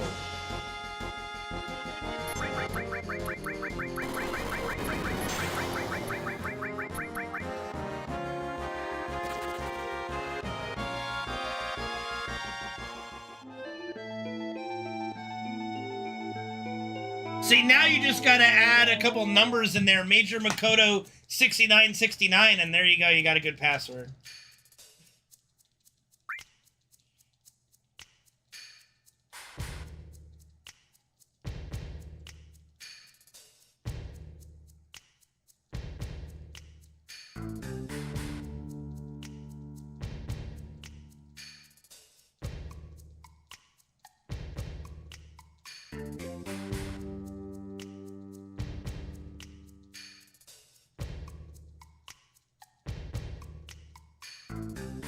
And you know, those animes do such a good job with their sex appeal. Like they'll sometimes they'll throw an ass shot or a boobie here or there, and it just make you go. You know, they definitely know how to do sex appeal in those animes. Dude, this isn't even 4 to 5 minutes. This is less than 2. 1, 2, 3, 4, 5. And that's literally the remake in a nutshell. It's elongating and expanding the story in areas that were just nothing burgers in the OG. And that's why you get 3 parts of it. Can you imagine how boring the game would be if it was literally 3 screens big, and like in Rebirth you just ran through the Mithril mine and oh, you're at the exit, you know? Yeah, Gungaga's nothing burger compared to Rebirth. I mean, it's no question. That's why I don't understand folks that are like, oh, the remake and Rebirth sucks. It's like, bro, it's fucking amazing. What are you talking about?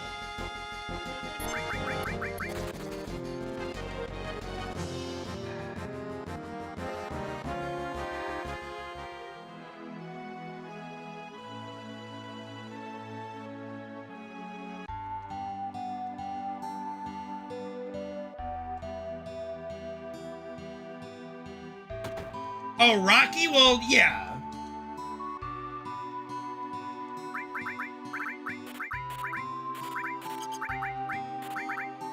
I mean, Rocky's not exactly the sharpest knife in the toolbox, you know? But that's the whole point. It's like he's this young kid that just wants to help Claire.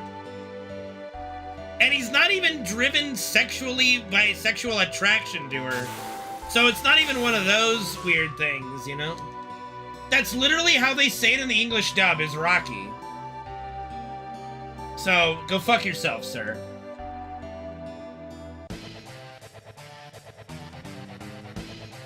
He's not a simp, thank you. He's not a simp, but he does care about Claire. I like Rocky as a character as he progresses. And apparently in the manga, it gets wild with him. And I'm kind of, like I said, I'm kind of afraid to get there. And we get introduced to, you know, rank 1, rank 2, and all that kind of stuff. Oh, I think he loves her, but it's not like, he's not driven by sex. He's not like, I need to stick my penis in Claire. Yeah, you know?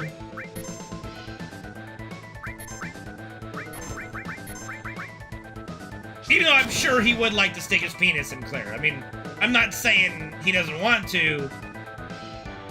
What I want to see is what their bodies actually look like, okay? I don't know about you guys. I want to see what's actually, you know, what's all about it. Let me be the judge of that. You know what I mean?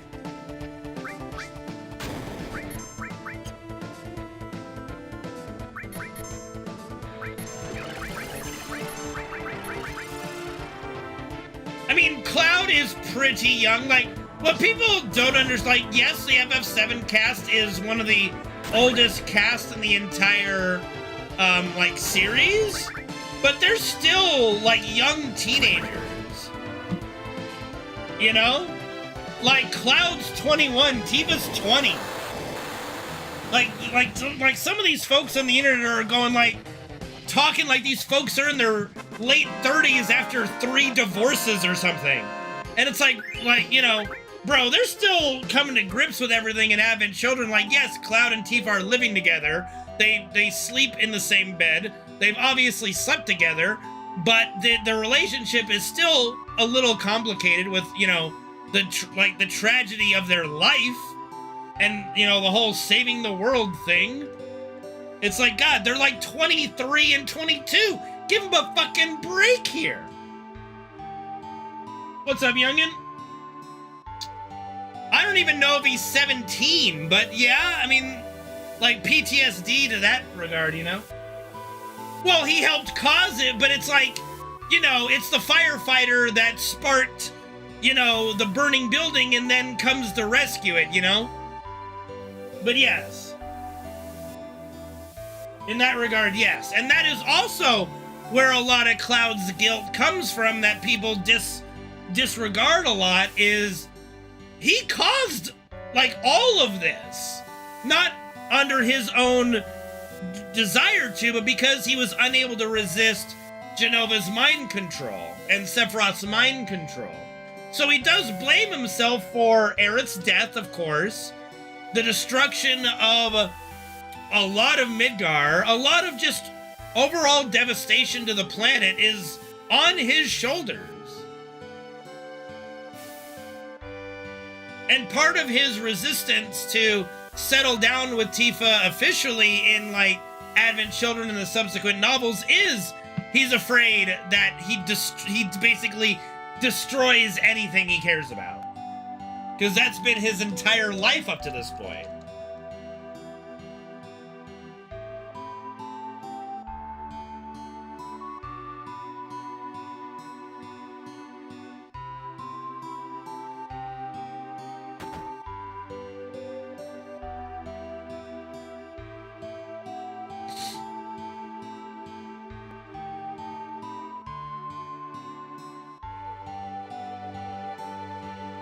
Yeah, just have Minute Crystal.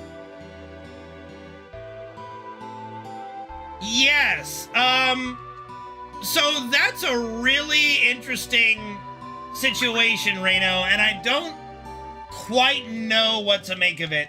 I think it's Hojo.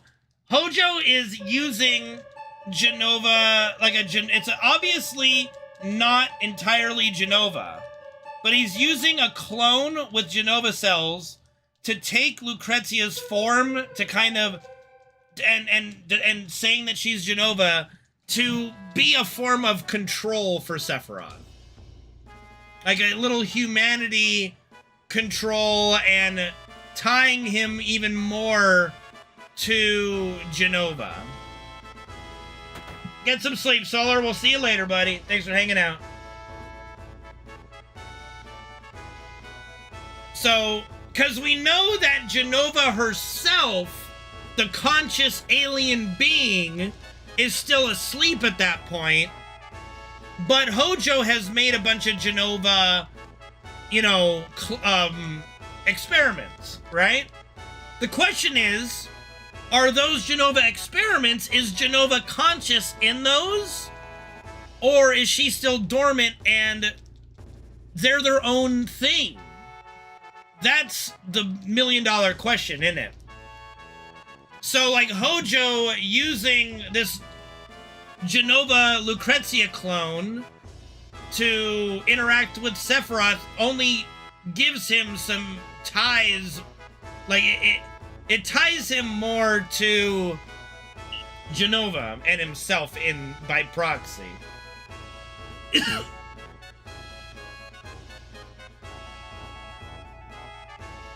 I mean, I would love if they put out an official canon, just storyline and explanation thing once Remake Part 3 is out that just explains everything. I would 100% buy that if I could afford it and read it on stream, and we do a whole deep dive on stream with all that shit, because it's purposely ambiguous. The story is purposely ambiguous in many areas.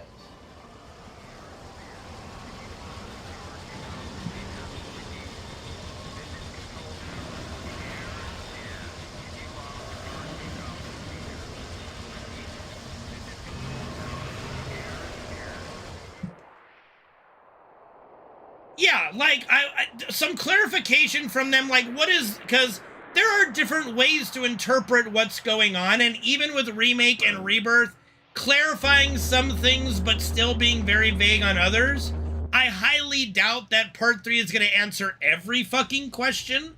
It is going to answer a lot, you know?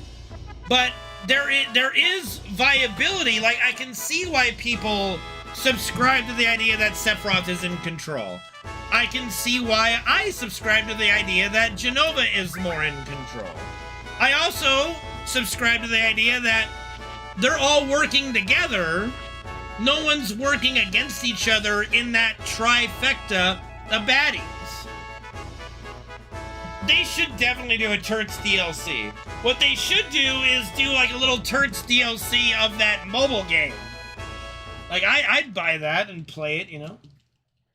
But I would love to be able to play as the Turks or do some stuff with the Turks inside of Part 3. That would be awesome.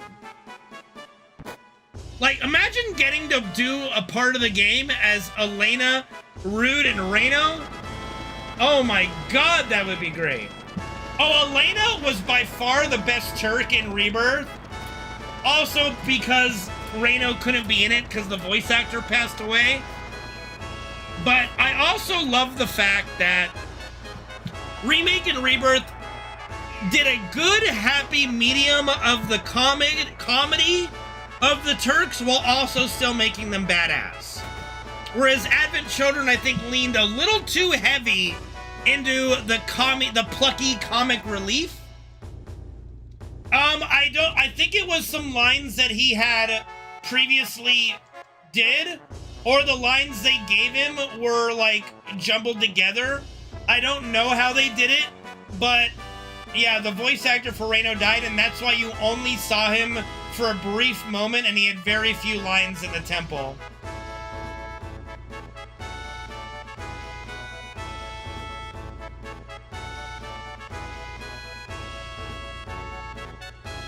So it could be an idea that he had already recorded some of the lines, or they just mishmashed together lines. You know. Right, but because the Japanese voice actor died, they couldn't do a lot of Reno stuff, so by proxy, the NA voice actor would not have anything to do because his character's not in the game, right?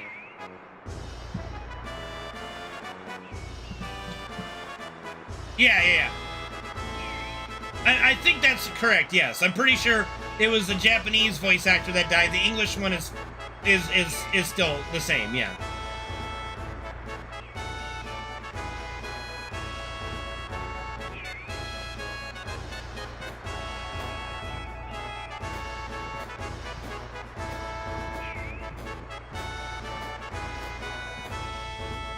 I think everyone, low-key, would love to play as the Turks for a section.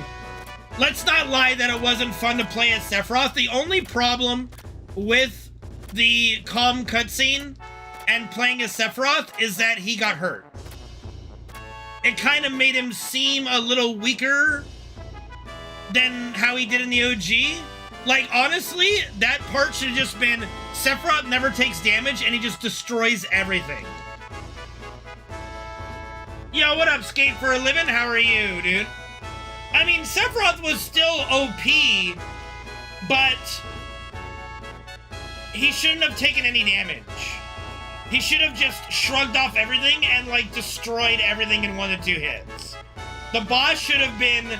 I mean, you can obliterate him pretty quickly, and I did in the speedrun, but just it should have just been super fucking fast. The sheer fact that you can actually die, you know, the sheer fact that you can actually die and lose to Materia Keeper with Sephiroth in your party, that's dumb. I think, like, the calm cutscene was awesome to get to play as him, but they needed to make him stronger.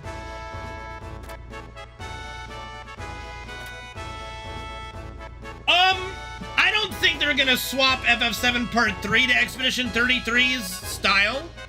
I could see them making turn-based RPGs in Final Fantasy in the future. But I mean, the gameplay for Expedition 33 was really good. The battle system was really good.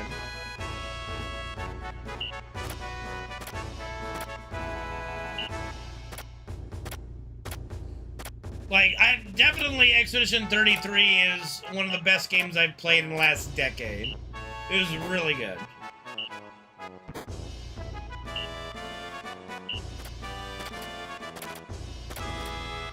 I agree, Cheese. I agree. They should have gone over the top with it. I'm not. It was really fucking good. I did. Well, yeah. If I said one of, I said it was one of. I mean, I didn't say it was the best game I've played in the last 10 years. I would say Nier Automata is, to me, the favorite game I've played. Favorite new game I've played in the last 10 years. But I just said one of, not the best. It's one of.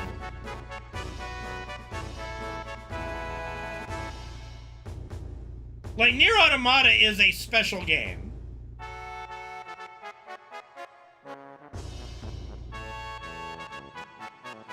It does, Deadeye, but they definitely could have made Sephiroth really crazy. Wait a second. No, what am I doing? Brain. My brain shut off for a second. Sorry, I wasn't in buying shit mode. No, I haven't gotten to the Drakengard section of the Square Enix Marathon yet.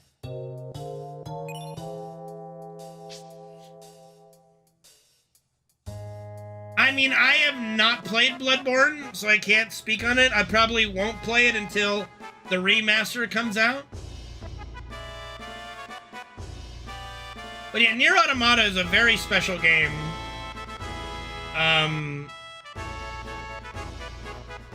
In so many ways. It had just the right amount of comedy, the right amount of tragedy, great voice acting, the music, the gameplay was very fluid and enjoyable. I don't really have a bad thing to say about it. I don't think I can think of a negative for Nier Automata. Even like the overhead shooty McShooty bits, they're fine, you know? They're fucking fine.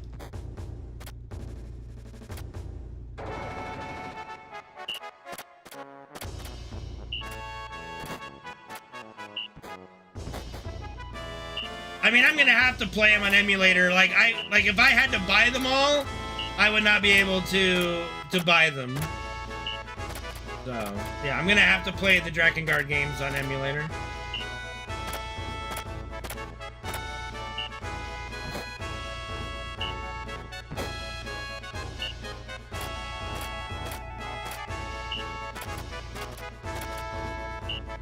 BWA?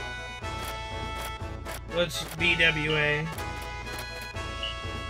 Oh. Gary brought it up.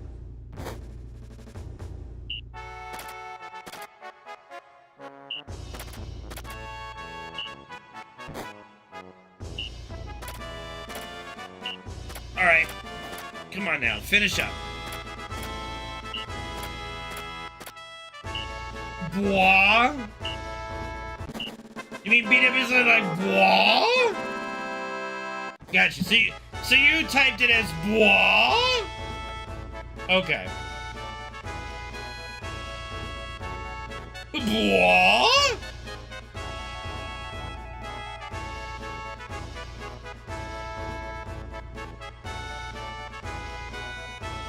Guac?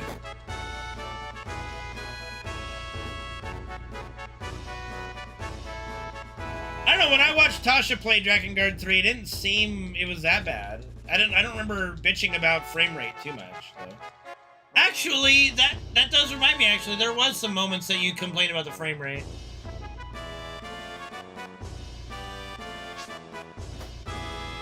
Now that I think about it.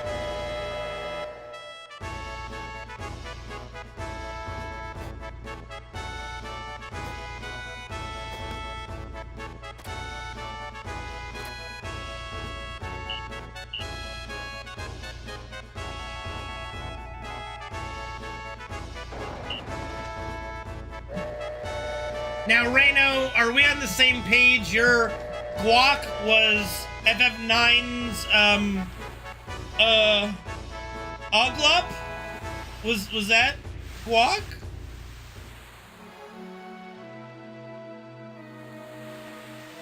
Damn it.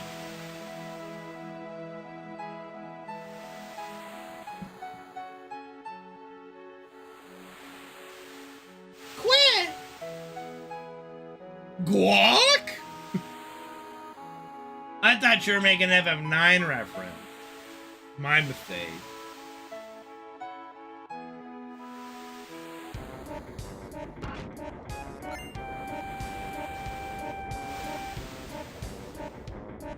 Well, fine. Fuck you, too.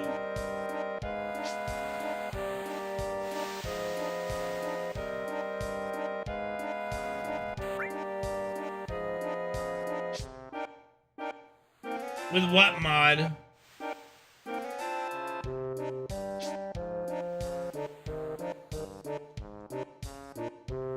I enjoyed my replay of FF9. It was a lot of fun. Voice actor mod. Oh, okay.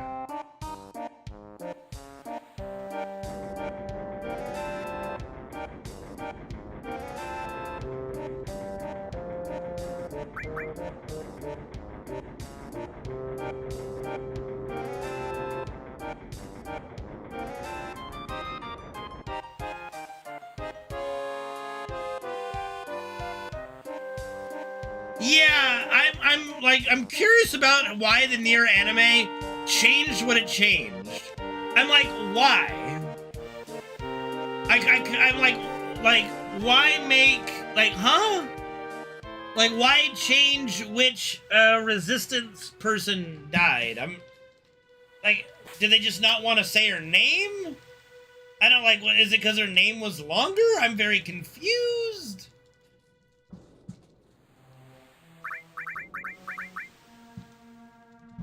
They just, I think it was like Lily lived instead. I'm like, what?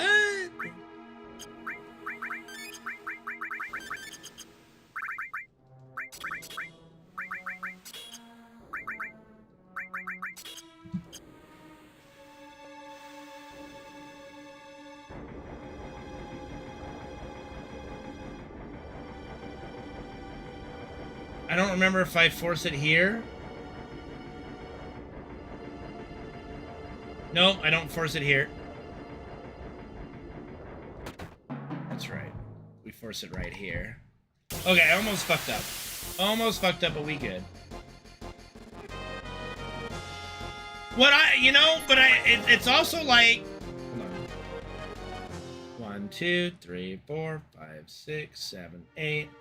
For me, it skimmed over some of my favorite little side quests, like the one...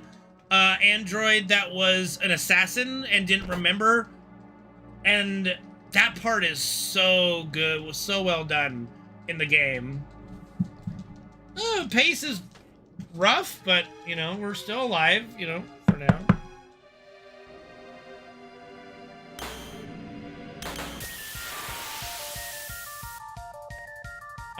We did not get the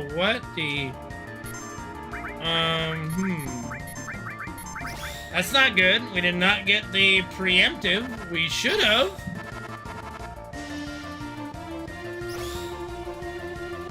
Huh. That's very strange.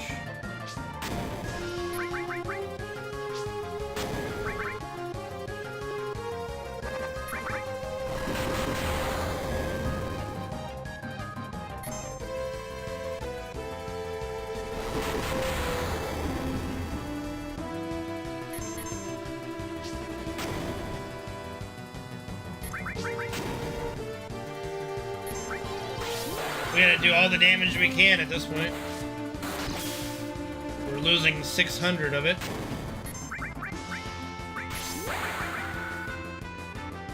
Yeah, automata, yeah.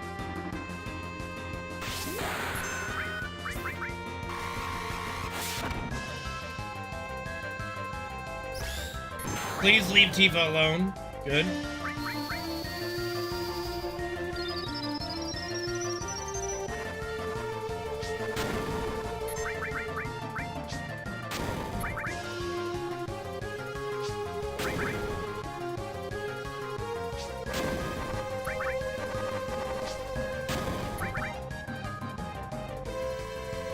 Oh yeah, no, they turned it up to an 11 with Genova's theme in the remake. It was so well done.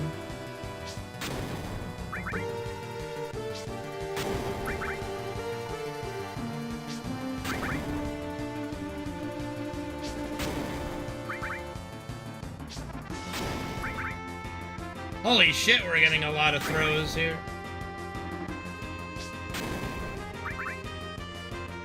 Yeah, I mean, I'll beat it. Yeah. I'll beat it.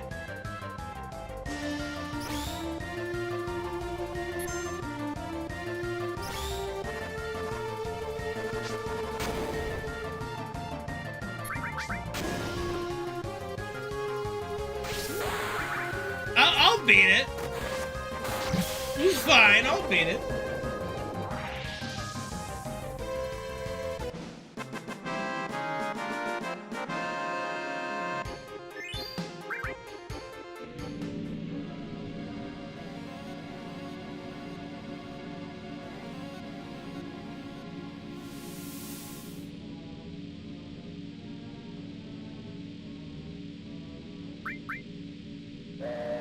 Yeah, I bet I'll beat it.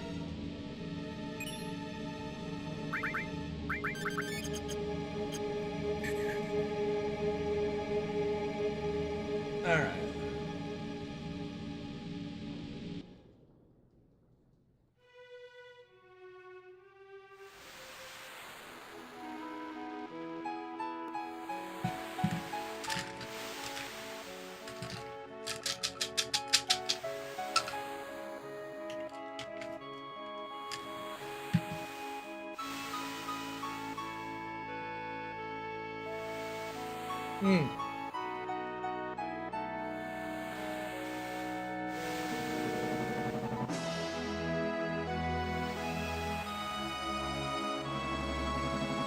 The final boss fights are supposed to take a little bit.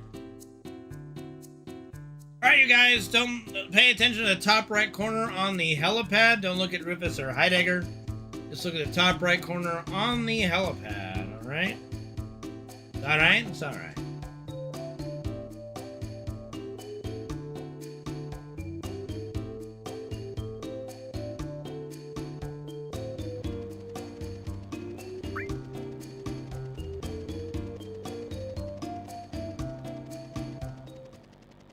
How about a magic trick?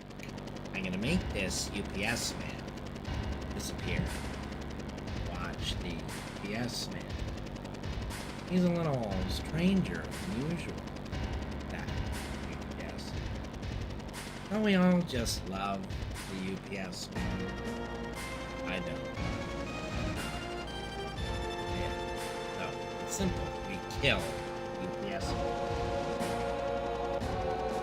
Ta-da! And he's gone. Like, what happened? Drop off or something? What can Brown do for you? No, there is no UPS man in the remake. We were all looking for it. Sadly, they did not they did not deliver. They must not watch my stream. I think that solidifies it. I don't think anyone from the remake group has ever watched my stream. It's Edge.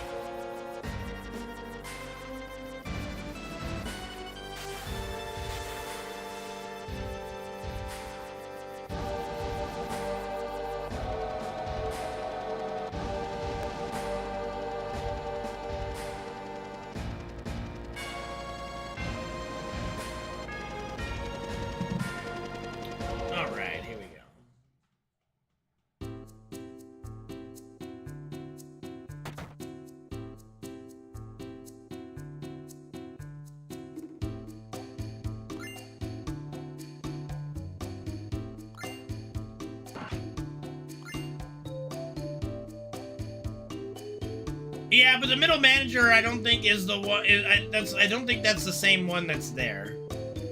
It's a completely different thing, I think. Yeah, the flowers are a little weird. I look forward to learning more about how it was.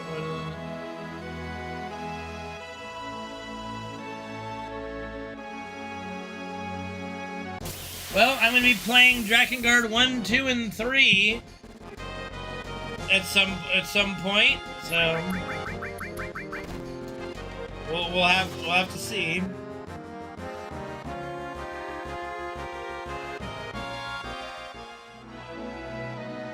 what we're gonna probably do is knock out the Crisis Core remaster, or remake, whatever the fuck, and then we'll jump into the Drakengard games as the next grouping of games.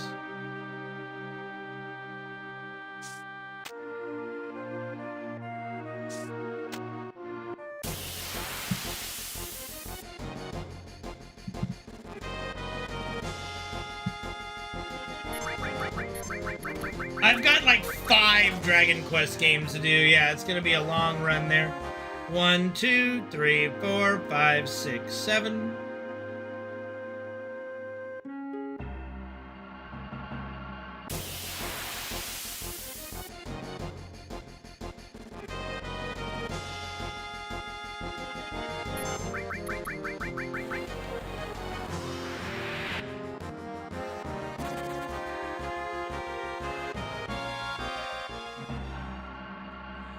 If I'm remembering right, I think it's Drakengard 3, but it's like, you know, these really hot chicks, like, just, like, hey, I need someone to breed with.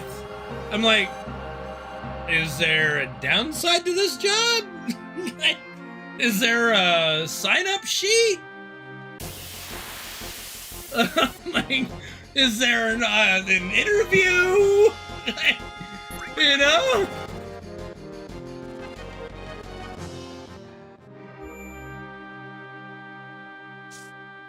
You know?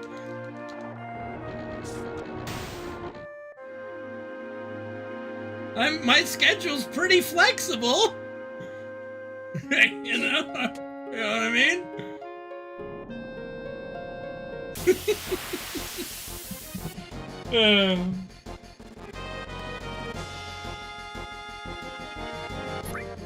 If I even knew what a gooner was.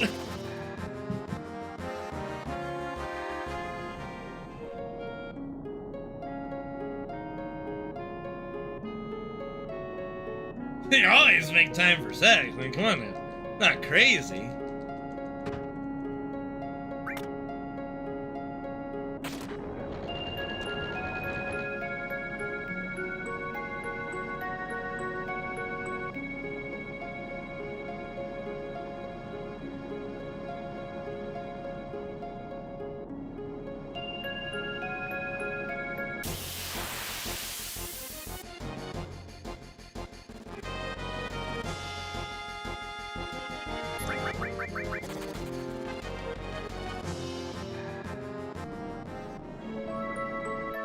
Two, 3, 4, 5, 6, 7.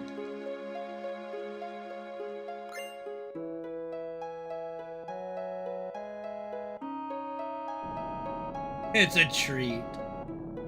I look forward to playing Drakengard. I purposely didn't watch intensely when Tasha was playing through the Drakengard games because I knew I was going to be playing them down the road, so I don't remember a fucking thing, except the combat reminded me a little bit of Dynasty Warriors.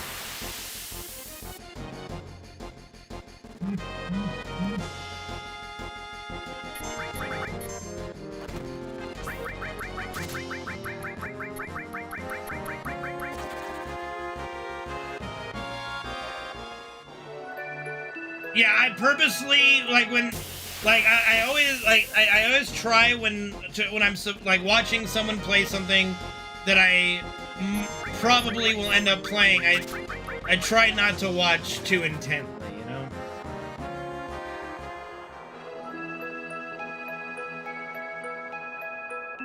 I guess I would need the example of Gold Salsa, because I don't think everything has a porn element to it.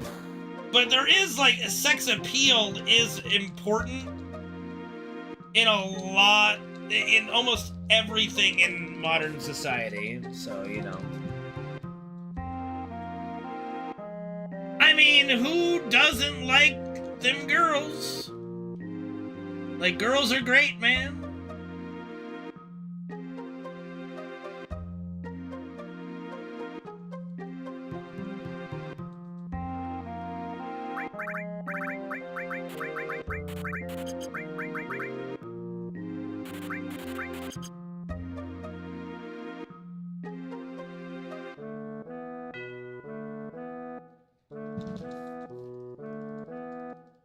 Why don't I have a girl? Because I suck. What do you... What? Where the fuck did that come from?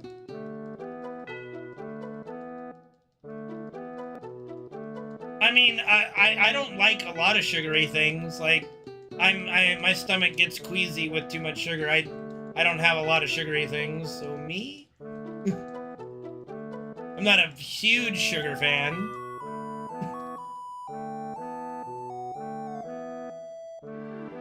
I look forward to it. I look forward to the shock and awe.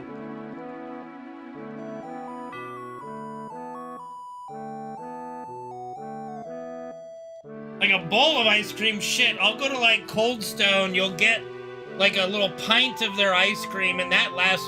Like you'll take that out, have a couple spoonfuls, and you're good, man. Just like I don't need a bowl of ice cream. Just a couple, yum, done. I'm good. I do not have the biggest sweet tooth in the world.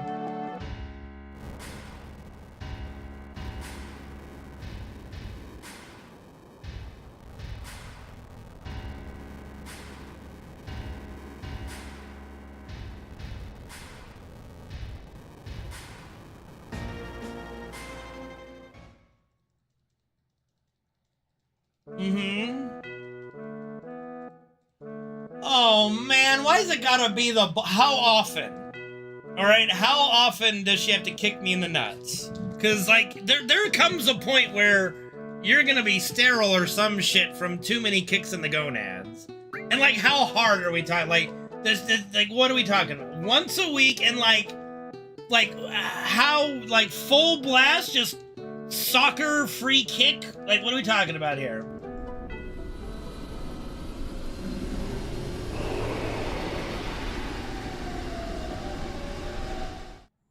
It's a good kick? Probably not. Dude, bro. That's... I don't know about that one.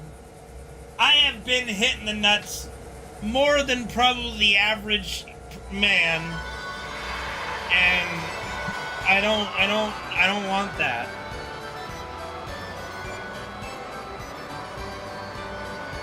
Like, there are legitimately men who have never been hit in the nuts before.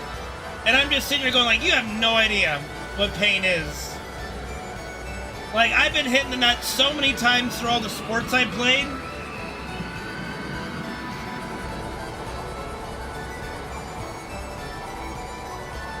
I love chocolate sprinkles, but for some reason, Cold Stone stopped using chocolate sprinkles and it's rainbow sprinkles. I don't want rainbow sprinkles. I want my chocolate sprinkles. Thank you, Agi, for the hydrate. Like, my ideal Cold Stone ice cream is chocolate ice cream with Oreos, brownies, and chocolate sprinkles mixed in. But because they stopped doing the chocolate sprinkles, I do double brownie.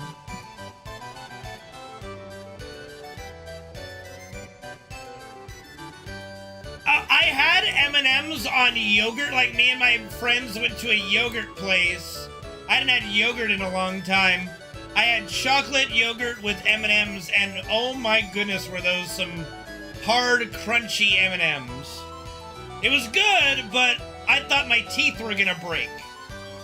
So yeah, no thank you on M&M's on ice cream anymore. Like, you don't need to freeze the fucking M&M's too. You know one of the best M&M's? Not where they're melting, but they're almost melting. Like, they melt in your, like, as soon as they, like, you can just swish your mouth around and they just dissolve into gooey chocolatiness. You know? Yeah, no, Aldi started carrying these Oreo ice cream bars. Oh my god, they're delicious.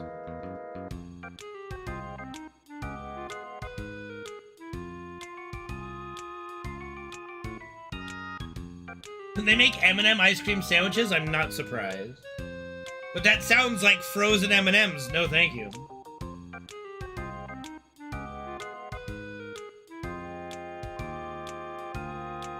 You've never had an Oreo?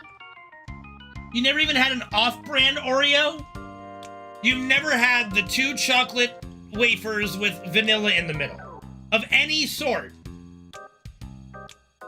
You're fucking insane, man. Like, go buy a little pack of Oreos, dip it in milk for like 20 seconds. Each cookie just submerge it in milk for like 15, 20 seconds. Chef's kiss. What am I up to tonight? The fuck does it look like, Copter?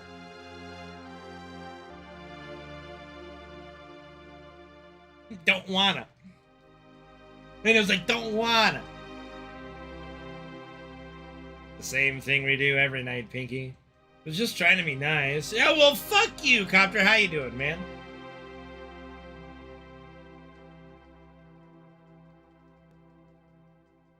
What's that, Tasha? Ballerina cookies? You have a cookie called ballerina cookies. Yeah, Rebirth, like, remake is supposed to section into having children. I don't... Listen, I have never claimed that Bahamut Sin is non-canon. Those words have never come out of my mouth to say he's non-canon. I accept canon even if I don't like it. Okay? It's just horrible. The Bahamut in Having Children is fucking atrocious. It is still canon. 2 things can be true. It can be awful and still canon. Bro, you even see in Rebirth, Zack is wearing the dark purple uniform.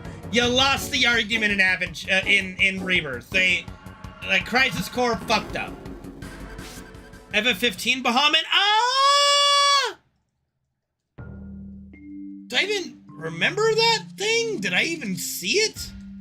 I don't think I think the only summon I ever... Oh! He was the villain, wasn't he? Of, like, the DLC? He kind of... Did he look like a giant, like, warrior? A giant... I don't... Right? What's wrong with Bahamut and Having Children? Have you watched it? Have you looked at it? Clown Dragon? Hmm? Have you seen the Clown Dragon?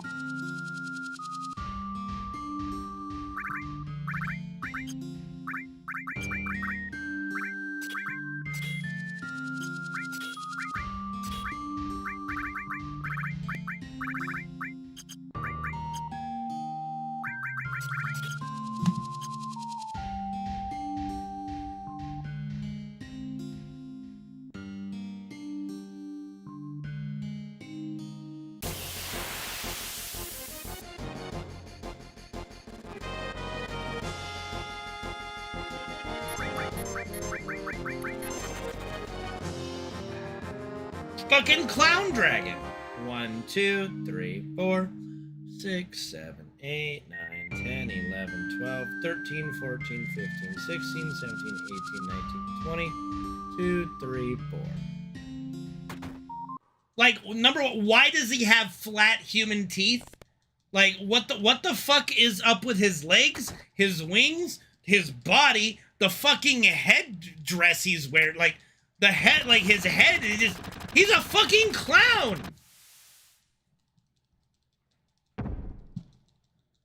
It's a fucking clown. Yeah, you see what I mean? Yeah, you do. Once you see it, you can't unsee it.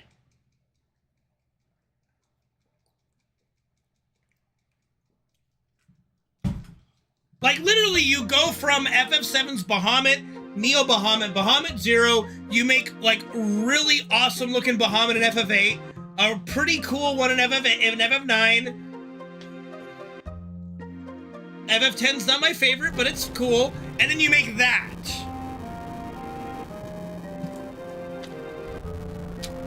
They are on fucking drugs. All of them were on drugs.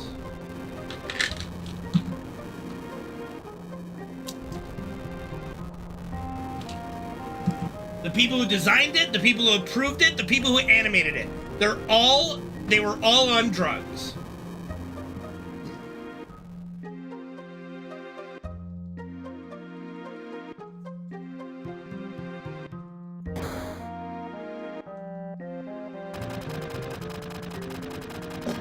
Dude, you almost made me spit out my water, Joe Gruff. Are you serious? Of course they have drugs in Japan. Summons are pretty fucking overpowered in FF10. They made summons extremely overpowered in FF10. But as a game that's centered around the summoner, yeah, you need to make them overpowered. True, Kaiser Sose. Some things have been made but some things are not done well on drugs, okay?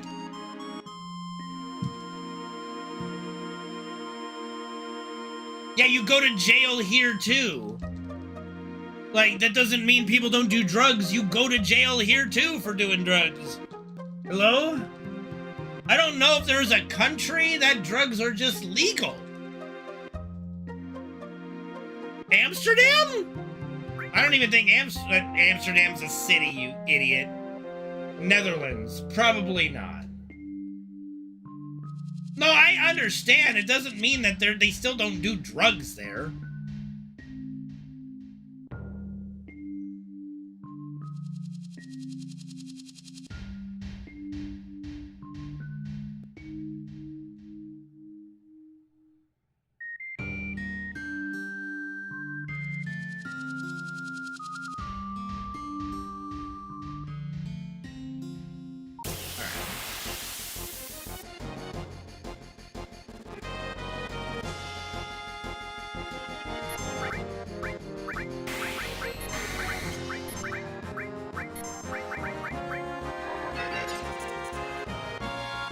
Clearly, you've never been to Singapore. Would have never thought of that. Clearly, you've never been to Singapore.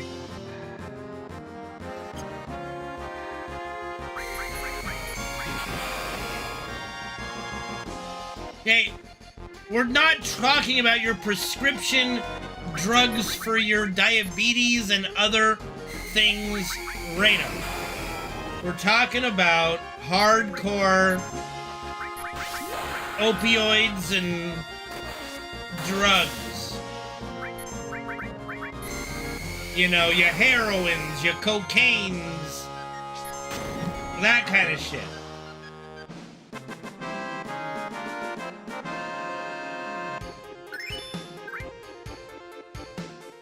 Marijuana is not even in the same fucking universe anymore. I would argue anyway. I think anyone who's is against marijuana is just like, bro, you like go back to like 1950 or something.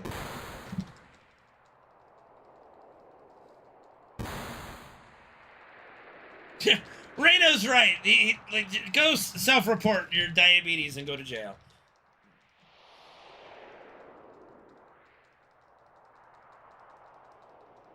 No, I mean, you don't have to like it. I mean, I've never smoked marijuana or taken an edible in my life, but vote to legalize it, you know, I'm okay with it. You know what I mean?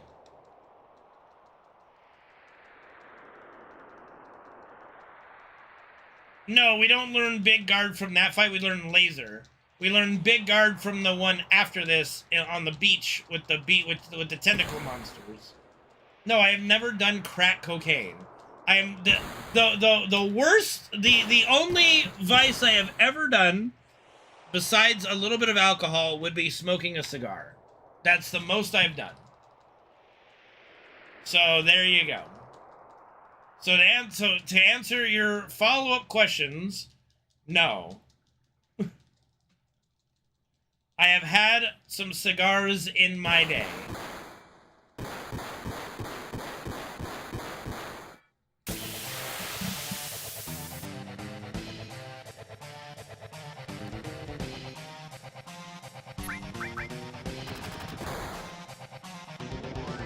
Nope, not backseat in Guerrilla Radio. You're just mistaken on the timeline.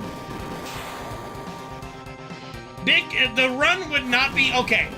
The run would be possible. Uh-oh. We just got critted and our HP is a little low anyway. We'll have to see. This might be the rare dying death. We have to hope he doesn't follow up with his counterattack. or we're dead. Let's see. Oh my god, dude, Barrett dodge. Fucking dodge. Dodge.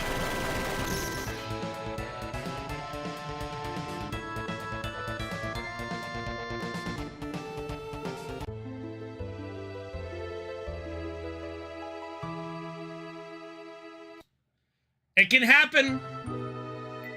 It can happen. He critted me and Barrett's HP growth was bad. That was the formula for dying to actually get the rare KO. Nothing you can do. Nothing you can do about that. Jesus, what a welcome back that was. I ain't starting One Piece. It's rare. It is rare. Like, it's out of your hands. Like, dying has to crit. As you can see, like, Barrett had really low HP. Usually he's got around, like, 440, 450. He had 427. And he took a crit. And dying was hitting high, too. I did not, and we're going to do that right now, Reno. That's what I said I was going to do first if we died. So, we will be jumping into the most recent Ever Crisis story. I saved it for the stream. So that's what we'll be doing right now. I will do another run tomorrow, but I cannot I cannot start another run tonight. It is already 8:30. Yes, and that's what he did. He did one crit and then he did his death move. He countered at the end. That was what it was. No, not Dino Crisis, Ever Crisis. Hello? Horse shit, Adam Owen. Yep. It was complete horse shit. Oh well. It's survivable if your HP is high and dying hits low. I have survived it before on like 3 or 4 HP. But most of the time it's death.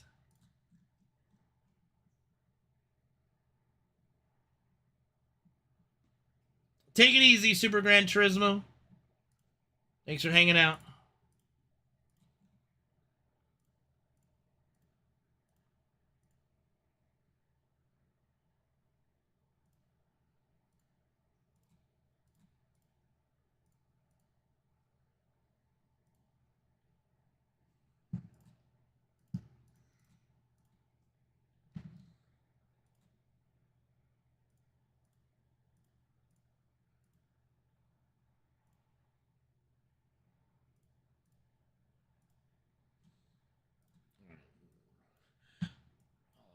That later. My taskbars are being weird. What am I going to play now? We're going to do the Ever Crisis thing.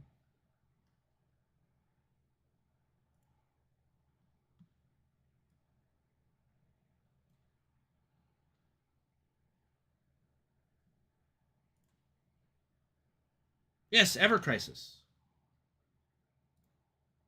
It's the FF7 gacha game. I haven't done the most recent story for it, so.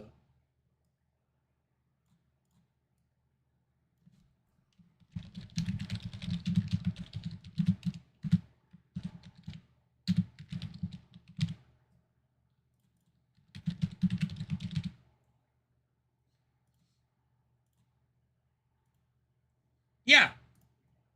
I mean, it's constantly coming out with more story, yeah. This chapter is covering Aerith's death, so I haven't been doing all the story on stream recently, but this one's a good one to do.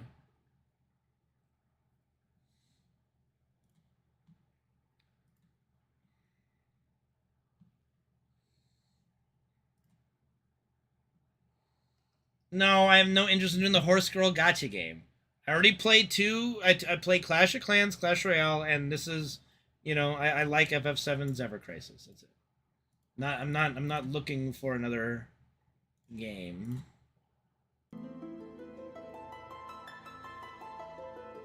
No, I have no clue. I have no desire to learn either.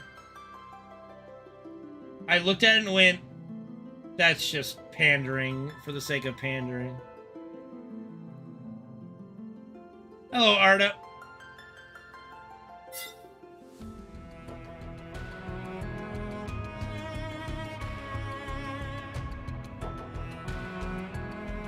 Hold on, I gotta adjust the window.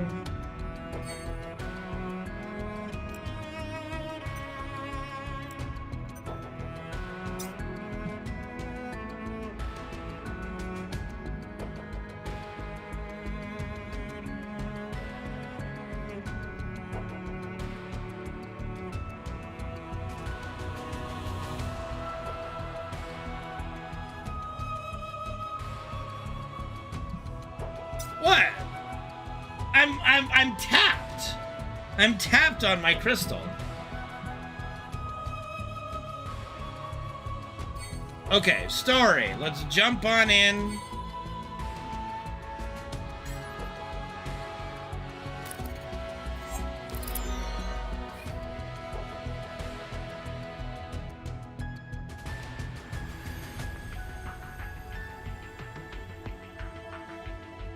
All right. Chapter 9. Temple of the Ancients. Will of the Ancients. All right, let's see what we got here.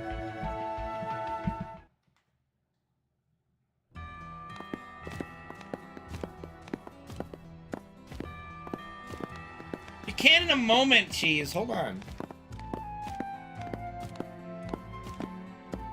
See, this is the temple from Rebirth.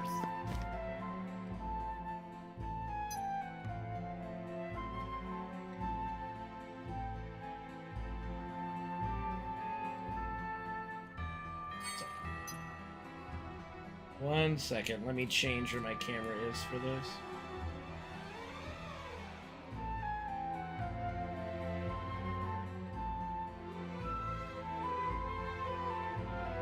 Well, what I'm saying is it's not the OG temple.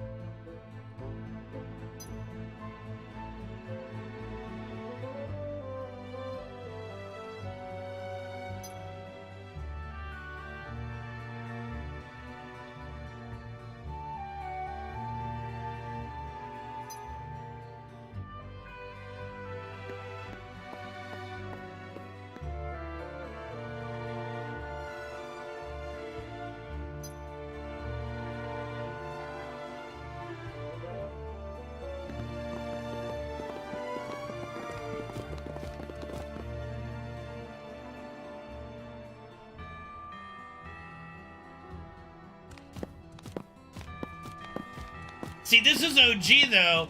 In Rebirth, we see sung, like, way deeper. So they're sticking to the OG, they're just taking the temple's design.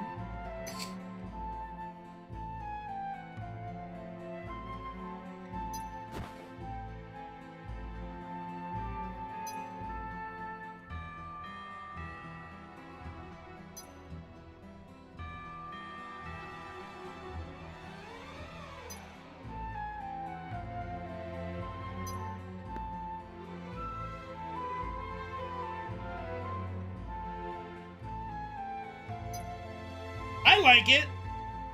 It's fun. You'll be able to see for yourself, though.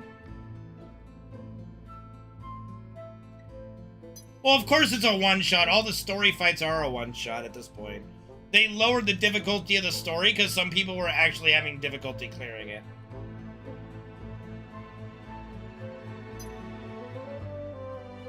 No, we don't fight Sung ever in the OG yet.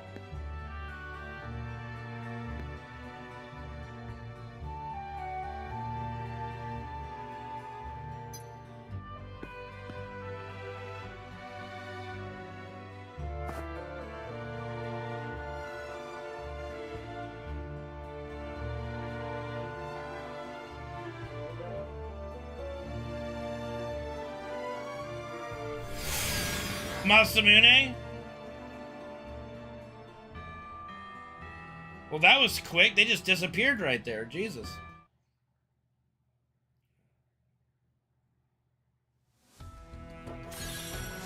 Yeah, that was Angeal and Sephiroth, I think, yeah. I am not taking Barret and Kate Sith. fuck off. Dumb game.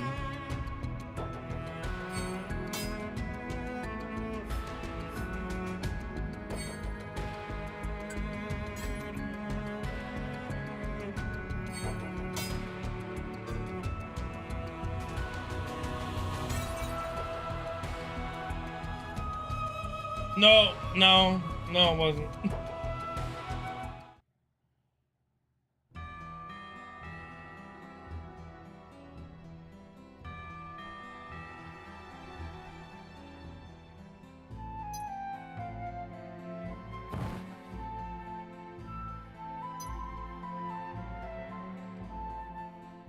Oh, looks like we're gonna get a temple dungeon soon. Since we're running around in here. Let me, Oh, Tonberry's in here? Spoiler alert. And yeah, Red Dragon's already been fought in Ever Crisis very early on, so yeah, they're just rehashing it for this. I don't want to see the map. I don't want to miss a thing. This is Rebirth's Temple. Yes, that's what I was just talking about. They've taken the OG story but put it in the Rebirth Temple. Yummy, gotta get that. You gotta get that crystal. I have a lot of draw tickets saved up, so we'll do some dopamine draws.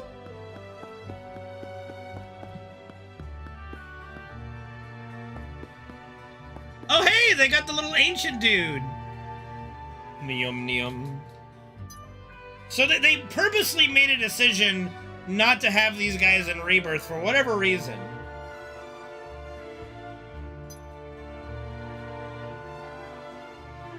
Yeah, OG story in the Rebirth Temple. The spirit bodies of the ancients have been protecting the temple for a very long time. Over the years, they lost the ability to talk. Actually, they didn't need words from the beginning because there was only one objective for those left in the temple.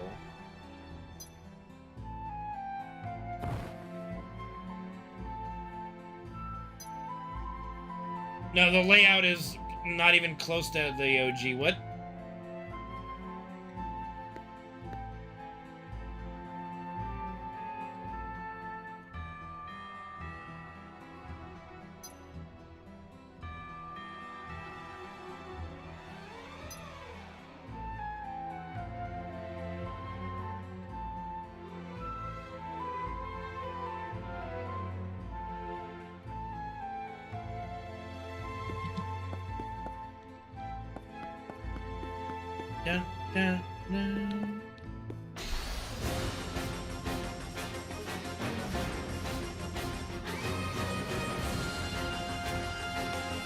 Cornberries! That's not gonna be an issue.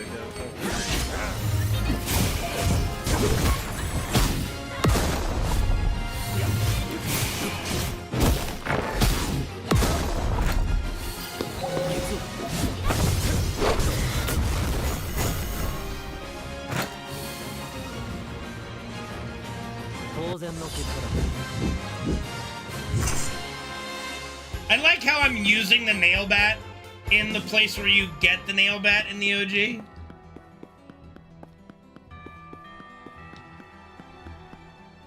She is wearing Odin, like the Odin costume. I think it's like something of the worthy.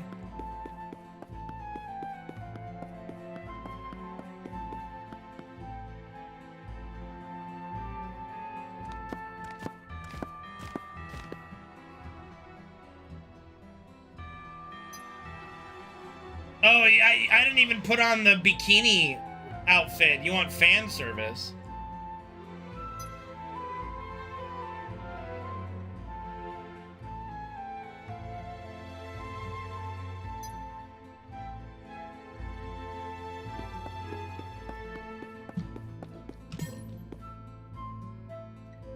I mean, they've got bikinis for Yuffie, Lucia, Aerith. Like they've gone to all the women, giving them bikinis.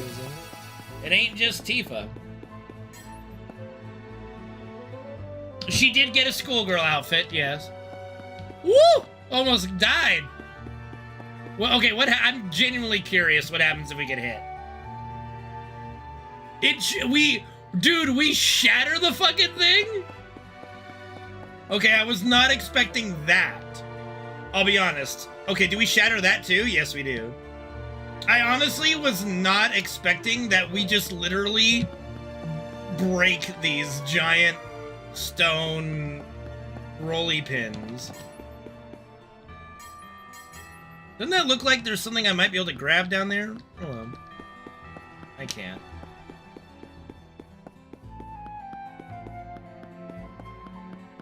You know, one criticism about Rebirth was the tempo music was not this. We really needed this to be the tempo music.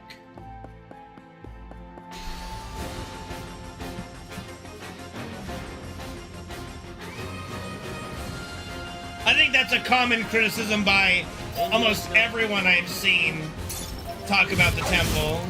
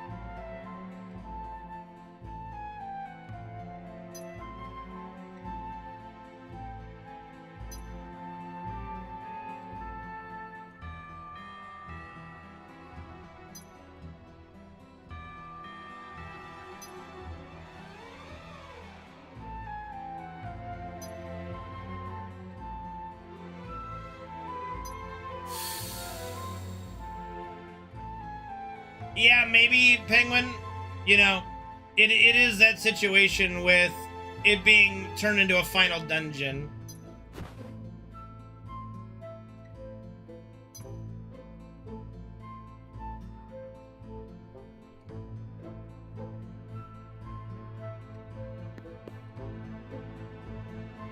I gotta say, though, the caricature drawings are like so awesome. Like, I absolutely love the artwork for the characters. It's so good.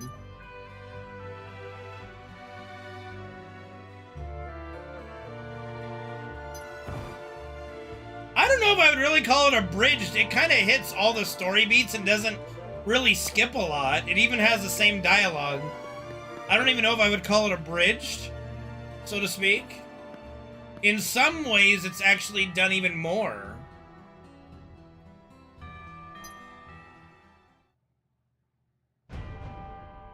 Okay, I'm genuinely curious how they do this.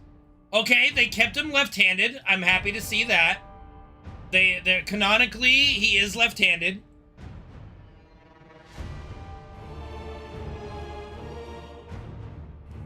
We haven't actually... Did we get to that part? Yeah, I think he did, yes. Yes, we did do that, yes. Hard mode on Ever Crisis for the main story? No. There are some challenges, so I guess maybe? But it's more for the battles, not anything else. Yeah.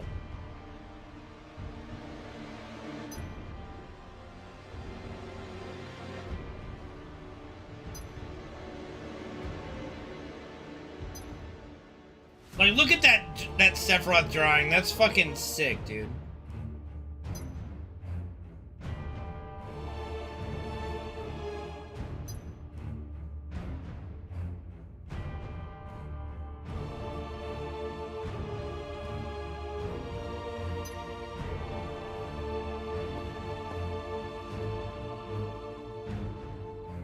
Sung's age is an enigma, and I think they fucked up. Oh, shit! He actually just fucking went at him. Alright.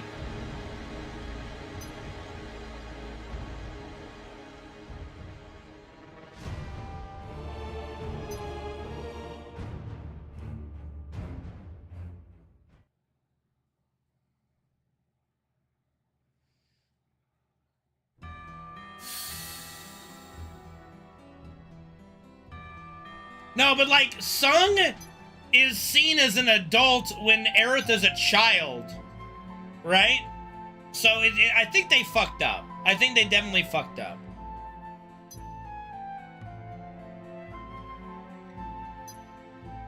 No, this is Ever Crisis or Josh. This is Ever Crisis.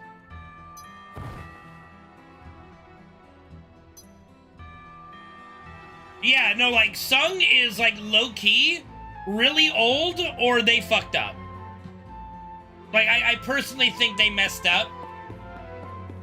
And then they just kind of went, well, fuck it. We messed up, but we'll roll with it. All right, I'm just going to eat this because, yeah.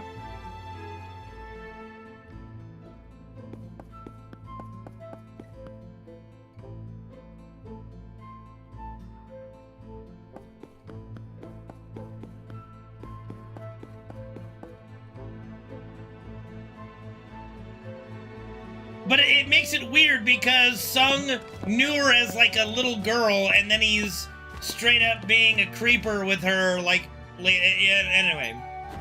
Yeah. Such a cold reception.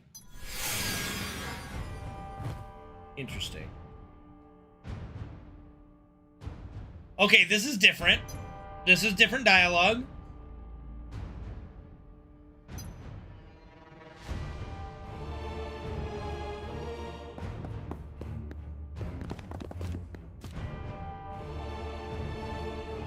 Yeah, but I think, like, he's in his 20s, according to Square, which I just think they fucked up. But I think, like, in their official things, they label him as, like, in his mid-20s or late 20s. This is different dialogue, yeah. I will become one with the planet, yes. Like, by our logic, he should be 35 to 40.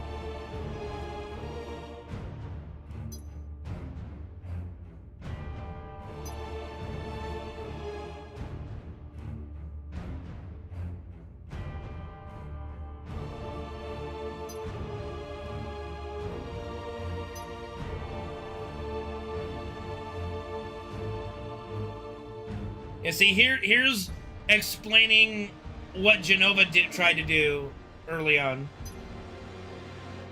For those that maybe didn't pay attention to the OG.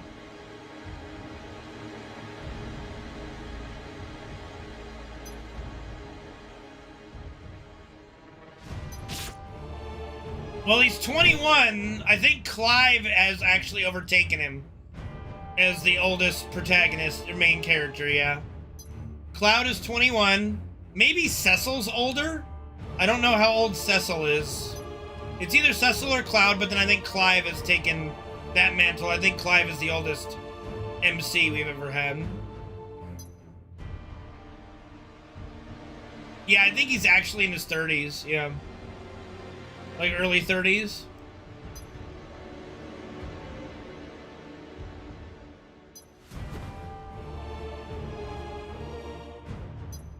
You know, I never put it together early on that FF7 did the whole meteor thing that FF4 did.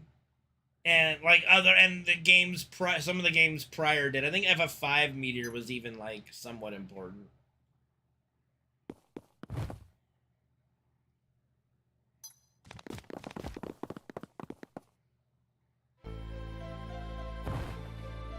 Yeah, when she was a little girl? Yeah. That's the weird thing, or Josh, yeah.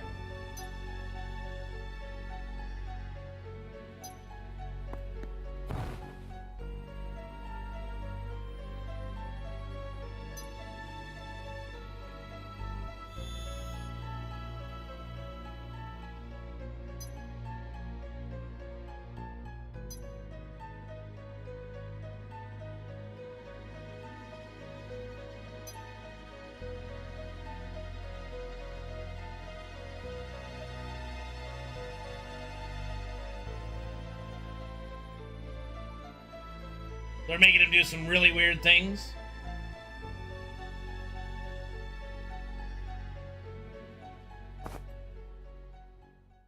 You know? That was pretty well done.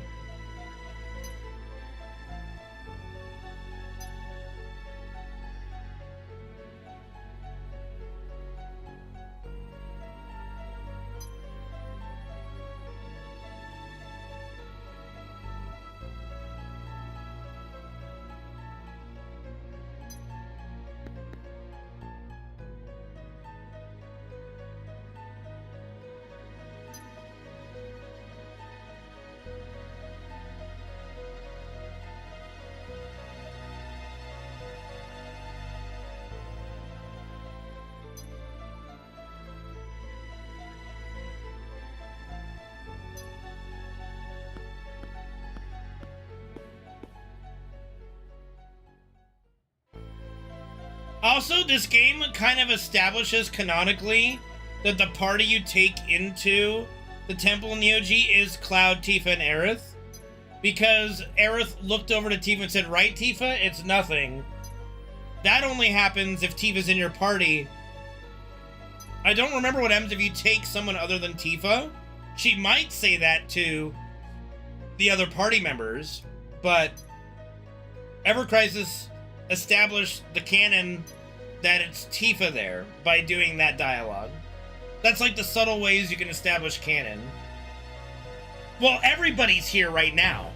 Everyone's here right now, but she only went up to Tifa and said, right, Tifa, it's nothing. When Cloud was asking, what, is something wrong? So, to me, because in the OG, you only have 3 characters with you. Cloud, Aerith, and whoever you took. So, this game is establishing that Tifa is the canonical character in the temple with you. With Cloud, Tifa, and Aerith in the OG.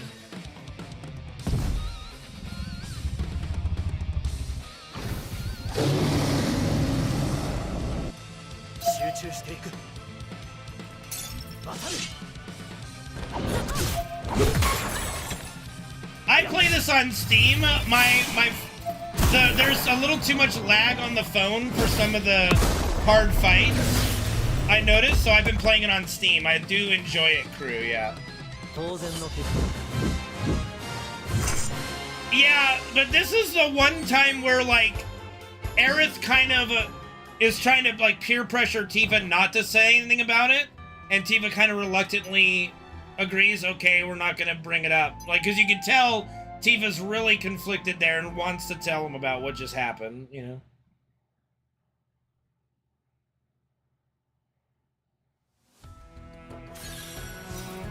Correct, Penguin, in that way. Yeah. I literally just, like I said, I just played this on Steam.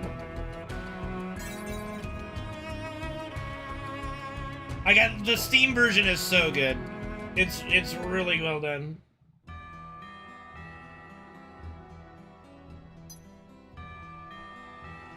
Yeah, there was one, like, I think it was the one First Soldier story with like the weird, creepy thing that came out of the ground that was really hard for some, and they really dumbed down the difficulty after that, because so many people complained about that fight.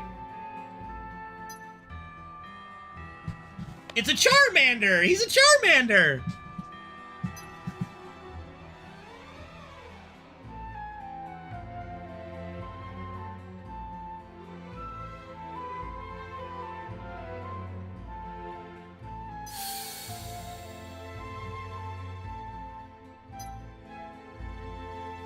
What?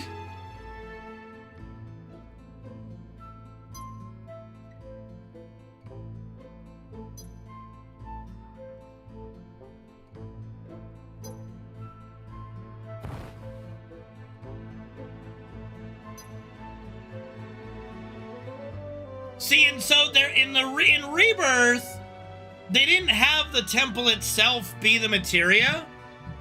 They just had the materia trigger, like, the temple crumbling. So I kind of like that it went back in Ever Crisis to the OG thought of the temple itself is the materia.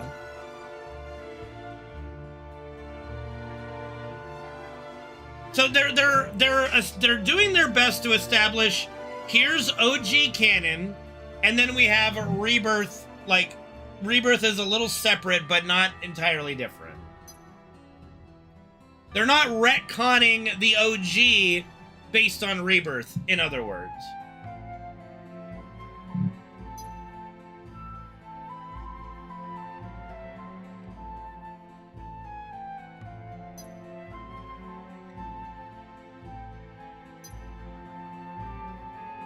Well, yeah, it's some anime bullshit. Again, it's fucking Japan, man.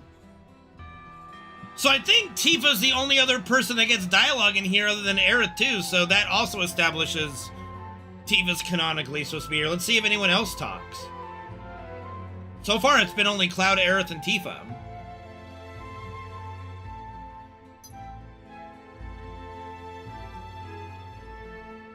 I probably should have just had Aerith as my third party member, but I didn't expect the dialogue to be just solely Cloud, Aerith, and Tifa. Mostly Cloud and Aerith. I think Kate Sith, yeah, and Kate Sith, because he's gonna do his self-sacrifice thing. I'm just genuinely curious if we're gonna get dialogue from anybody else.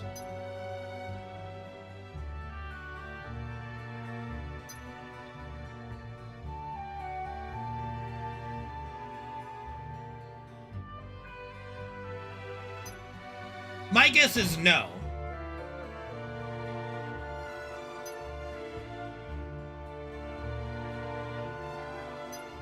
Was he? Okay, I must have missed where Sid was talking.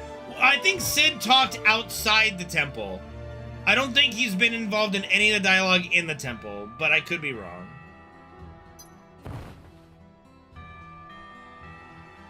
But I do remember seeing Sid pop up, and I think Barrett even talked.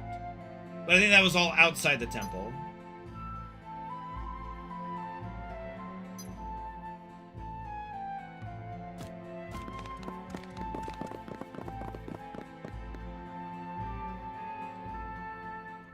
See, in the OG, that was a phone call from Kate Sith. But here, we're doing this thing where everybody went to the temple together. But canonically, only like Cloud, Aerith, and Tifa talk, so.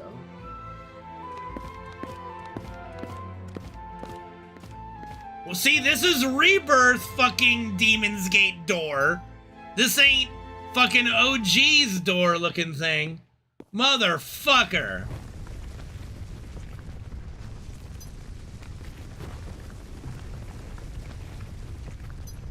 Yeah, they copied visuals, yeah. We didn't even see him come out of the wall? Come on.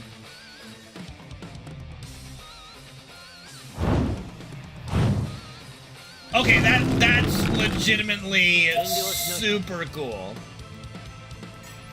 Demon Gate! Ah! He legit looks really fucking cool. Legitimately looks like a xenomorph.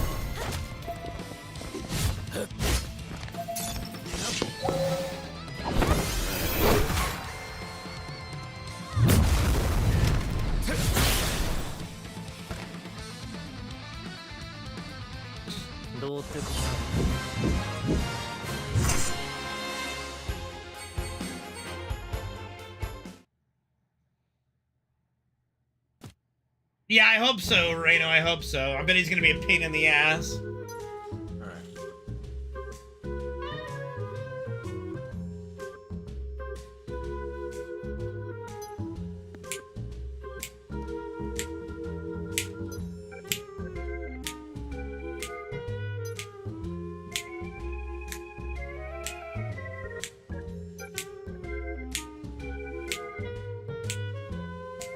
I know it doesn't count, Penguin. My run already died.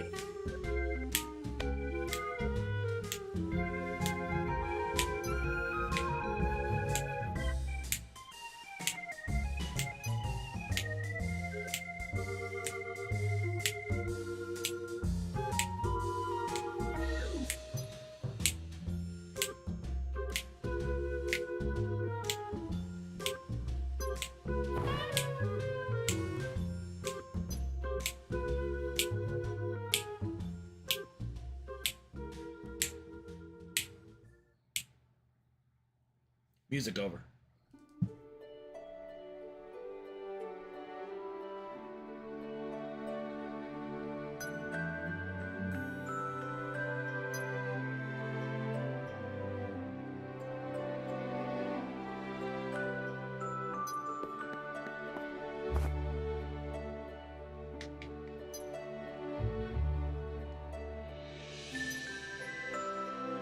Bro, I want to see if they do the same thing in Ever Crisis or Josh. The OG literally, it's like, it makes you try to feel sorry for him, like, oh, here I am, back again.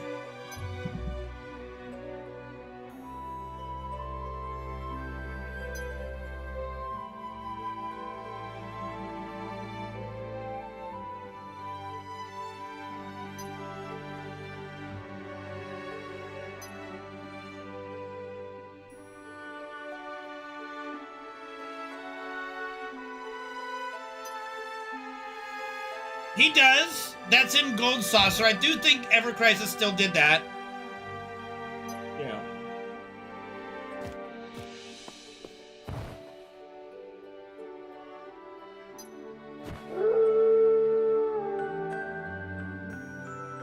It's just really funny. They do this big build-up. I hope they have him still fall. Come on, he's still got to fall, right?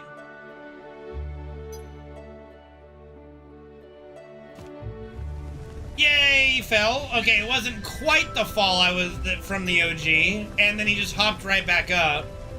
Okay, I'm a little disappointed with that.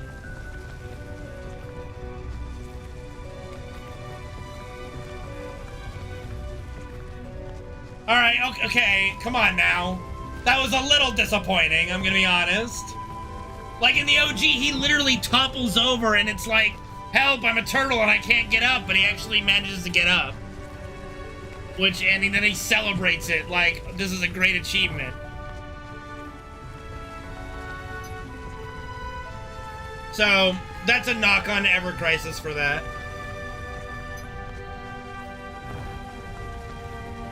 I got Tifa, of course.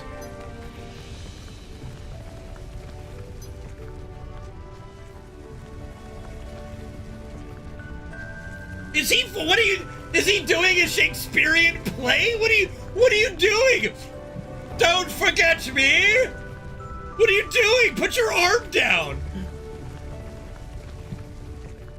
Well, yeah, Crimson, we know that.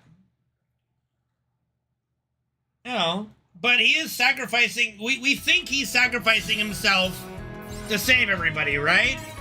And you might have used him in your party, you might have grown a little bit of attachment to him. You didn't know he was just gonna, oh, here's my second body.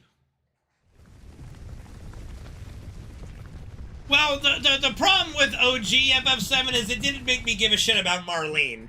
So her getting kidnapped was like, meh. He is a robot body controlled by Reeve, yes.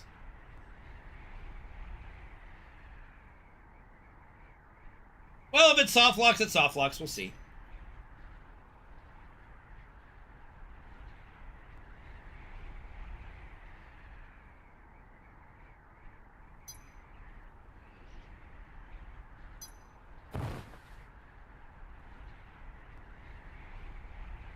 Like I said, Remake did a great job of making me care about Marlene. Like, OG couldn't give two shits about Marlene. I'm sorry. Couldn't give a fuck. Remake Marlene, though? Very well done.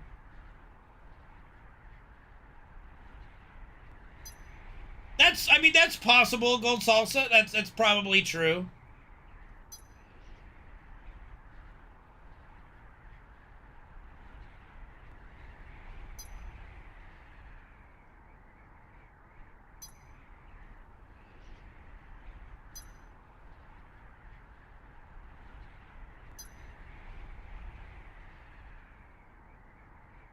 Okay, this is new. She's explaining where the black materia can be used in the Promised Land.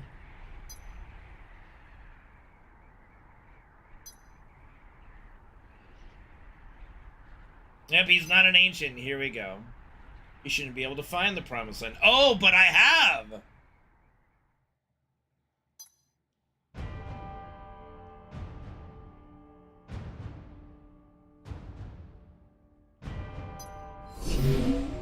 See, this is where, yeah, this is where Sephiroth kind of embraces his, like, he used to think he was an ancient and thought he was special because of that, and that Jenova was an ancient. Then he realizes, oh no, Jenova's an alien and I'm her offspring. We're even better than the ancients. Haha!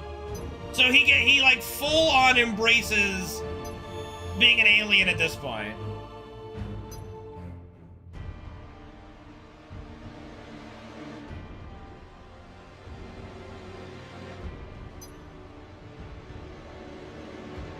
I'm willing to bet Crimson is just a voice changer.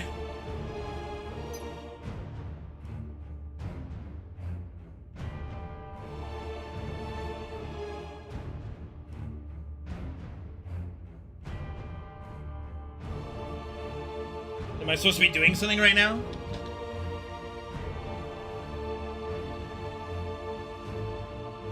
Is this the freeze we were talking about?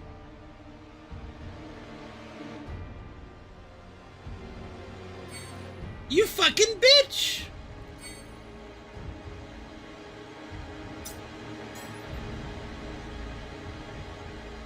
Okay. We gotta try it again.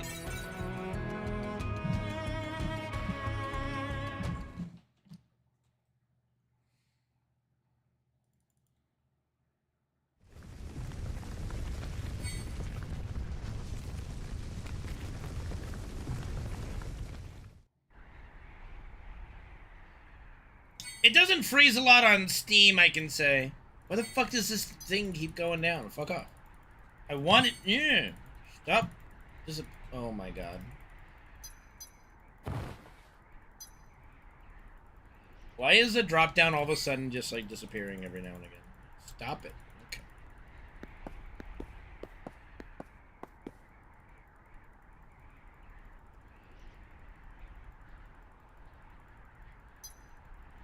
I think Ever Crisis is a bit ambitious for just a mobile game, so I think it's very unstable on the phone.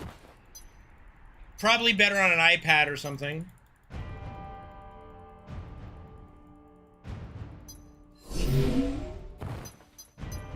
But, like, Steam is usually pretty good. Okay, let's see if we get the same shit here. Okay, I think this is different. Maybe? Maybe? Did we... I think we're getting more than we did before. No, this is where it froze.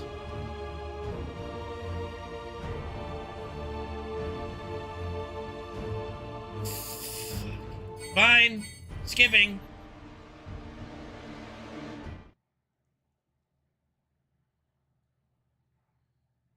Alright.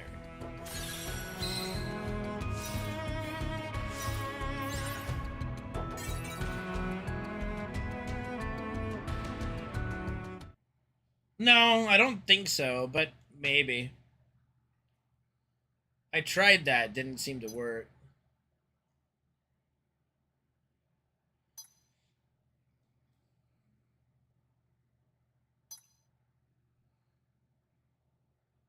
We'll try to look at it again one more time after this. No. Well, I don't know if he does in Ever Crisis. We'll have to try to see if we can watch it again.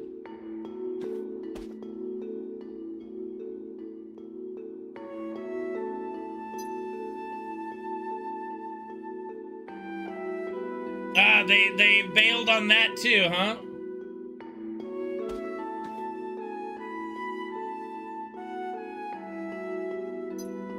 Well, then never mind. We don't need to look at it. Does Tifa still smack the shit out of him at least?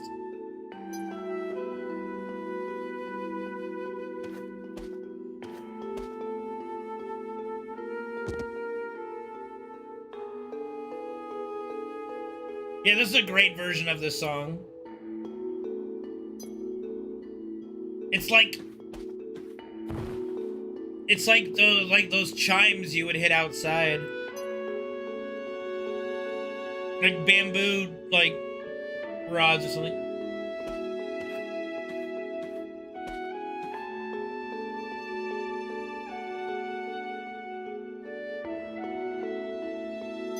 Well, I would say the OG was more about, you know, environmentalism, but, you know, corporate greed, I guess, is somewhat of a theme in it.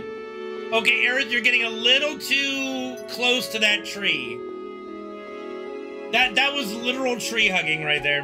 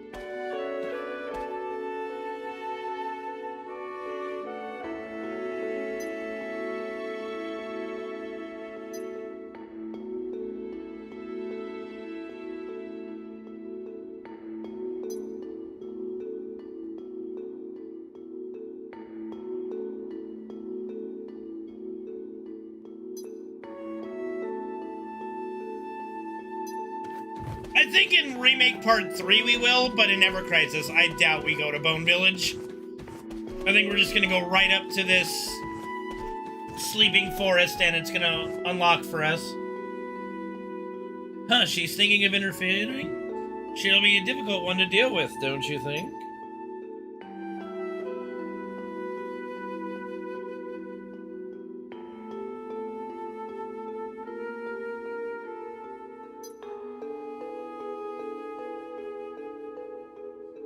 Very well delivered.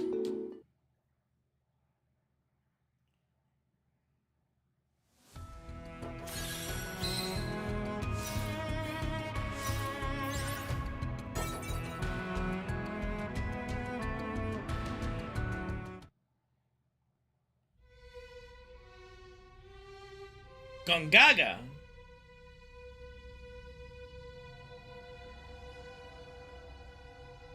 Yeah.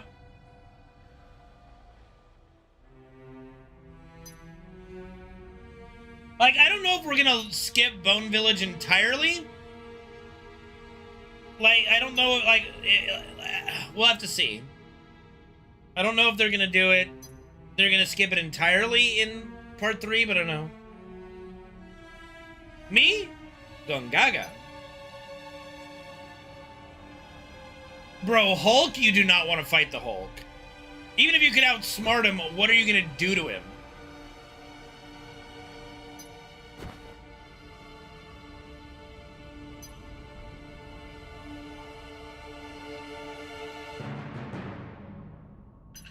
They haven't, no, but they did go right from Temple to the Sleeping Forest. They did bypass it in Rebirth, so, I mean, we'll see. I don't think we're gonna skip Bone Village. It's just they didn't show us going to Bone Village, or they changed the location. Which, it wouldn't be out of the realm of possibility that they change its location.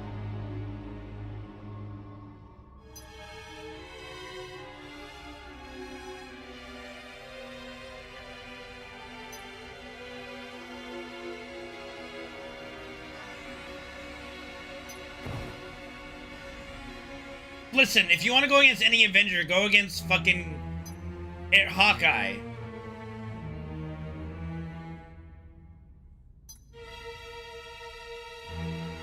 Yeah, I think so too, Penguin. I don't see them, like, just skipping it entirely.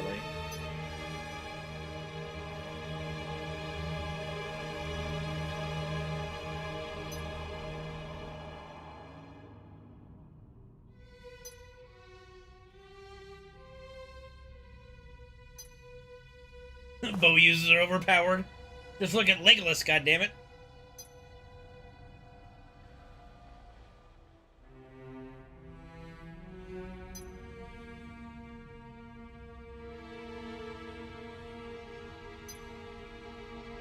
There's a difference between people confused and being so confused you gave the Black Materia to Sephiroth.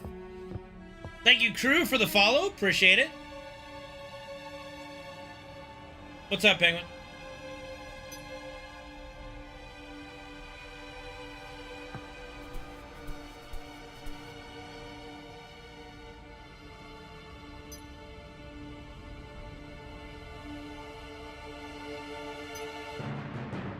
I don't see whatever you posted. Maybe my XSplit chat will see it.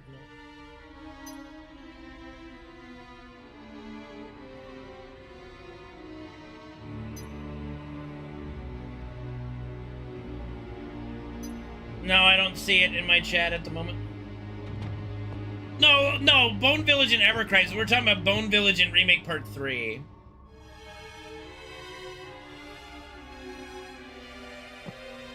Having to dig up the Lunar Harp? Yeah, like, that was a little weird. Let's be honest.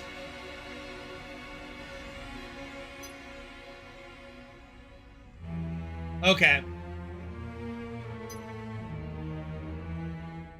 Post it again. I'll bring up my XSplit and maybe it'll pop up for me.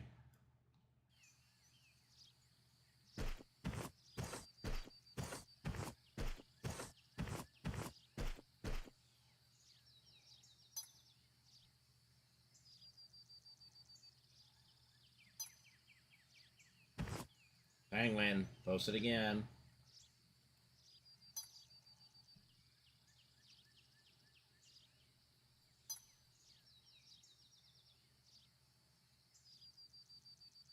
Yeah, Deadeye, but I can say the same thing for, oh, Aerith just died. Let's all go snowboarding!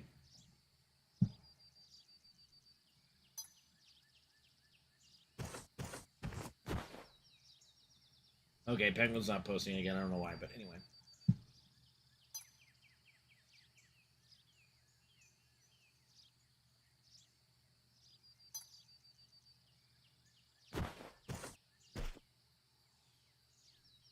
There we go. Let me see. Okay, I see the kitty. What was that in response to, though? I don't think anybody's forgotten about that, Deadeye. That's what I see a lot, is people on Twitter posting about, I can't wait for us to, like, to in part 3, for us to be so devastated by your death and go snowboarding.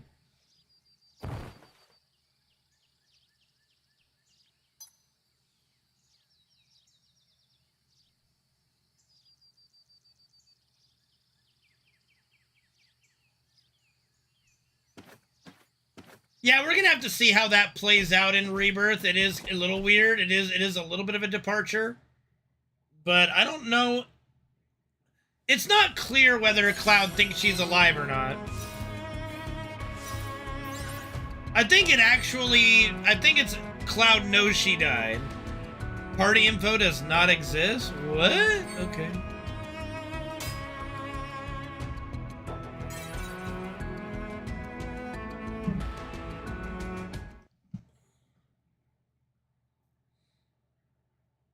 Yeah, see, we skipped. Yeah, I knew they wouldn't do Bone Village here. Yeah. Bar's entry. After waking the forest. Oh, how'd we wake it?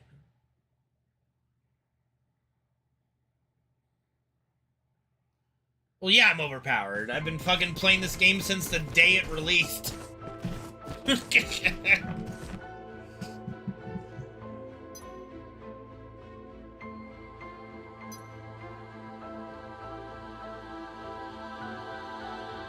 There's not been a single day that I haven't logged on to Ever Crisis. It's got, I think, over 10,000 hours on it now on Steam. Let me look. 10,297 hours. And a lot of that's just AFK in the background, of course, but, you know. It's up!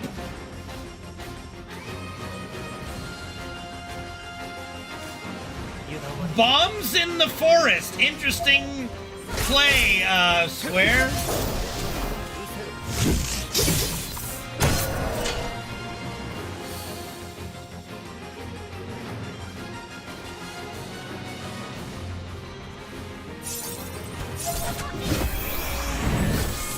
Yeah, but you probably don't leave it on all day right in the background. I literally just, if I'm not streaming, it's on in the background.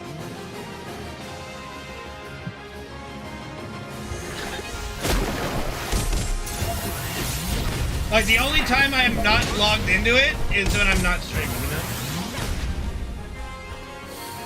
Yeah, I would leave it on while, like, you know, doing that. I would use up all my stamina right before I would go to work, and then just leave it up. All right, let's. Ooh, why this music? I want to hear the regular City of the Ancients theme at first. Fuck.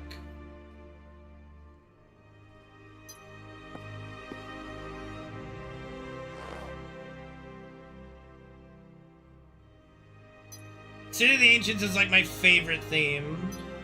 I'll have to see what I'm stuck on. I don't know if I did 100. We'll have to see. I think I looked up some guides and I might have gotten it done, or I might be stuck on 100 as well.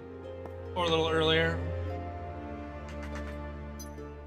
I don't know, Deadeye. Maybe they're trying to save it, you know?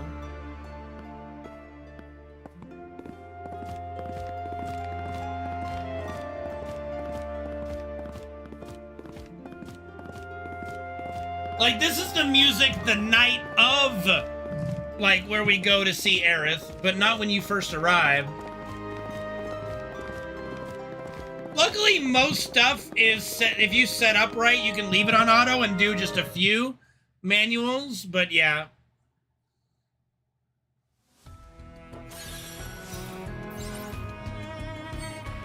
A painful parting. Okay, here we go.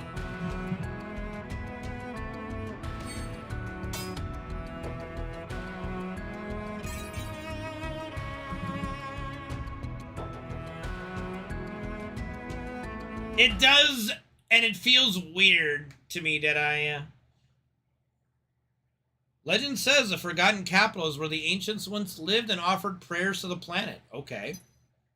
Scouring the long-forsaken ruins of the city in search of their friend, the party finally finds Aerith at an altar, deep in prayer.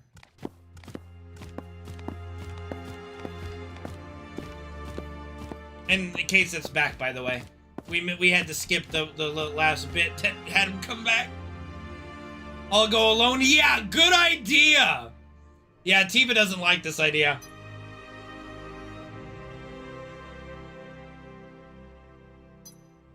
It's a mobile game, Gold Salsa. I gotta cut things somewhere.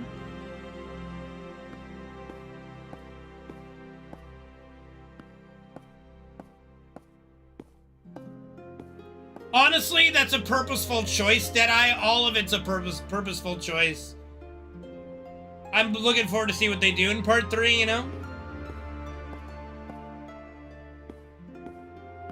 No, but this is the music that plays in the OG during this part. This is accurate. This is the same music for this scene, so... And this is as well.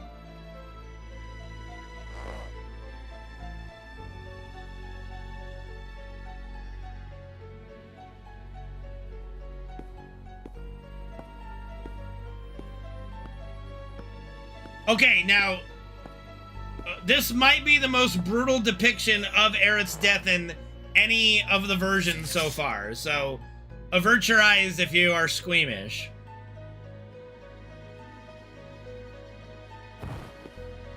Oh, he just went for it, bro!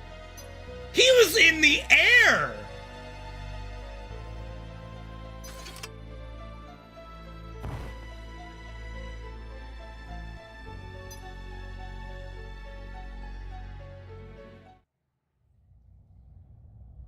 I don't think they've done a lot wrong in Rebirth.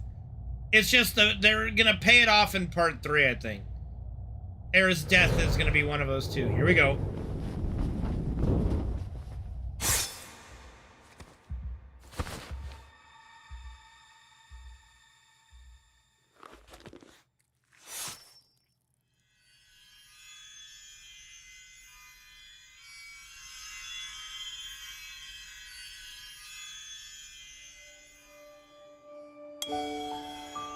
Yeah, shocker, she fucking dies.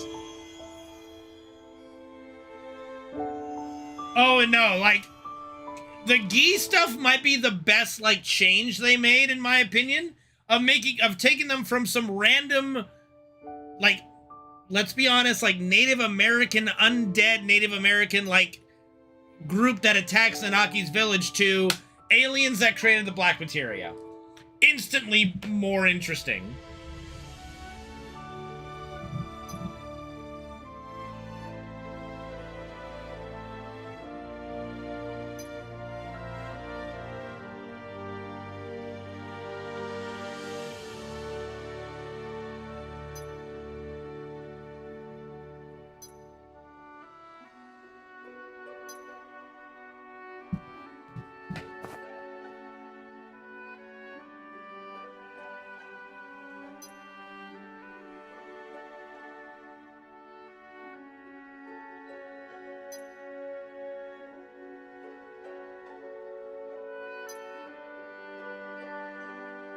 Well, the ancients aren't aliens, you know? Yeah, no, the Gi tribe was just some random undead tribe that attacks Cosmo. They had no significance beyond that. So I think Rebirth did a great job with making the Gi matter.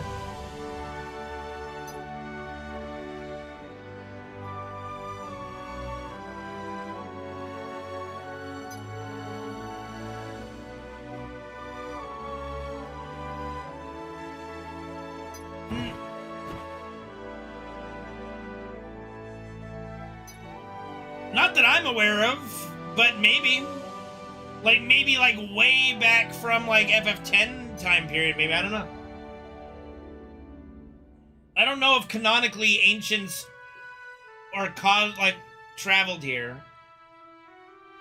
I'm pretty sure the ancients are native to the Earth. That's why they have such a connection to the Earth, and why the Gi were denied connection to the planet and being able to die and have an afterlife was because they're aliens. Now, that is a really cool Genova. That is a really cool Genova. I don't remember that line from the OG. Not that I know every single bloody line, but I'd like to think I know almost every important story beat from the OG.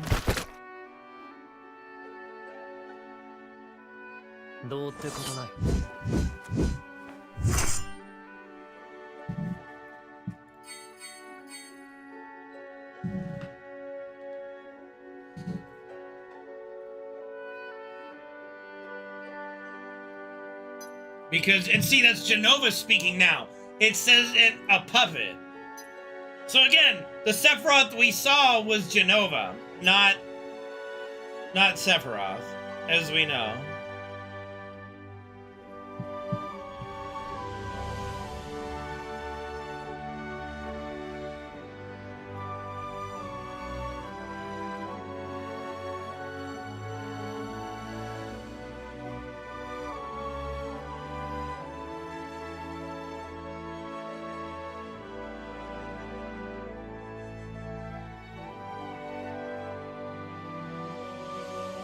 It's not even a matter of control, it's who's talking, who's moving, right? And until we give Sephiroth the black materia at the end, he's still in a fucking materia shell, right? It's Genova walking around, it's Genova disguised as Sephiroth, it's Genova talking. They do, the first Soldier chapters do, yeah. Yeah.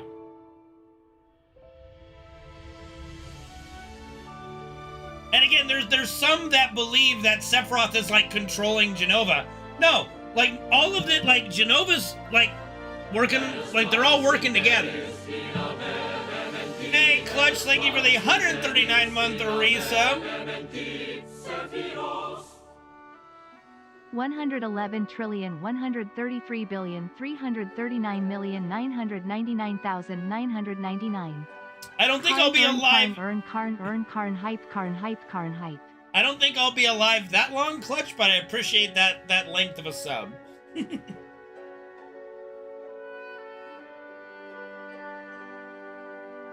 Fun fact, you get a title for doing this. It was Water Burial. And then apparently the Clarith fandom got so fucking upset over the title Water Burial and the portrayal here or whatever that they changed it to Prayer Altar. Talk about a massive L, dude. Thank you, Clutch.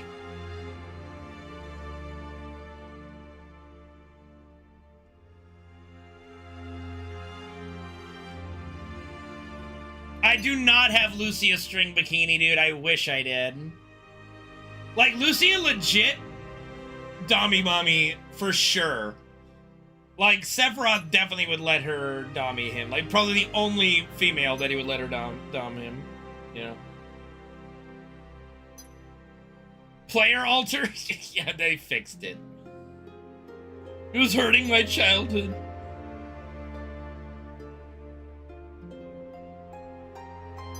I like the story of young Sephiroth, but they've towed the line pretty well so far of not making him too sympathetic. The last thing you need is to feel sorry for Sephiroth. And that's what I hated a lot about Crisis Core, is trying to turn Sephiroth into some sympathetic character and likable character. No, the dude's a fucking cold-hearted bastard. That's it. And you need to see how he became a cold-hearted bastard. And I think that's what they've done pretty good in Ever Crisis. Crisis Core, it was way too much trying to sympathize with him, and I just did not like that. I did not vibe with it.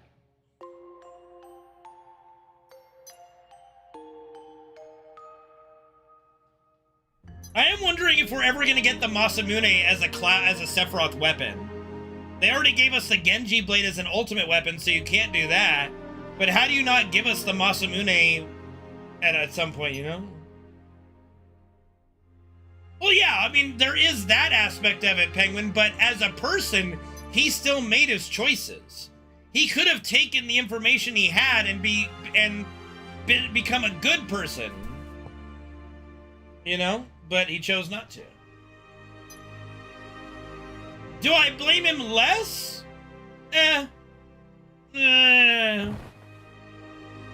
Well, it's gotta be the ultimate weapon, right? Or Josh, otherwise, there's no point, right?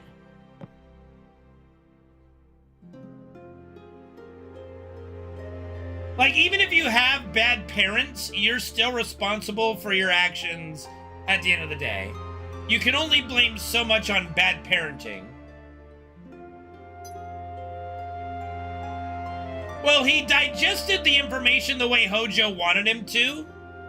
So in that case, in that sense, he was being manipulated. And he just kind of fell for it, hook, line, and sinker, so... You know... That would be really cool, but I don't think we get a skin for it, but we might. We might be able to put the skin on. Alright, that's it. Chapter clear. Alright, let's do the extra section. Get that done.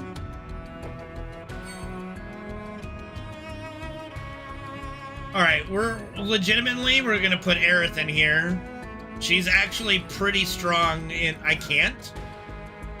Why can't I have Aerith used against Demon's Gate?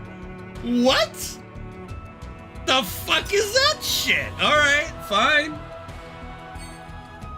You can? Okay, that would be pretty cool then. Alright, let's see if auto-equip can just do this.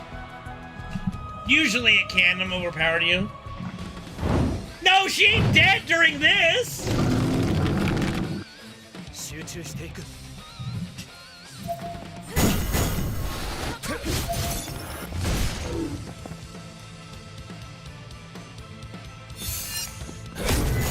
Ruinra? What the fuck are they having my guys do? What is this the auto config fucking doing? Jesus H. Christ.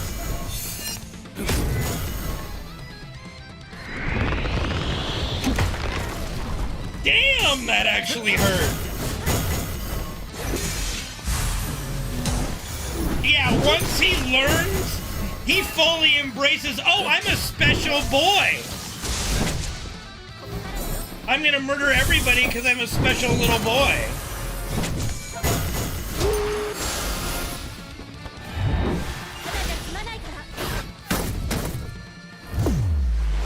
Oh, bitch. Of course, Tifa has to carry this fucking ragtag group. What else is fucking new?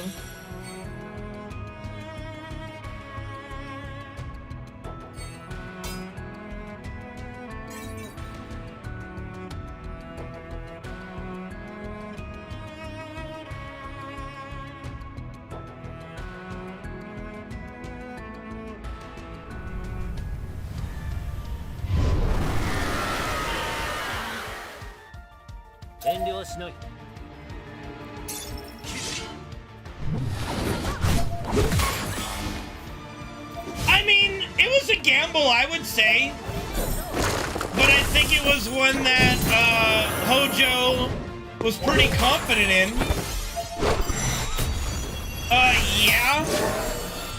Of course I did.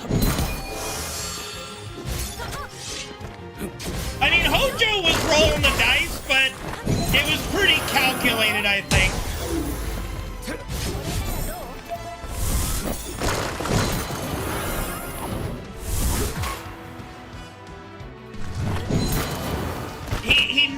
Sephiroth's personality, and he kind of used his connection to Genova.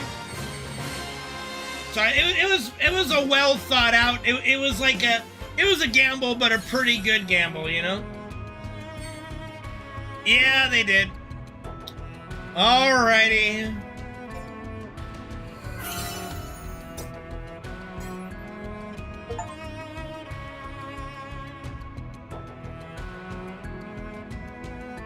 That's a good question. Her breast size changes depending on what outfit she's wearing. Like, they're pretty good in the Santa outfit. Alright? They're massive in the bikini. And they're a little modest in the wet t-shirt.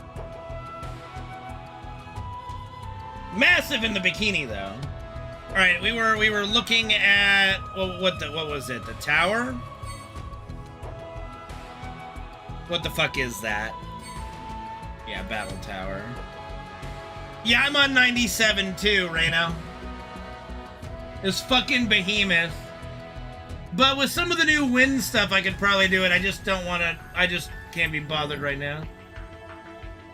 What's the final one? Genova Nucleus. Oh, you beat the behemoth? Okay.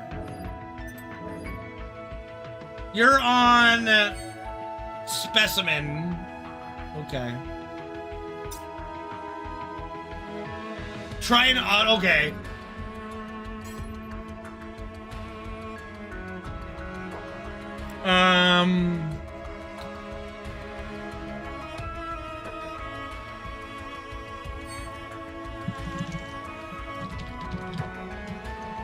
Bullshit. All right, well, we'll give it a oh, bull, as my dad say, pucky. Bull pucky. Okay. Wait. We gotta actually swap to it. You can do yeah. I do co-op, yeah, sometimes. Let's see, bull pucky. All right. I think the best bet. I mean, Cloud's a pretty good wind. All right. Okay. Who do I have in my wind party? Sephiroth. Oh yeah. You know what? Let's just okay. We'll let the auto thing select and we'll see.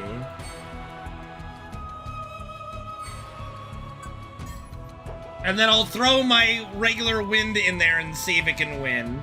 Probably not. All right, let's try it.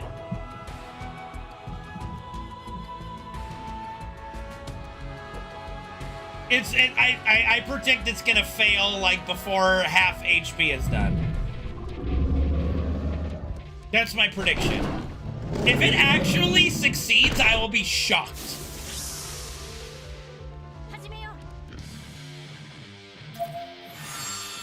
What the solid bravery? Okay, I'm willing to look.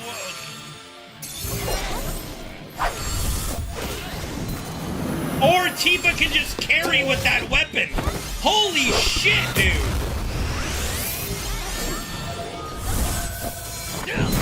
Holy fuck, what? Yeah, it has elemental weakness, weak to wind, motherfucker.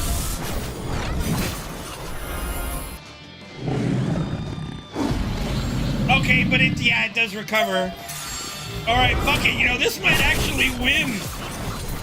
Holy fuck! This is actually gonna win. Okay. Yes, it did, Reno. You're just dumb. Okay, I'm genuinely fucking shocked by that. I'll fucking take it, dude. What the hell? Okay, that was carried by the wind weapon. Okay, this is ice. All right. I mean, she's really strong in this. I don't know if she's that fucking strong. That was crazy. No, he's been weak to win forever, Reno. No, Tifa is legitimately the strongest character in Ever Crisis. Without a doubt, she is the strongest character.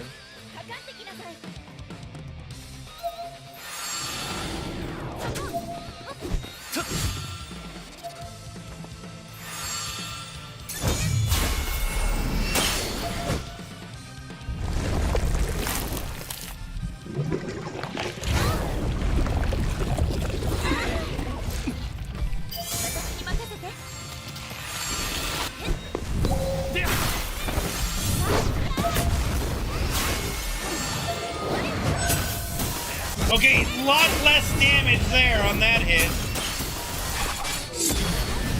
I think I need Zack in here for the ice resist down, but we'll let it play out. She's still chunking him though, dude.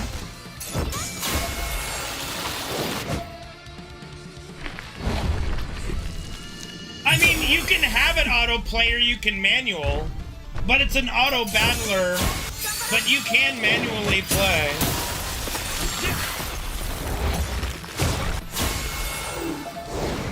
I do not have a Terror Rod, no. My Terror Rod is purple.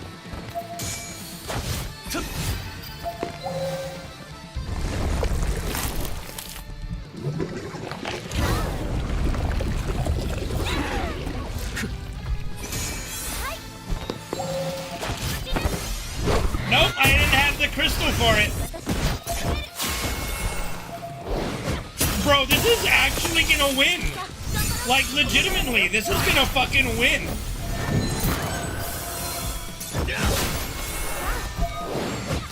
This is legitimately crazy. This is going to win.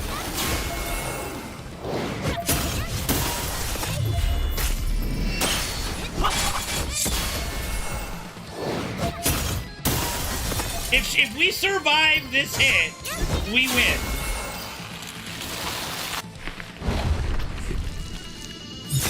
And it's only on... Yep. Holy shit.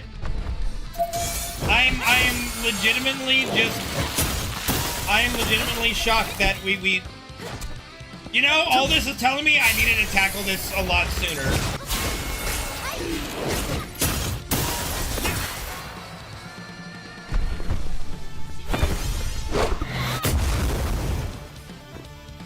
Well, we killed him after, but like before the second summon went through.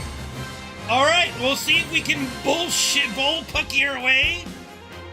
No, the rewards aren't great, but we can get it done, yo. Alright.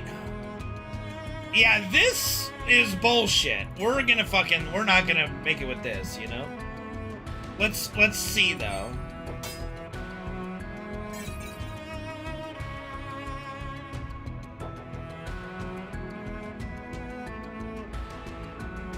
I don't think we survive this one. This one probably have to look up a guide and follow the guide for, but let's see.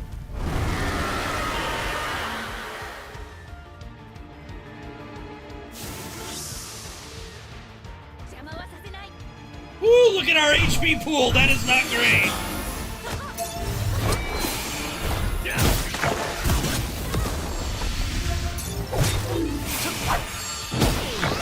Well, we're powering through their shields.